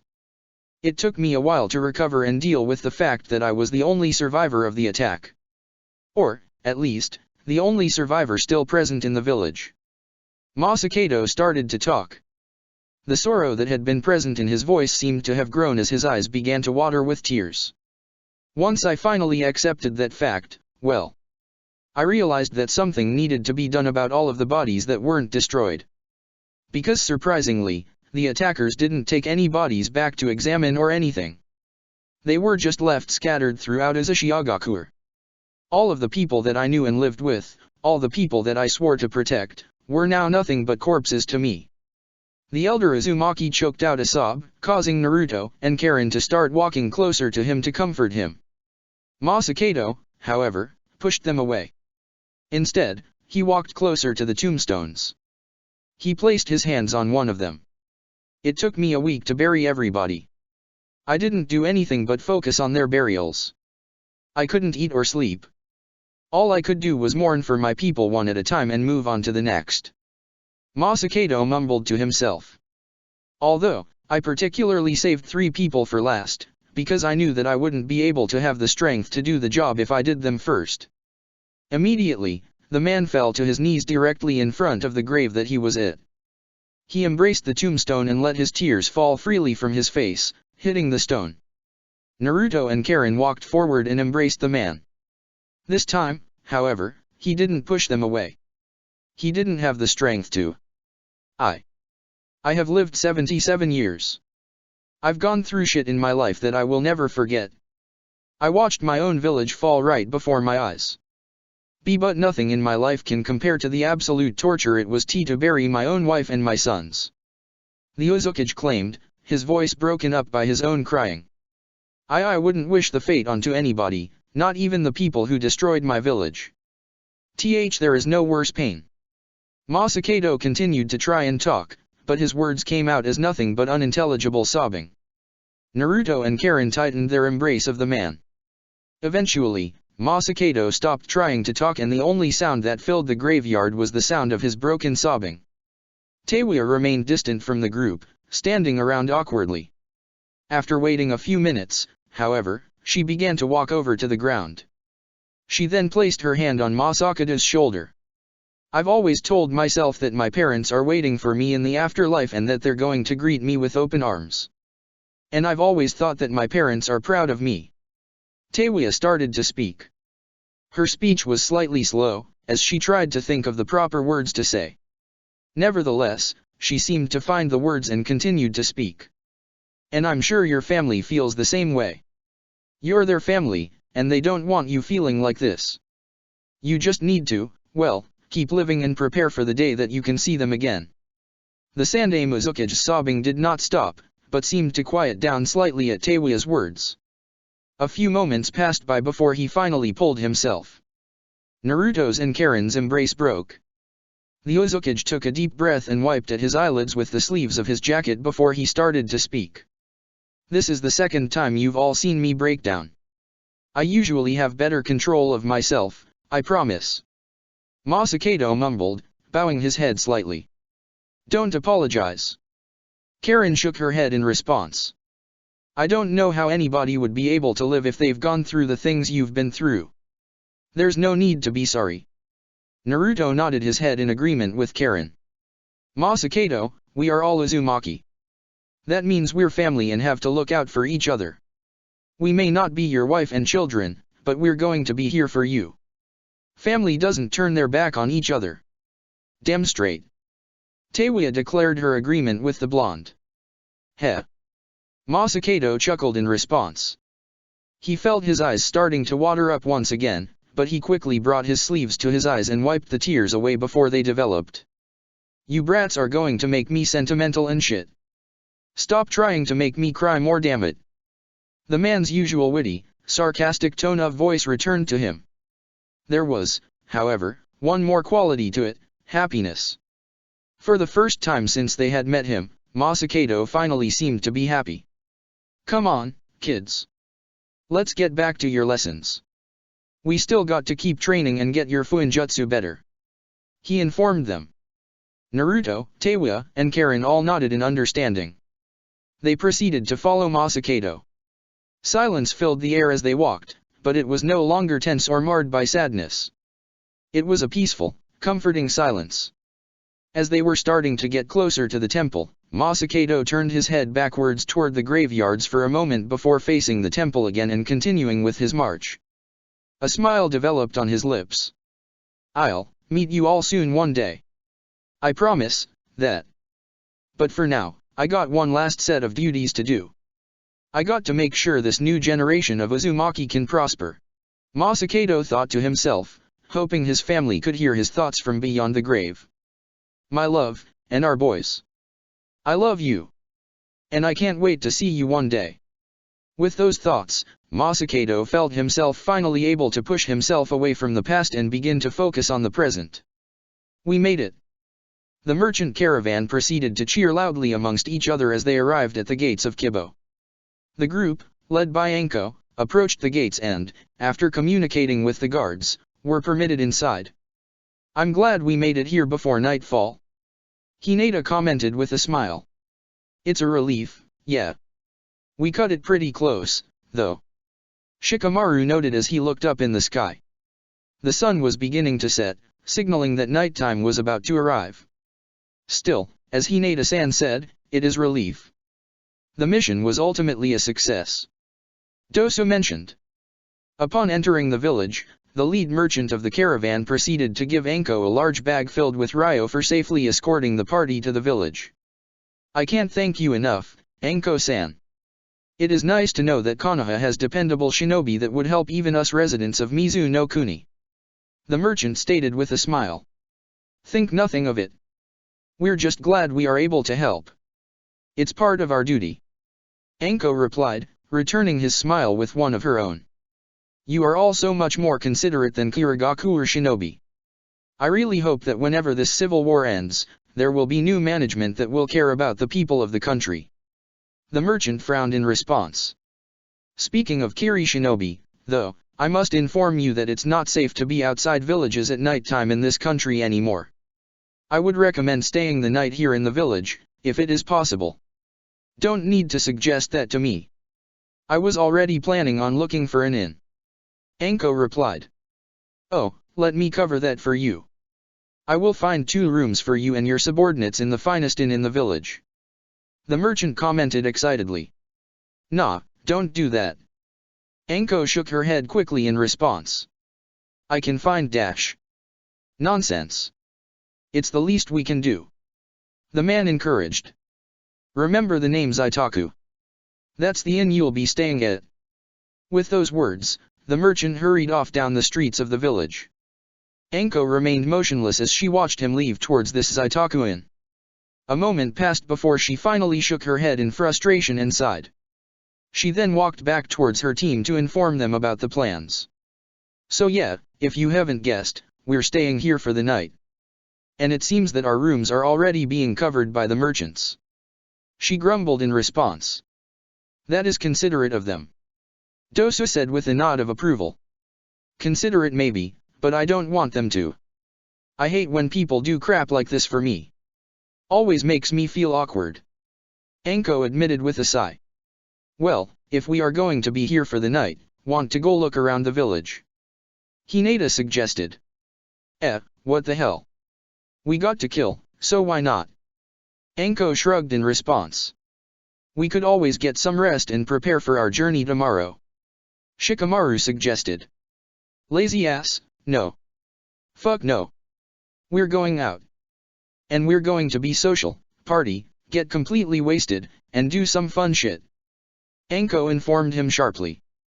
Wasted? Hinata's eyes widened in response. I have never had alcohol before. I don't think dash. Old enough to kill, old enough to drink. Anko interrupted the Hyaga with a smirk. Come on, we got some time before we go get something to drink. Let's all just explore the village. With those words, the Jonin proceeded to force her 3 subordinates down the streets of Kibo. The village itself looked rather quaint. It was relatively green with gardens between the buildings and on the sides of the streets of the village. People were walking down the streets and were chatting amicably with each other. It appeared to be a relaxing village. As they walked by buildings, however, Anko made note of every bar she saw. If the group was going to stay here for the night, she was definitely going to take her subordinates out drinking. Her only concern, at the moment, was figuring out which one to take them to. Good God, that was a pain in the ass. Naruto thought to himself. Once the group was back together at the Uzushiagakuer temple, Jiraiya and Masakado immediately forced the Uzumaki cousins to begin practice with creating illumination seals. They gave them a scroll with the seal drawn on it. It featured the kanji for the light with elaborate symbols drawn around the kanji in a circular pattern. Naruto, Teiwa, and Karen attempted to recreate the full seal on their own sealing papers. Jiraiya and Masakado, however, rejected their attempts due to their not precise penmanship and required them to start over again. It took the trio roughly an hour before they each produced a seal that both Jiraiya and Masakado approve of. That took forever. Teiwa complained as she glared at the seal that she had created. It won't take that long the next times, however. It gets faster and easier each time you practice making it. Jiraiya commented helpfully. It will also not take that much time when you don't fuck up each time you try to produce the seal. Things generally become faster when you can actually do them on the first try. Masakado stated with a grin. Naruto and Karen laughed in response at Masakado's joke. Teiwa, in contrast, crossed her arms over her chest in frustration and focused her glare at the elder Uzumaki. Go fuck yourself. She hissed. I'd rather not. Masakado replied with a snort. Anyway, kids, let's get back to work. Now that you have the appropriate seal drawn, you're going to try and transfer chakra into the seal again. It'll be done in precisely the same way you were all able to stick the seals onto the walls. The only difference is that, because you are trying to do something more complex than sticking a seal on a wall, you're going to have to concentrate on sealing more chakra into the seal. The man then shrugged. Not too much more chakra, though. This isn't much more complicated. Just a little bit more than you guys had been in the last practice. Upon completion, you'll make the ram hand sign and that'll activate the seal. If it's done right, then the seal will emit a bright light that will only go away when you deactivate the seal with the same hand sign. Jiraiya continued to explain. He then made a gesture with his hands towards the 3 young Uzumaki shinobi. Now, you all try and do that. Naruto, Teiwa, and Karin nodded in understanding. They proceeded to place their hands on the seal and attempted to channel chakra into the seal. Once they felt they had completed the task, they then proceeded to make the ram hand sign, just as instructed. The symbols on each sealing paper proceeded to light up. They then each produced a light from the kanji. The light on Teiwa's seal was slightly dim, but still visible. Naruto's and Karin's seal, in contrast, was very bright and apparent. Jiraiya and Masakado looked at the trio in approval. Very nice first attempt. Jiraiya complimented. Especially you two dash. The words died on his tongue, however, as Naruto's seal proceeded to light itself on fire. Within seconds, the seal was disintegrated, leaving no trace that it even existed. The group looked at it for a moment in silence before Masakado sighed loudly and brought his hands to his face. Naruto, when I said to use more chakra than the last time, I didn't mean use so much that you completely overpower goddamn seal itself. The Sandai Mizukage groaned. The illumination seals don't require that much chakra. Too much will destroy them. Heh, sorry. Naruto began to sheepishly rub the back of his head. I didn't think I used that much chakra. Sorry. He didn't think so? I know he is an Uzumaki, but so am I and his cousins. How can he spam chakra like that? Oh wait, he has the Kyuubi sealed in him. No shit. Masakado shook his head, pulling himself away from his thoughts. Regardless of that mistake, you did manage to light up the seal. It seems you know exactly how to do the task. You need to be more conscious about how much chakra you put into your seals, though. The seal you were using wouldn't generate any negative side effects, but some seals would. You need to make sure the amount of chakra you seal is precise for its job. I know. Naruto sighed in response. So, get back to work. Jiraiya chuckled as he pulled out another seal paper for Naruto to practice with. With another sigh, Naruto sat back down and started to draw another detailed, elaborate seal for the illumination seal. Seeing that he was back to practicing, Jiraiya turned his attention towards Teiwa. He handed her another sealing paper. You as well, Teiwa. You had Naruto's opposite problem, your seal was relatively dim because you didn't put enough chakra into it. You should practice some more as well. He encouraged. I got to make another one of those dim seals. She questioned.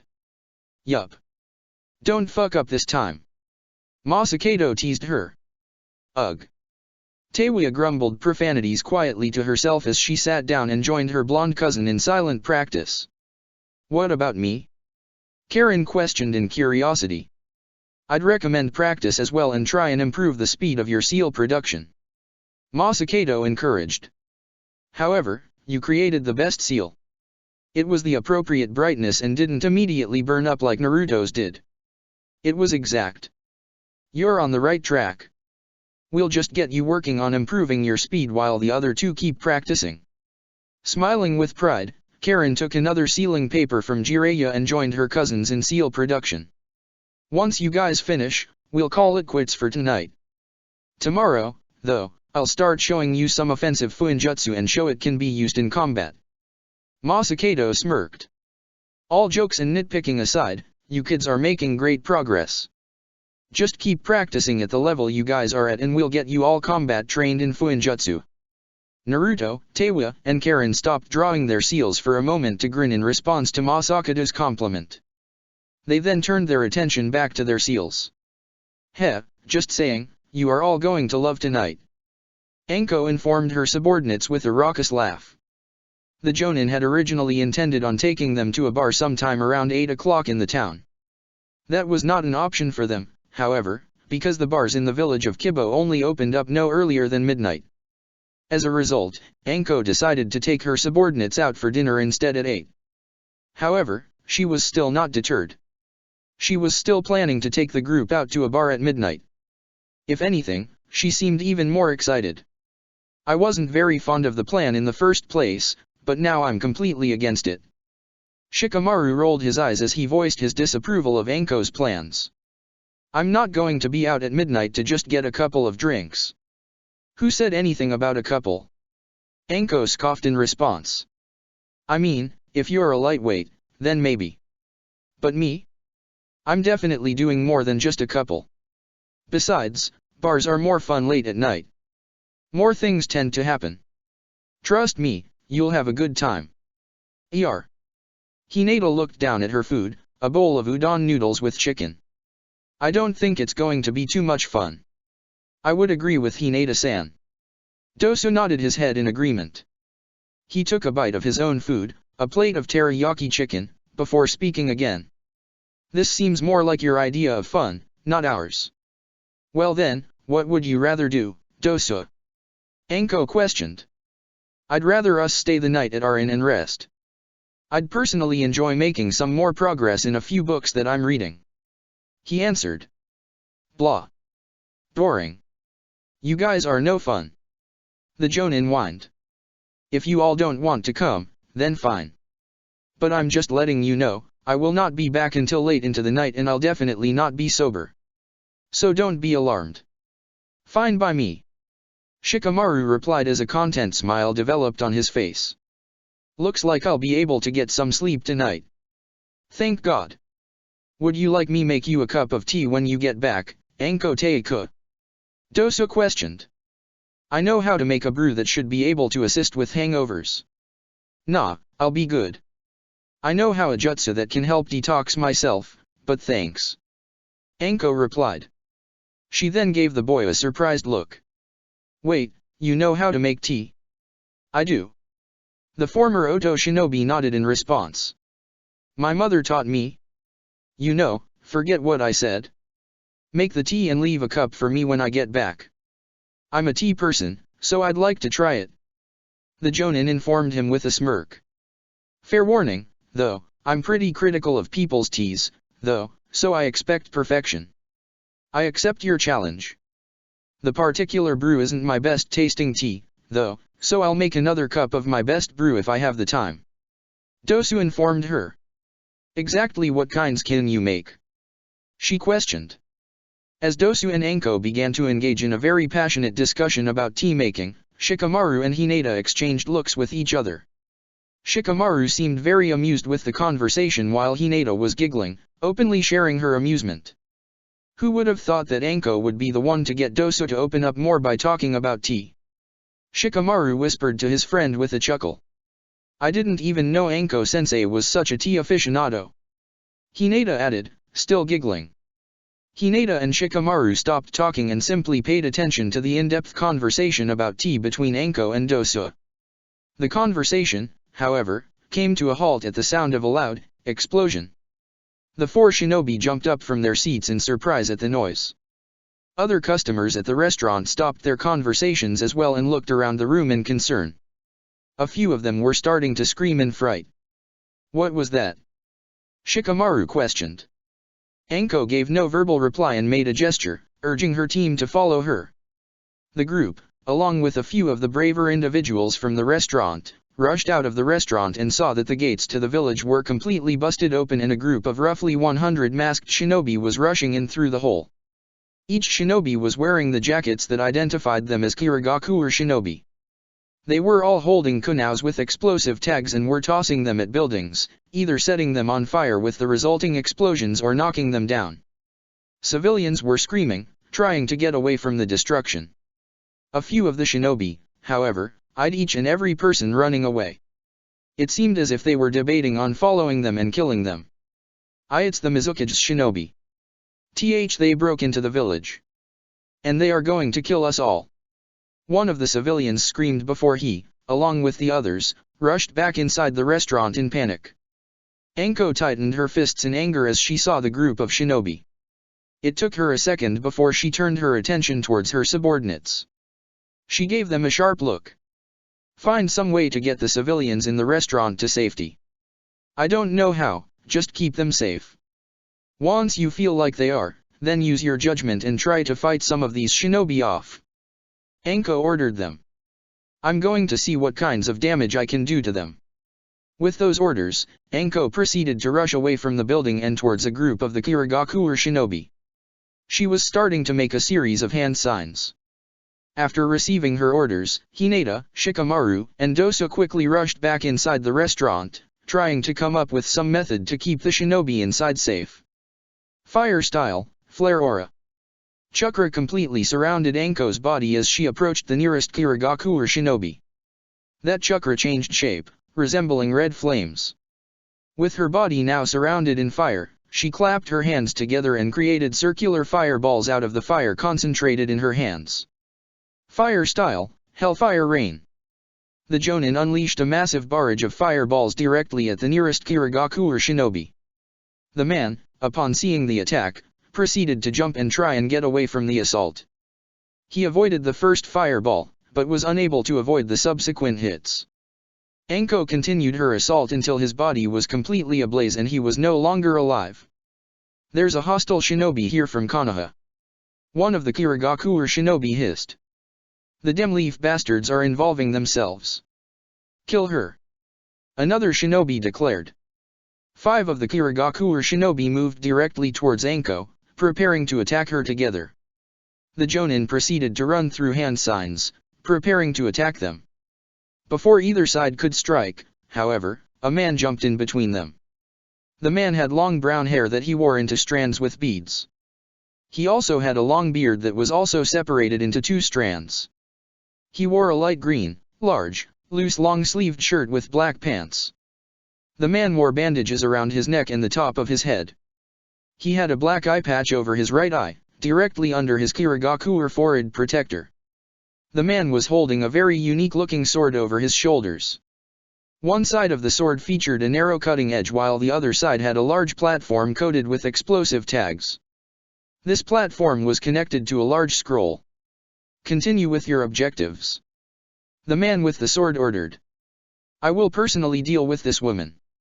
As you command, Jinpachi-sama. The 5 Kirigakure shinobi shouted in unison. With those words, the shinobi rushed off into the village to continue their plans. Anko, seeing them escaping, held out her hands and unleashed a massive blast of fire directly towards them.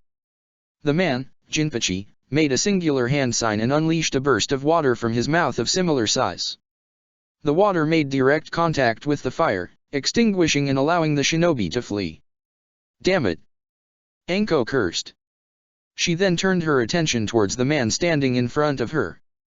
She scowled, recognizing him. Munashi Jinpachi, one of the infamous 7 swordsmen of the mist and one of only 2 that are still loyal to Kiri. Known for your use of Shivuki, the blast sword, and for your general fucked up behavior, such as killing your older brother. Does your bingo book actually mention that? Jinpachi questioned the Jonin with a curious look. How interesting. My brother was nothing more than an ant. Killing him was no different than killing an animal. He was no challenge. I'm surprised people even cared. Of course people cared. You don't kill your family for no fucking reason, you piece of shit. Anko hissed in response. Not bothering to wait for a reply, Anko proceeded to toss fireballs from her hands directly at Jinpachi. The swordsman proceeded to rush forward, dodging each attack. He continued to move until he was directly next to her. He swung the sword, attempting to cut her with the blade. The Jonin jumped, avoiding the attack. She then held out her left hand. Hidden shadow snake hands. Snakes rushed forward from Anko's coat sleeve. They opened their mouth, preparing to bite their target. Jinpachi made no effort to move away from her attack. He simply made a hand gesture, causing the scroll on his sword to unravel and reveal more explosive tags. The snakes, instead of the swordsman, made direct contact with the scroll. The explosive tags promptly blew up, completely destroying the snakes. Jinpachi proceeded go, once again, on the offense. He jumped quickly into the air directly above Anko's position and prepared to strike at her with the edge of his blade. As he was about to make contact with her, more explosive tags on the platform of his sword started to light up, signaling they were about to activate. Anko jumped away barely in time, causing his sword to make contact with ground. Within seconds of impact, an explosion was generated, causing rubble of both stone from the road and dirt to fly into the air. Anko was forced to move away from the resulting debris. His fighting style is as destructive as the bingo book said. When Munashi Jinpachi fights, the battleground he fights on will exist no longer. Anko recalled information she had read about her opponent. Her eyes then wandered, noticing the village of Kibo. He is the absolute worst person to fight in a village. He's going to blow up the entire village. Why the hell are you attacking the village? What the hell have the people of this village done to the Mizukage? Anko demanded to the Kirigakure shinobi. Jinpachi, in response, scoffed. You don't know anything about the way this country works or what this village has done. He pointed towards the various buildings in the village with the edge of his sword. The fucking rebels have set up refuge here in this village. The village of Kibo is their base of operations. So because of that, you're going to just up and destroy the village?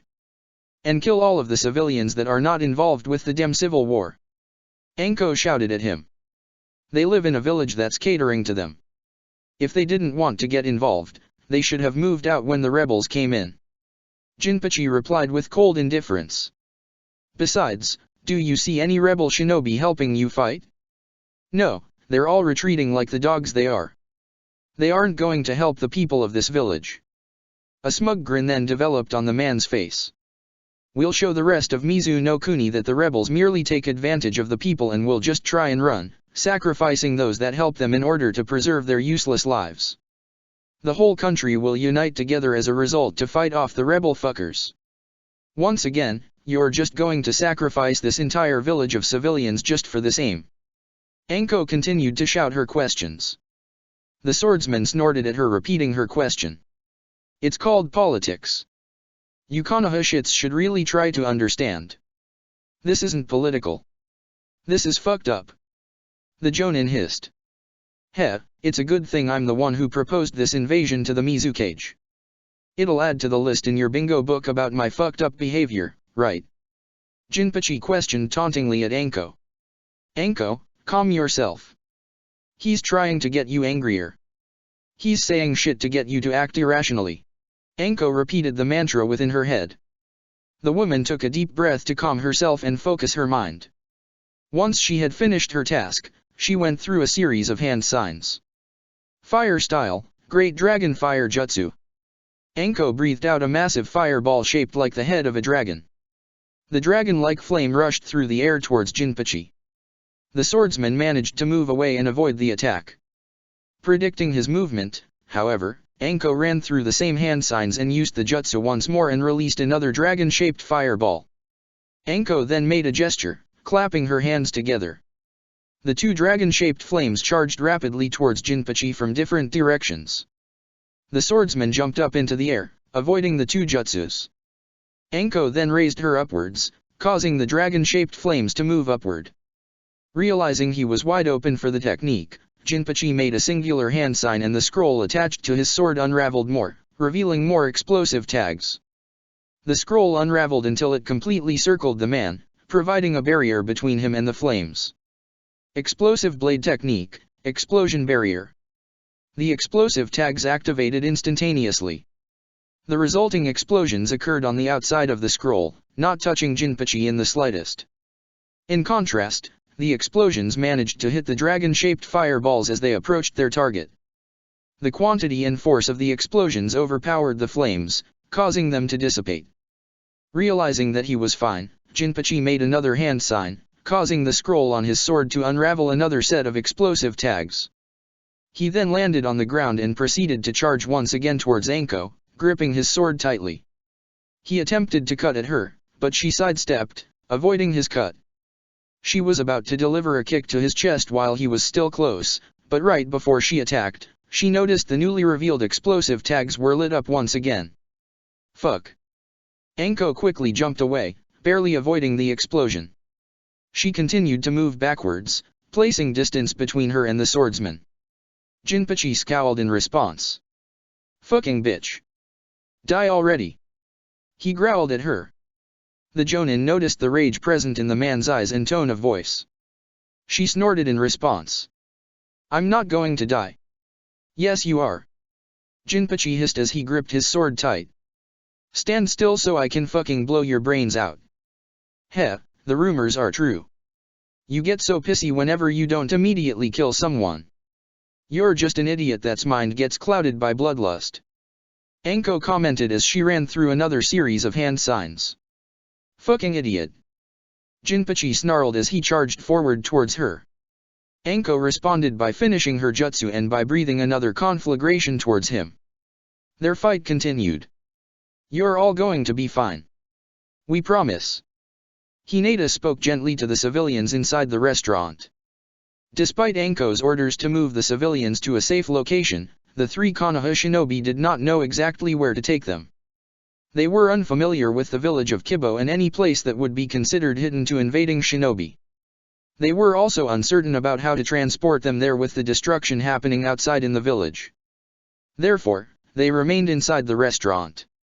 The civilians were all huddled into a corner with Shikamaru, Hinata, and Dosu standing up front, comforting them and preparing to guard them from any invaders.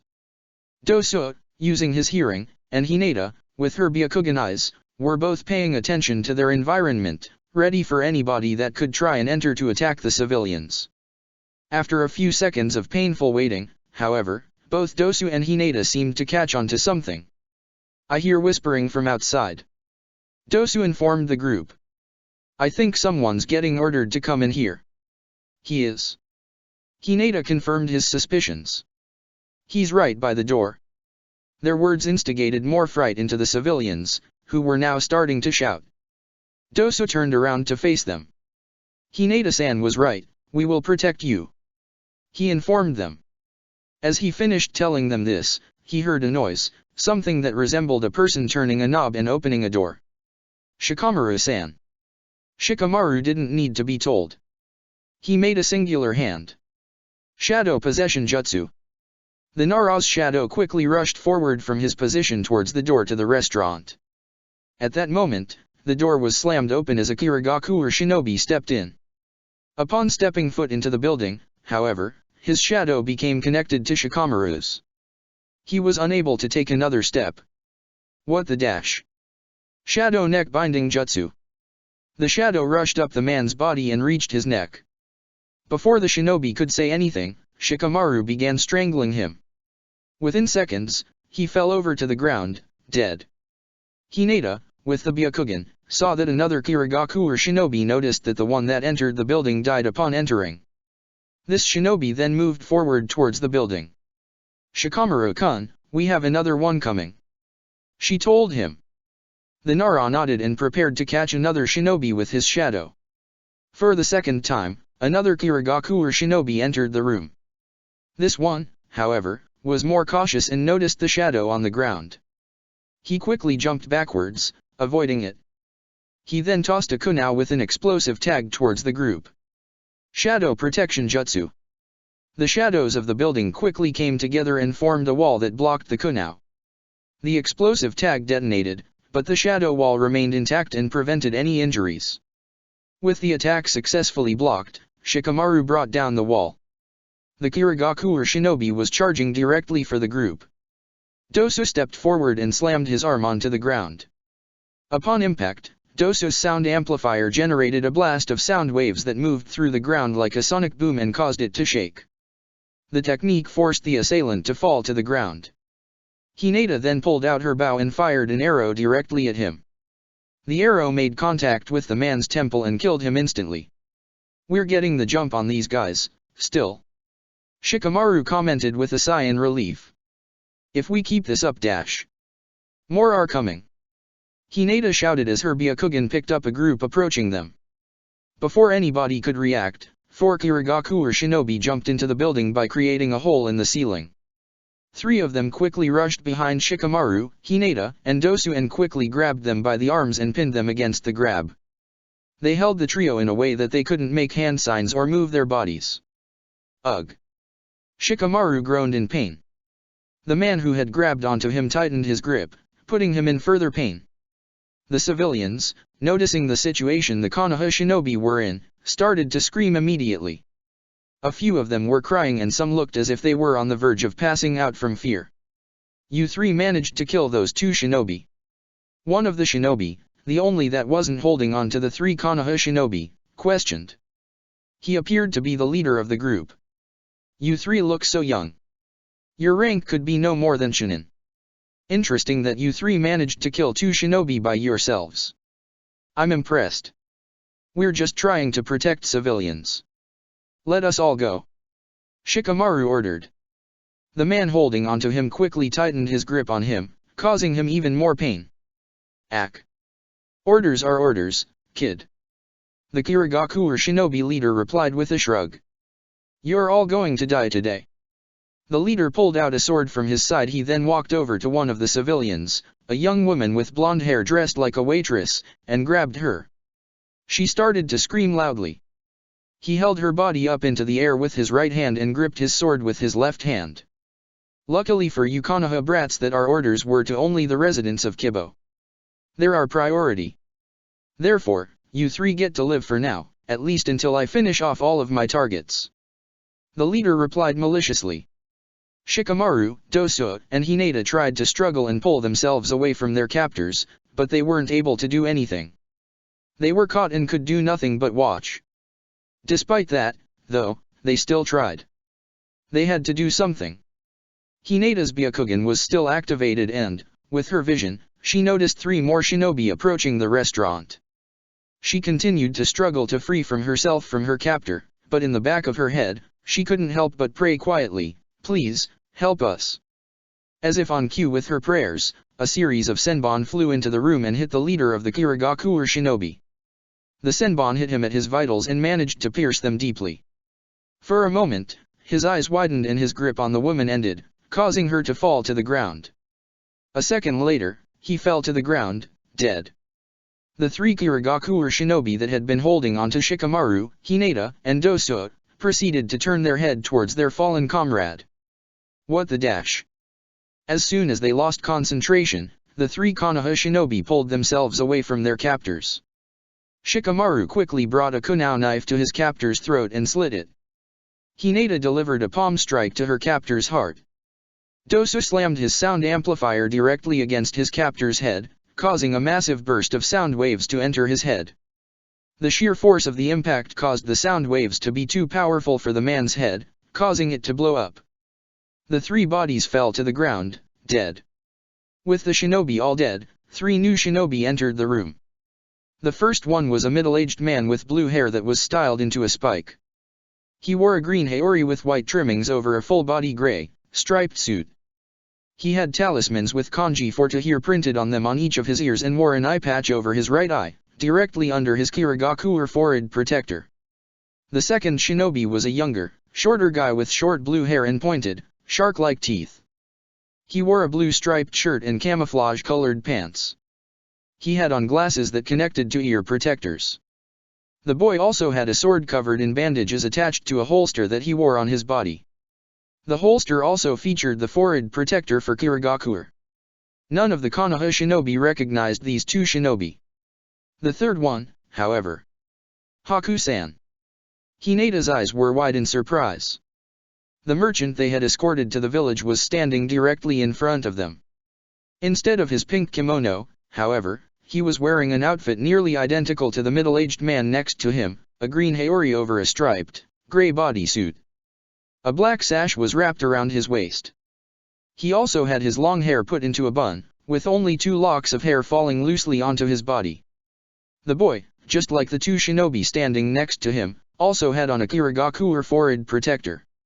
He was wearing his, like the older man next to him, right around his forehead. It's Mei's troops. We're saved.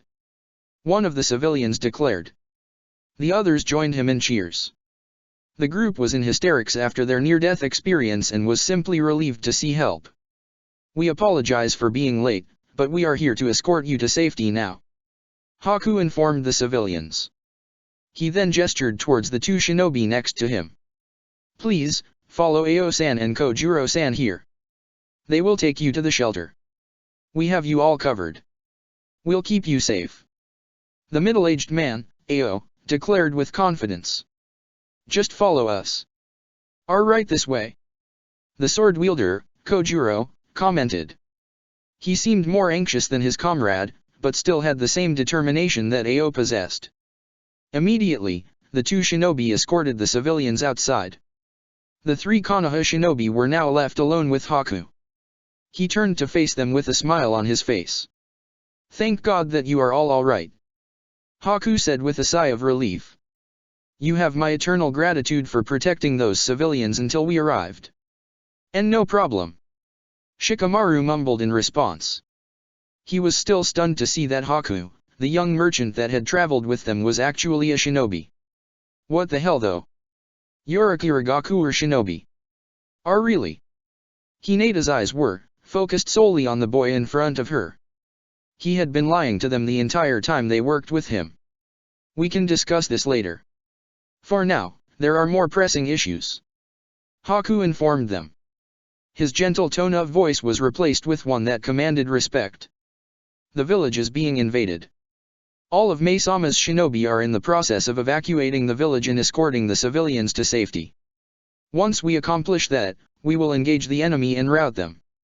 I know you are Konoha shinobi and are neutral in the civil war here in Mizu no Kuni, but I ask of you to think of the civilians of this village, and please help us. Haku's words reminded the Konoha shinobi about the situation at hand and its seriousness. They nodded in understanding. Tell us where to go and where to escort the civilians and we will do our job. Dosu stated. I will direct you three on where to go. Just follow me. Haku requested. With those words, the four shinobi left the restaurant to find and rescue more civilians in the village. Fire style, Hellfire Rain. Anko proceeded to chuck fireballs from her hands directly towards Jinpachi. The swordsman continued to approach her quickly, avoiding each of her attacks. Each fireball ignited the road, causing fires to develop. In a moment, he was once again directly in front of her. He prepared to swing his sword and cut into her. Anko, however, didn't bother trying to dodge. Instead, she made a singular hand sign. Fire style, Widespread Ruin. The flames that had collected on the road quickly combined together into one massive conflagration. This newly formed fire rushed forward towards the duo. Jinpachi was unable to react as the flame hit both of their bodies. Anko, with her body still covered in fire, didn't react at all to the fire.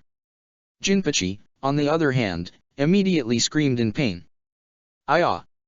He hissed in pain as he jumped backwards away from Anko. Despite the agonizing pain he was experiencing, he managed to overcome it and start making hand signs with one hand. Water style, Rising Water Slicer. Using water from underneath the ground, Jinpachi called forth a jet of water that rose up from the ground underneath him. The water completely hit Jinpachi's body head-on, extinguishing the flames that were burning him. A moment passed by before the water began to evaporate. With both the flames and the water gone, the swordsman remained standing in that spot, completely drenched. There were, however, burn scars on his visible skin and his clothes had holes in them as a result of the flames. For a moment, Jinpachi said nothing as he swung his sword. Despite both the flames and water that consumed it, the sword seemed undamaged. Both the scroll attached to it and the explosive tags appeared to still be functional to him. Once he clarified on that, the man focused his attention on Anko. You fucking bitch. Jinpachi snarled as he spat on the ground. You thought you could kill me with fire? I'm a fucking explosives expert. Of course I know how to react when my body's on fire. Good to know. Anko rolled her eyes in response. I have other techniques I can use to kill you then. Would you rather be poisoned or have your throat cut open? I'd rather you fucking die already. He growled. With those words, Jinpachi charged towards Anko once again. Anko prepared for another attack and began making hand signs, ready to hit the man with another jutsu. Just as he reached her, though, he made another gesture of his sword and released another large section of explosive tags that completely covered the entire sword. Explosive Blade Technique, Explosion Rain. Jinpachi slammed his sword downward directly before reaching Anko. Upon impact with the ground, the explosive tags were launched from the sword and into the air. The tags moved at a quick rate and completely covered the air around Anko. They all proceeded to light up simultaneously. Shit. Anko was unable to get away as each explosive tag blew up. The flames from her flame aura prevented her from taking fatal damage from the explosive flames, but the force of the explosions managed to knock her backwards, sending her flying to the wall of a nearby building. After impact, she fell down face first onto the ground. Immediately after hitting the building, her flare aura began to fade away. Some of the flames of the many explosions managed to pierce through her flare aura and hit her skin. Anko hissed in pain, both from the burns of the explosions and from being knocked into the wall. Jinpachi saw her struggle to get back and grinned. "And there's the kill," he exclaimed as he lunged at the Jonin. He gripped his sword tightly, prepared for the cutting edge of his sword to bury itself deep into her heart. "Now you die dash." Before he could reach Anko's body, however, he was intercepted. A man appeared and blocked Jinpachi's sword with his own sword. The two men were brought to a stalemate as their blades clashed. Anko managed to pull herself off the ground to see the two men try and overpower the other.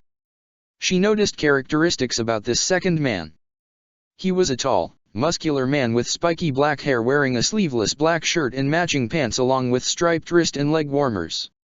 He had bandages around his neck that went up to his face, completely covering his mouth. The man also wore his forehead protector to the side. The most noticeable feature about him, however, was his oversized broadsword. The Konoha Jonin knew who he was immediately, Mamakai Zabuza. Zabuza did not turn to give the Konoha shinobi his attention. Instead, he remained concentrated on Jinpachi. The two men were still clashing blades against each other. "Well, Zabuza, the rumors were true. You did end up joining up with the rebels," Jinpachi noted with a scowl on his face. "Shame. Despite your treason, I had to respect you when you had the balls to try to pull off your coup by yourself. Looks like you realized how weak you were unless you had people to back you up." "Humph." Zabuza scoffed in response. "You haven't changed, Jinpachi. Still acting tough when you're nothing more than Yagura's lapdog." "I'm no fucking dog," Jinpachi snarled in response. A malicious grin developed on his face as he began to push back harder on his blade, causing him to have an advantage against Zabuza as they clashed swords. "I'm a loyal Kiri shinobi to the Mizukage. And, in case you haven't realized, we're the winning side." "You sure about that?" Zabuza taunted. "Take a look around you." Jinpachi, for a moment, looked in his peripheral vision to see what Zabuza was talking about. To his surprise, he didn't see a village being burned to the ground and destroyed. He saw fires being put out. He saw civilians being escorted to safety by rebels. He saw corpses of loyal Kirigakure shinobi, the troops he led. "You're losing, Jinpachi. Your vision of Kirigakure is losing." Zabuza taunted as he pushed back with his own sword. He was now getting the advantage in their clash. "But, most of all, Yagura is losing."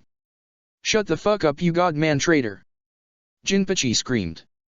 Instantly, the scroll on the Shivuki sword released another segment of explosive tags. The tags lit up instantly. Zabuza, realizing what was going to happen, jumped backwards. Just after he jumped away, the tags activated and released a large explosion. This explosion caused dirt to rise up into the air, covering the area. Once the dust clouds dispersed, Jinpachi was no longer present in the area. He saw that he was losing and he just up and left. "Still the same fucking coward." Zabuza shook his head, both in anger and disappointment with his fellow swordsman of the mist. "Quick, after him!" Anko shouted as she tried to start running out of the village to capture him. The Konoha Jonin, however, failed to make it more than a few steps. A few seconds passed by before she fell to the ground, wincing in pain. Zabuza walked over to her body and examined her briefly. "You got burns on your body. And a few deep cuts. You probably also have a few broken bones, from what I can see. You're not in the best condition to keep chasing him," Zabuza informed her sharply. "I was fighting him fine," Anko insisted as she pulled herself up. "I can still dash." Her words died on her tongue as she fell to the ground once again, still wincing in pain. Zabuza shook his head for a moment as he picked up the Konoha Jonin and put her on his shoulders. "You're obviously not fine. You were probably close to dying if I didn't intervene. So I'd suggest not arguing with me and just stay quiet," Zabuza informed her sharply. "I'm taking you to medical. You Konoha shinobi aren't aligned with us in the war, but you did help try and defend this village from the invasion. For that, you have our gratitude and deserve at least to have your wounds looked at." Anko didn't say anything as Zabuza carried over to get herself looked after by the medic ninjas of the Kirigakure rebels. She didn't have anything to say. She felt utterly humiliated. She wanted to argue that she wasn't done fighting and would have survived her fight against Jinpachi, but she didn't know what to say. Zabuza was right. The massive explosion tags that pierced through her flare aura and sent her into the wall inflicted a lot of pain on her. She knew she had a few broken bones at least and a few burns that she wasn't certain that a standard medical shinobi could heal. Perhaps she would have died. However, another thought dominated her head, one that equally disturbed her. Jinpachi managed to get away. He would alert the Mizukage about Anko's, a Konoha shinobi's, involvement in the defense of the village. Well, Konoha is going to be involved in this civil war now. She realized. All she could hope for now was that the civil war in Kirigakure would soon come to its end. Check the description for the links to the author.